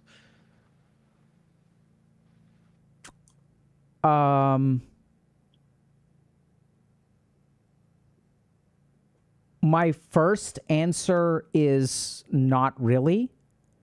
My second answer is that I am almost sure that my first answer is wrong. So I was reading some interesting studies about it, actually. So if you don't have anything, then do you? What do you mean? Oh no, I'm interested in here. Anyway, continue. So here's what I would say. So like we have an understanding of the pathophysiology of restless leg. Okay. So it's like restless leg is somewhat idiopathic. At the same time, I'm sure that pathophysiology is incorrect. So the right answer, so we know that restless leg has a lot to do with the dopaminergic transmission. And so we'll use medications like ropinirole and other kinds of like dopaminergic agents because that seems to fix the problem. Mm-hmm. But there's no doubt in my mind that that is an incomplete understanding, and I have not kept up to date. I mean, the last time I got fresh on restless leg was like literally probably 9 years ago. So the last time I really treated a patient who had bad restless leg was like, I can think of the patient, it was like 9 years ago. Why do you ask about the research around restless leg? We can try to figure it out. So something that was really interesting to me was like you said, dopaminergic. The interesting thing was like levels of dopamine that were actually being uptaken and being utilized, and restless leg syndrome. And one of the things that I thought was really interesting was Shay used to have restless leg syndrome all the time. Used to complain about it constantly. Who? And Shay. So Shay runs the ferret rescue with me. Okay. Makes art with me, does all this kind of stuff. And something that they found that was really interesting because they were looking into literature for this was they found that melatonin at one point had been correlated with reduced dopamine uptake. They stopped taking melatonin, they stopped having restless leg syndrome, which was really interesting. And I was wondering if you knew anything about that kind of subject. So I mean, I can look some stuff up right now. I think that is consistent. So not that I know this stuff, but here's the mechanism of action that I would think. So melatonin helps us sleep. Generally speaking, dopamine is an activating neurotransmitter. So dopamine does all kinds of stuff, right? So it also does like saccadic movement, and it's implicated in Parkinson's and movement disorders and stuff. So, but if we like look at it like on a very, very high level, like abstract, not entirely scientific, but just clinical understanding. So if we have dopamine that's too high, we will become psychotic. So we'll like perceive things, like we'll hallucinate, we'll become angry, we'll feel attacked. So so we use antipsychotic medication is dopaminergic blockade. Mm-hmm. So if you kind of think about it, like dopamine in that way is like an activating neurotransmitter, and it doesn't surprise. I did not know this, but it does not surprise me at all that melatonin or other things that are correlated with the induction of sleep will slow down the activity of our dopamine. Yeah, I sent you a PubMed there. Check it out. So what I would venture is that melatonin. It makes sense that melatonin does. Oh, whoops! Hold on. Melatonin. Sorry. I left the call. By accident. I clicked the wrong thing. Hold on. Oh God. I've been deleted. GG'd. Hold on. This should work. Discord. Let's go to this, and then let's go to this, and let's get you back. Well, you're back. Okay. You sent me a PubMed. Let's take a look. I can't believe Dr. K works for Big Melatonin. Tried to get rid of me. Before I take a look at this, I think this is the the way that I would understand it is dopamine is generally speaking activating. So it makes sense that melatonin production would suppress dopamine signaling. Yeah. So that makes sense. And then, we use dopaminergic agents to help with sleep. We use dopaminergic agents to help with restless leg. We don't use dopaminergic agents to put people to sleep. Yeah, no, I mean, sorry, we use melatonin as a sleep aid. Right. But I found it to be kind of interesting because I'm wondering, with things like that, it's always really interesting because it's seen as like super safe, right? It's seen as like the safest sleep aid you could have. And then we started finding these articles, and I was like, that's quite interesting. Dude, this is literally exactly what I was hypothesizing. That's exactly why I sent it to you. Right? So I was like, look at this. This would make sense. So in Parkinson's patients, melatonin may, on the one hand, exacerbate symptoms. So this makes sense. So Parkinson's is a dopamine deficiency. Melatonin and dopamine are inversely correlated, right? Because when we want to go to sleep, we want to lower our dopamine levels. So this makes sense. Melatonin. Oh, this is interesting. So melatonin being an effective treatment for tardive dyskinesia is very interesting, because tardive dyskinesia is caused by prolonged dopaminergic blockade. Mm-hmm. So, and that's not that surprising. So that's kind of why I say, like, if you really look at it, like, unfortunately, the body is not, it's not like 1-to-1. There's all kinds of various compensatory mechanisms. So I would predict the melatonin being problematic for Parkinson's, but there's something weird going on with tardive dyskinesia. But then there's also reasons why that could make sense too, because tardive dyskinesia is actually an adaptation to prolonged dopaminergic stuff. And I mean, we can really get into that if you want to, but it's like that's a little drugs is what it looks like. Yeah. So tardive dyskinesia is caused by the lifetime exposure to dopaminergic blockade. Makes sense. And so then what happens is tardive dyskinesia may in and of itself be a adaptation to chronic dopamine blockade. And so then actually here's the mechanism. So if my brain is, so this is probably it. I mean, we don't know, but so tardive dyskinesia is my brain's adaptation to a lack of dopamine. So I don't need the adaptation if I no longer have a block of dopamine. Or if something else is blocking the dopamine for me, I no longer need to adapt. That's actually the mechanism. So tardive dyskinesia happens when we have dopamine blockade, and if melatonin comes in, then our brain is like, we don't need the tardive dyskinesia anymore because the melatonin is doing the job for us. I don't know if anyone in chat is following this, but like, that would be my hypothesized mechanism. Who the fuck knows if that's actually what it is? But it's almost like the melatonin is doing the job of the tardive dyskinesia. And anytime our body gets something that does the job for us, it shuts down those mechanisms. Yeah, and see, if I'm right exactly on that would be I would think I'm a Chad. That would be like a Dr. K Chad moment.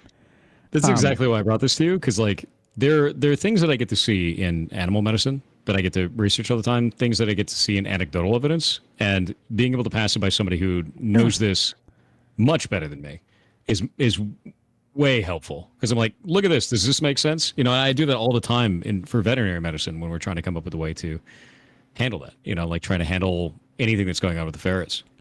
Super common. This is super cool paper though. Yeah, it is very, very interesting. It turns out that I keep a list of these. I could be wrong though, because they say that there's something about the antioxidant nature of melatonin. So I didn't even think about. I missed that one. That was anyway. Yeah, this is super interesting though. But yeah, no, thanks for talking about that. Yeah, no, I love talking about. I mean, I like medicine. Medicine's great. A lot of fun. Just circling back. So I feel like there was one other thing that I wanted to share with you. I know we're kind of off track. That's fine. But just to kind of TLDR for people. So earlier we were talking about like drive and burnout. And we were also talking about this kind of like this third space where your drives come from. So a couple of things, Turiya, self, Atman, whatever. So I think that like the part of the reason that this stuff is easily accessible for you. So one of the explanation from the Eastern system, I'm not saying this is correct, but the way that they would explain that is that you've done some amount of spiritual practice in a past life. That being said, we don't know if that's real or not. There's also some really interesting biological mechanisms of that, which have to do with like epigenetic memory and things like that, that like we can basically inherit memories from our ancestors. So the concept of memory or learnings that come from beyond your life, that's scientifically fact. Instinct is a really great example of that. Like that's like learning that comes from before you were born. So there are sources of transmission of information and competence that can happen before you were born. Yeah. It's really interesting. But I always found that to be interesting too, because it's like you can't just have an animal always act, you know, similar to the other animals like itself, even in isolation where they've never had any type of environmental factors where they've learned from others of their kind and they're still acting, you know, in the same way. It's always quite interesting. You can't have so are you saying that some animals? So like, as funny as this, say you take a ferret, you never show it to another ferret, they're still going to do war dances. They're still going to do all their behaviors, their digging behaviors, all those types of things, an instinctual drive to do those. And yeah. Outside of socialization. Where does that come from? Didn't come from socialization. They didn't learn it from humans. There has to be something that carries over. Yeah. Yeah. So that's a pretty well-known scientific fact. Yep. So the couple of things that, you know, I want people to kind of like take away is first is that I think if we look at your thought process, we see that there are very few egotistical oriented statements. We also see that the inflection point that you describe is actually very consistent with this idea of abandonment of the ego. Now, I think inflection point is a really good word because the other really important thing to understand is that the more that you think in an egotistical way, literally the number of thoughts that you have that are ego related will strengthen your ego. And the less you think in an egotistical, I am bad, I am good, I am a badass, I am grandiose, I am this, I am that. The fewer thoughts you have like that, the less egotistical you will become. So we know that like literally if you take like 1,000 thoughts that you have, the percentage of them that are ego oriented with an I involved will correlate with like a stronger ego in a bad way. And that's just because neurons your neurons will habituate. So like you will have patterns of thinking. You're training yourself. Absolutely. And if you notice this, if you like know people who are like very habitual thinkers, like you can trigger people who will, you know, go on their tirade. Like, you know, I have family members that will go on their tirade about like, so I have a family member who thinks that the younger generation is losing touch with whatever the hell. And so that like all you have to do is like it's like you activate like boomerrant.exe. And then like what you'll notice is that what they say is like, it's like it can be scripted, literally. They can repeat it over and over and over again. And it's not that it's right or wrong. It's just that once the script activates, it'll continue to activate. It's never going to stop. Yeah. And the script of the ego is something you have to be very careful about. And so literally, I think the really cool thing that you're doing, which I think correlates a lot with the success of your community, Thor, is that you are training people to think in a non-egotistical way. Right? Setbacks are setbacks. They're opportunities to learn. There's some stuff about growth mindset and Carol Dweck's work in there. The last thing that I want to talk to you about is, so a lot of people may be wondering, okay, how do I get rid of ego? How do I get access to that third space? So a couple of weird things about that third space. The first is that some people believe that all knowledge comes from there. I happen to be one of those people. So it's kind of weird, but like, because we noticed that the conclusion happens first and then the logic and emotion happens afterward. There's this kind of belief that all knowledge exists in that third space that you have access to. So this is not part of you. This is why we use the word transcendental. And now we've left science completely behind, okay? Or, I mean, there's some scientific arguments that can be made, but they're not, I don't think they're anywhere near convincing enough. It's like you can MacGyver it together and it may be correct, but we're far from any kind of scientific proof of what we're talking about now. Mm-hmm. So all knowledge exists in this kind of divine collective consciousness weird thing. And when we tap into that is when we get these right answers. So the less ego we have, the easier it is to tap into that. And the really interesting thing is that the text that I happened to read the night that our stream got flubbed was talking about particular techniques to directly tap into that. So this text is specifically about, there's many complicated ways to tap into it. You can do yoga, you can do pranayama, you can do different kinds of meditation practices, but there are direct ways to get on, like tap into it just directly without all of these steps. And the essence of that is, it's going to sound weird, is in the in-between spaces. So if you pay attention to your experience of life, what you will probably discover, what I've discovered, what a lot of people I've worked with have discovered, is that, you have a thought, and then you have a thought, and you have a thought. And then you can also have an emotion, you can have an emotion, you can have an emotion. But if you pay attention to your mind, there is a quiet space in between thoughts. There is a quiet space in between emotions.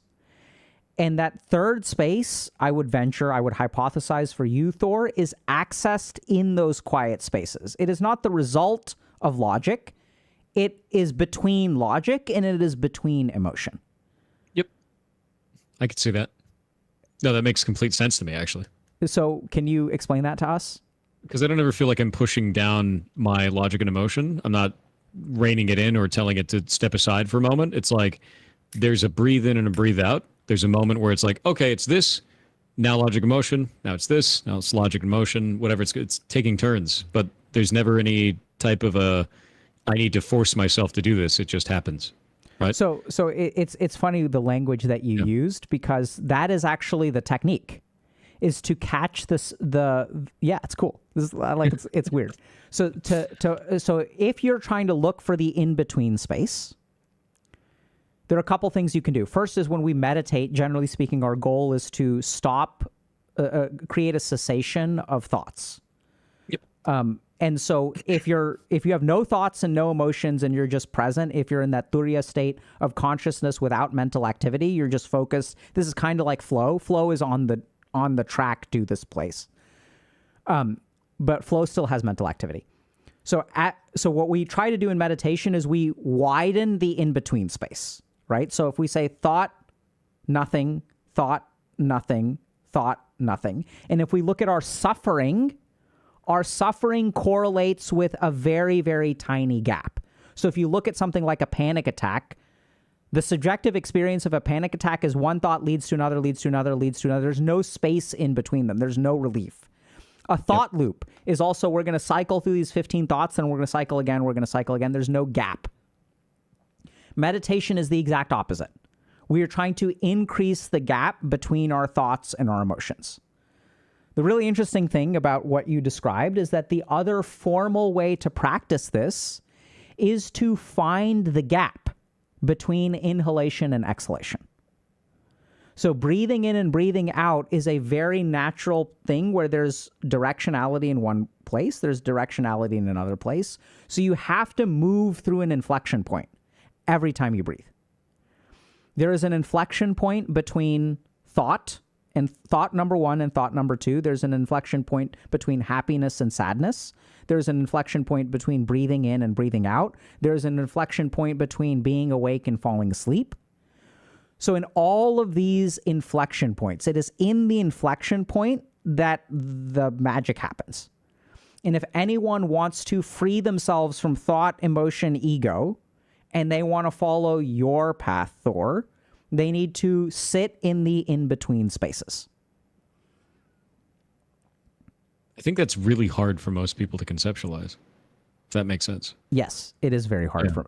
So the tradition that I'm drawing from is Shambhava Yoga, which is a very, very rigorous and difficult technique. So it is like straight onto the highway, so it's hard to do, but it is absolutely possible. They also describe it as a choiceless awareness. So choice, and this is where, like, I don't know, I think this will resonate to you as well. Like, you don't really make a choice.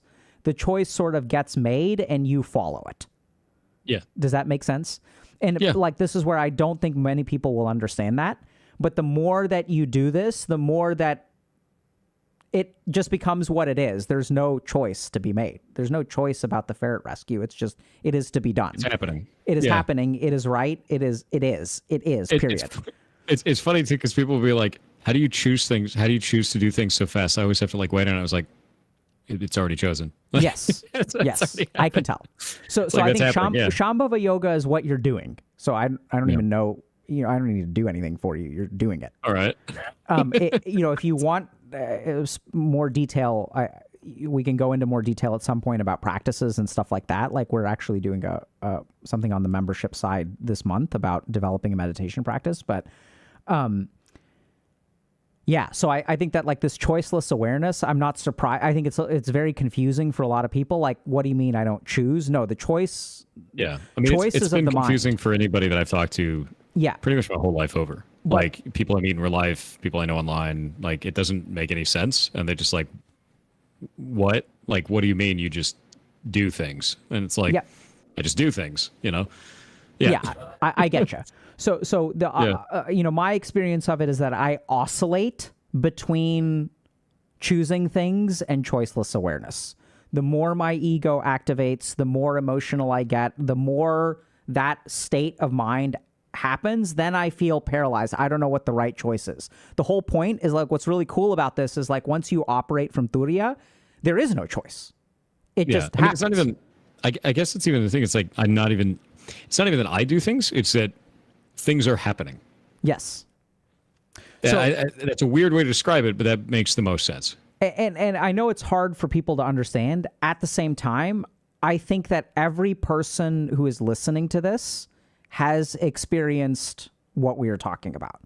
They have had a moment in their life where things became clear, and then it was how do we make this happen, as opposed to right choice, wrong choice. Or it wasn't about it being the right choice or the wrong choice. You abandon the concept of right or wrong, and you just do the thing.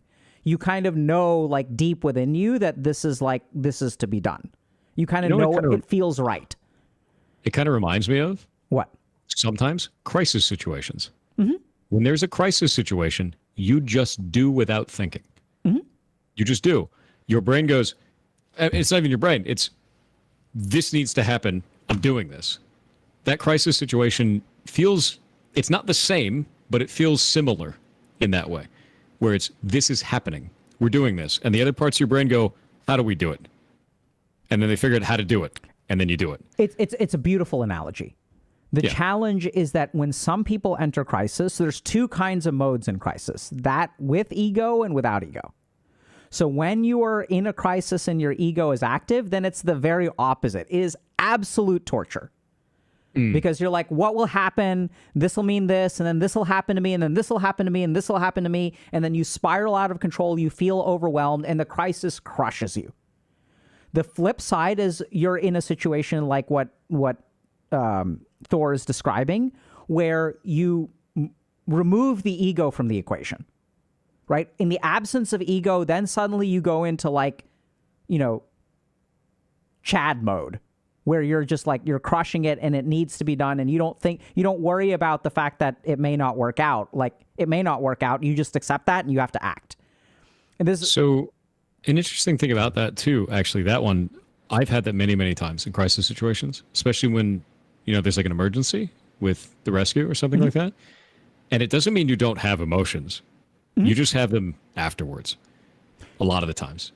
I've found where it's like, I need to put this one to the side because it's going to cause a problem right now. And it's like, I've decided, this is what needs to happen. We figured out how to do this. And if I break down right now, none of this is going to work. So it's like, in this instance, I need to wait, right? This needs to wait, whatever that is.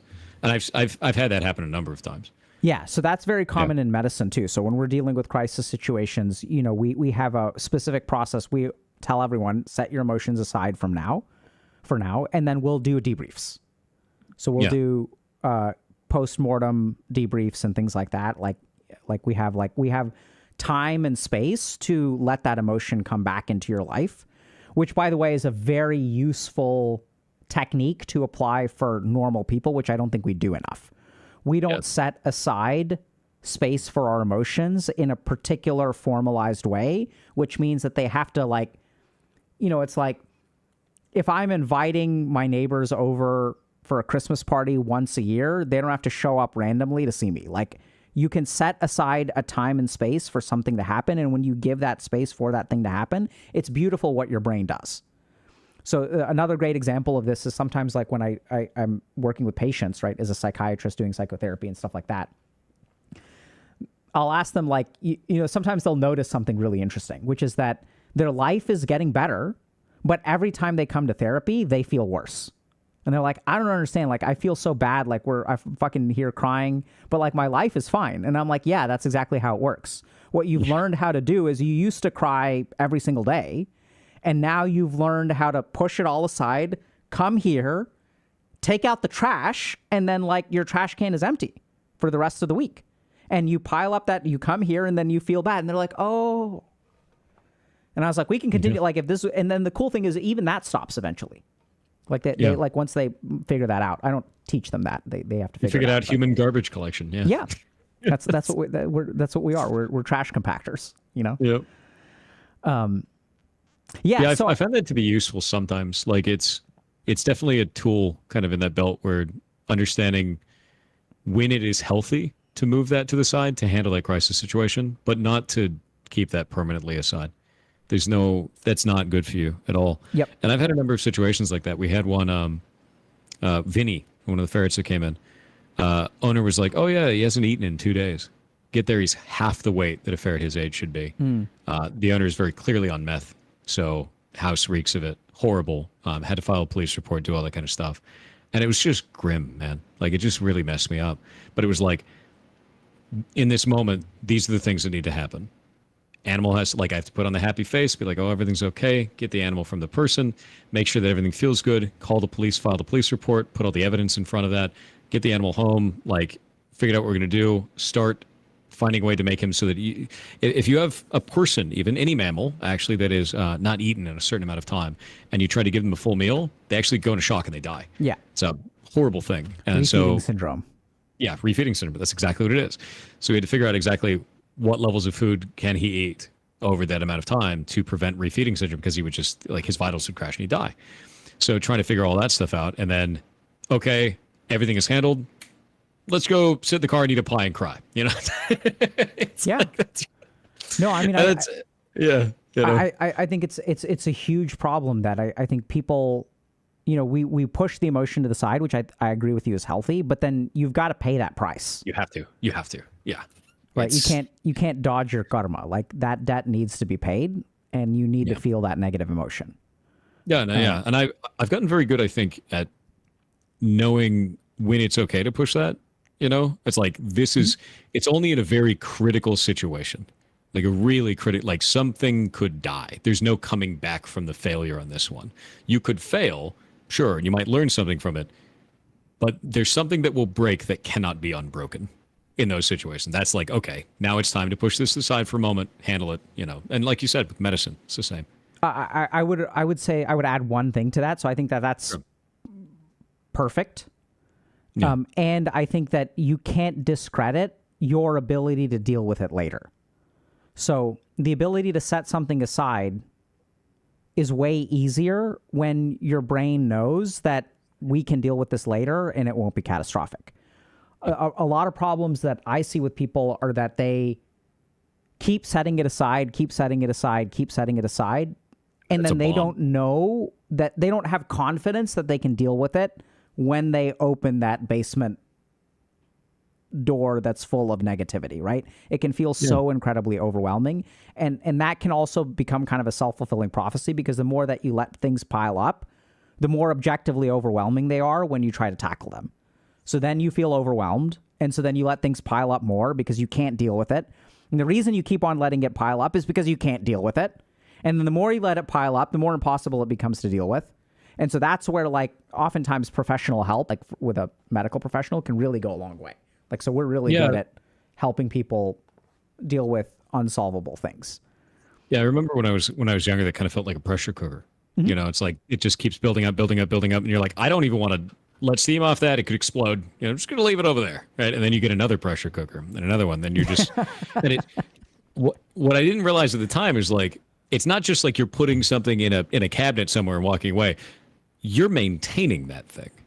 There's energy that goes into keeping that pressure cooker pressurized, right? Every day you're like, I'm just going to spend, maybe I'm only spending 5%. Well, maybe it's only 10%. Maybe it's 15%, until you're just buried with this spinning plate maintenance that you have going on. And then you don't know what to do with the damn thing, right? And that's, I've felt that before in my life. And I basically got to a point where it was like, you have to let the pressure off, and just, sometimes that's awful. Sometimes it's horrible going through that. But if you don't, then you're going to be maintaining that and paying taxes on it all the time. Absolutely. You know? It's debilitating. So one of the three biggest willpower drains is emotional suppression. So the more emotions that you're constantly suppressing, like, it's amazing how people don't realize. So people will, like, look for motivation. They'll look for drive. They'll look for passion. They'll look for, like, discipline. And literally, like, all you need to do is unburden yourself of all of your emotional suppression, because just the maintenance, it's like your inventory is full and then you can't loot anything. Like, you're like, how do I pick up this nice epic piece of loot? You can't, because everything's full. Yeah. So maybe that's not the best analogy, but, like, there's a maintenance cost. Huh? Yeah. It's like endless dailies, so you don't get the raid. Sure. Yeah. Yeah. Same kind of a thing. Right? Yeah. You're just grinding for the same old crap and not really making progress. And you just have to unburden your mind. Yeah, no, it makes sense. I think that's the scariest thing too, is that moment when you realize, like, oh, it's coming out and there's nothing I can do about it now. And, like, that's a scary thing, especially if you haven't practiced that. Mm-hmm. You know, you haven't gotten used to feeling those types of emotions, or even the fear of allowing yourself to feel that way, or looking vulnerable to others, not realizing that that's okay. And even then, the idea that maybe you do make yourself vulnerable to somebody else and you do let those emotions out and they reject it. You know, there's so many fears that go along with that. And I could totally get that. And yeah, that's just like everybody else. I went through the same things throughout my life. Like, I've gone through the exact same things, and I've just kind of learned that it's okay, right? It's okay to just be like, I'm gonna have a shit time for a minute. You know, it's fine. No, I think that even the language of going through something. So I think so many people get stuck because they avoid going through something. They try to prevent it. They try to avoid it. Yeah. They try to keep it from hurting. They try to practice in secret or solve all their problems so that they don't have to go through it. Yeah. You know, I'll see this a lot with, people who, like, just move from one relationship to another and just can't tolerate, like, being on their own for some amount of time. And, like, sometimes you just have to go through it. But the whole point of going through it is you end up on the other side, but you can't end up on the other side until you go through it. Yeah. I think the one caveat to that is I found you have to avoid circular thinking in that, where it's like, this is bad, so everything's going to be bad, because this is bad, so everything's bad. The moment you start feeling those emotions, it's really easy to be like, everything is awful. And it's like, no, you can feel these so that later you don't have to feel them in the same way, or they don't have to define who you are. You don't have to spend the maintenance on that anymore. You can be different afterwards, and that's okay. You know, like, that was something that I had to work through as well, was, like, realizing, like, it doesn't define who you are as a person. You know. Yeah, so I think there's a very important thing there about, see, when we experience negative emotion, what really screws us is the identity-based conclusions that come from a temporary elevated emotion. Yep. So like when we feel a lot of negative emotion, we can form a conclusion. And then the problem is that conclusion stays with us, even when the emotion goes away. So that's where, like, you know, and I think you're speaking to, you maybe used to do that more and now you do it less. Oh, yeah. You recognize that even if you have negative thoughts in this moment, those negative thoughts are not necessarily true for all time. They don't make a determination about you. Yeah, that doesn't hit me like that at all anymore. I think when I was much younger, it was like, yeah, I mean, I think everybody has those thoughts growing up, though. It's like, oh, no, they don't like me. My whole life is over. Yeah. You know, like, I got an F. My whole life is over. It's like, I think as you get older, you realize very quickly, you're like, maybe that permanent record really wasn't that big of a deal. You know, it's like, maybe I'll still be a person afterwards, and it doesn't really define me, you know? I love that phrase, permanent record, because like we get terrified. I remember being terrified too of stuff going on my permanent record, but I don't think anyone reads the permanent record. Like no one reads the permanent record at school. Like I don't know. What on your permanent record? It's like, you know, it's like when you apply to university. Like I thought they were going to send my permanent record, but you literally just request transcripts. Yep. That's it. Yep. It. There's no transmission of the school is too dysfunctional. And the university doesn't have the administrative bandwidth to look at everyone's permanent record. Or so, you know, it's like, it's weird. I mean, sometimes you can get stuff like in med school and things like that. You've got certain, you know, yes or no questions and jobs where they ask you, like, have you ever broken a law or whatever? But yeah, I think it's like one of the biggest skills, and I think it's a skill that has to be learned. So the other challenge is that people can look at you and they can say, oh, like, I wish I was like Thor, but you're a finished product. You're not, or somewhat finished. Your version 2.0, let's say. Full release. Right? And that's a skill. The ability to separate, tease apart, I am feeling this way now versus this is like an ego-based conclusion that I carry with me is like, that's huge. So just feel the negativity and wait 24 hours to form conclusions about yourself. That's what I would like strongly recommend. Yeah, I mean, to be real with you, I don't even see it as like full release or anything like that. Like, I'm going to be learning stuff the rest of my life. And that's a pretty cool place to be. Mm-hmm. Like quite frankly, it's neat. And the way that I generally see it is me as a person gets to learn who me as a person is over the rest of my life. And that means I get to learn about the things that I'm good at, learn about the things that I'm bad at, learn about things that I can improve, learn about things that, you know, maybe I don't want to do. And I get to be along for that ride. That's a pretty cool story, man. And I don't even know what it is yet. So I get to read it the whole time. That's how I've always felt about this stuff for a long time. And it's neat because it's like it's all discovery. The whole thing is discovery, you know? Yeah, I really enjoy that. Yeah, I'd strongly encourage you, Thor, to spend some time in the in-between spaces because I think that's where some of the coolest discovery happens. Oh, yeah. No, I totally understand that. It's funny when the way that you were describing that is something I like to do quite a lot is just kind of take away any type of tasks that I have, take away any type of social obligation or technology or anything that's in the way, and just kind of let myself think about stuff. And I find that that's kind of rare in today. There's too much doom scrolling, and like I have to stay on social media, and I have to do these things like and then you do that until you pass out, and you wake up with your phone stuck to your face. You know, like just giving yourself even just 20 minutes a day to just stare into the middle distance and figure out who you are is crazy beneficial. I completely agree. So I think we see that. It's interesting you bring up technology because technology is destroying our in-between spaces. I completely agree with that. It is taking away, more than anything else, it is taking away our time with ourselves. Yeah. So what I really love doing, and like one of my best productivity hacks, is pacing. Like not listening to music, not listening to a podcast, just pacing. When I don't feel like working, I get up and pace, and then oftentimes when I'm done pacing, I'm ready to work. And it's kind of funny because I think there's a number of people that do that in video games, as odd as that is. Like run around in a circle in Dalaran. They're not really doing anything. They're just kind of like running around in a circle in Dalaran doing nothing, right? Not thinking about anything. That's a common thing. Yeah, pacing in games is a very common thing. How many of you guys ran around in a circle in Dalaran or Orgrimmar or Stormwind? There's so many. The city is huge, though. They just pay. Just running in a circle. And Look they at all the don't people do in chat. anything? Nope. They're not even waiting for a raid. They're not waiting for anything. It's just like, I'm just going to run around in a circle. There's a lot of people that do this. It's very common behavior. I've done it too. I've never done that. You'd be really surprised. Like how many people have done it. That's really common. All of chat is saying that they do it. Yeah. So what's going through your head? Are you like nothing? Sometimes nothing. Wow. You're just kind of gone, and you're just like, I'm just going to run in a circle for a little bit.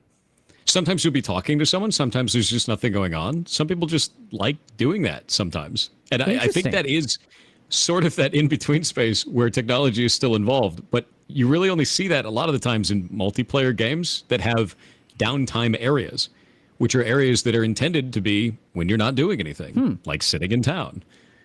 It's kind of interesting. That's so wild. Yeah, WoW therapy, exactly. GTA 5. Yeah, people are talking about the same thing.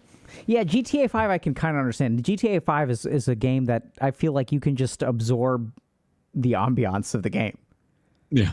Pre-game Overwatch. That's another good example. It's just that jumping back and forth, left to right, that walking in a circle in that area. It's areas where there's it's areas where there is no objective, and you are not currently tasked with doing anything, and you just kind of turn off for a little bit. That's really interesting. Do repetitive action. Yeah.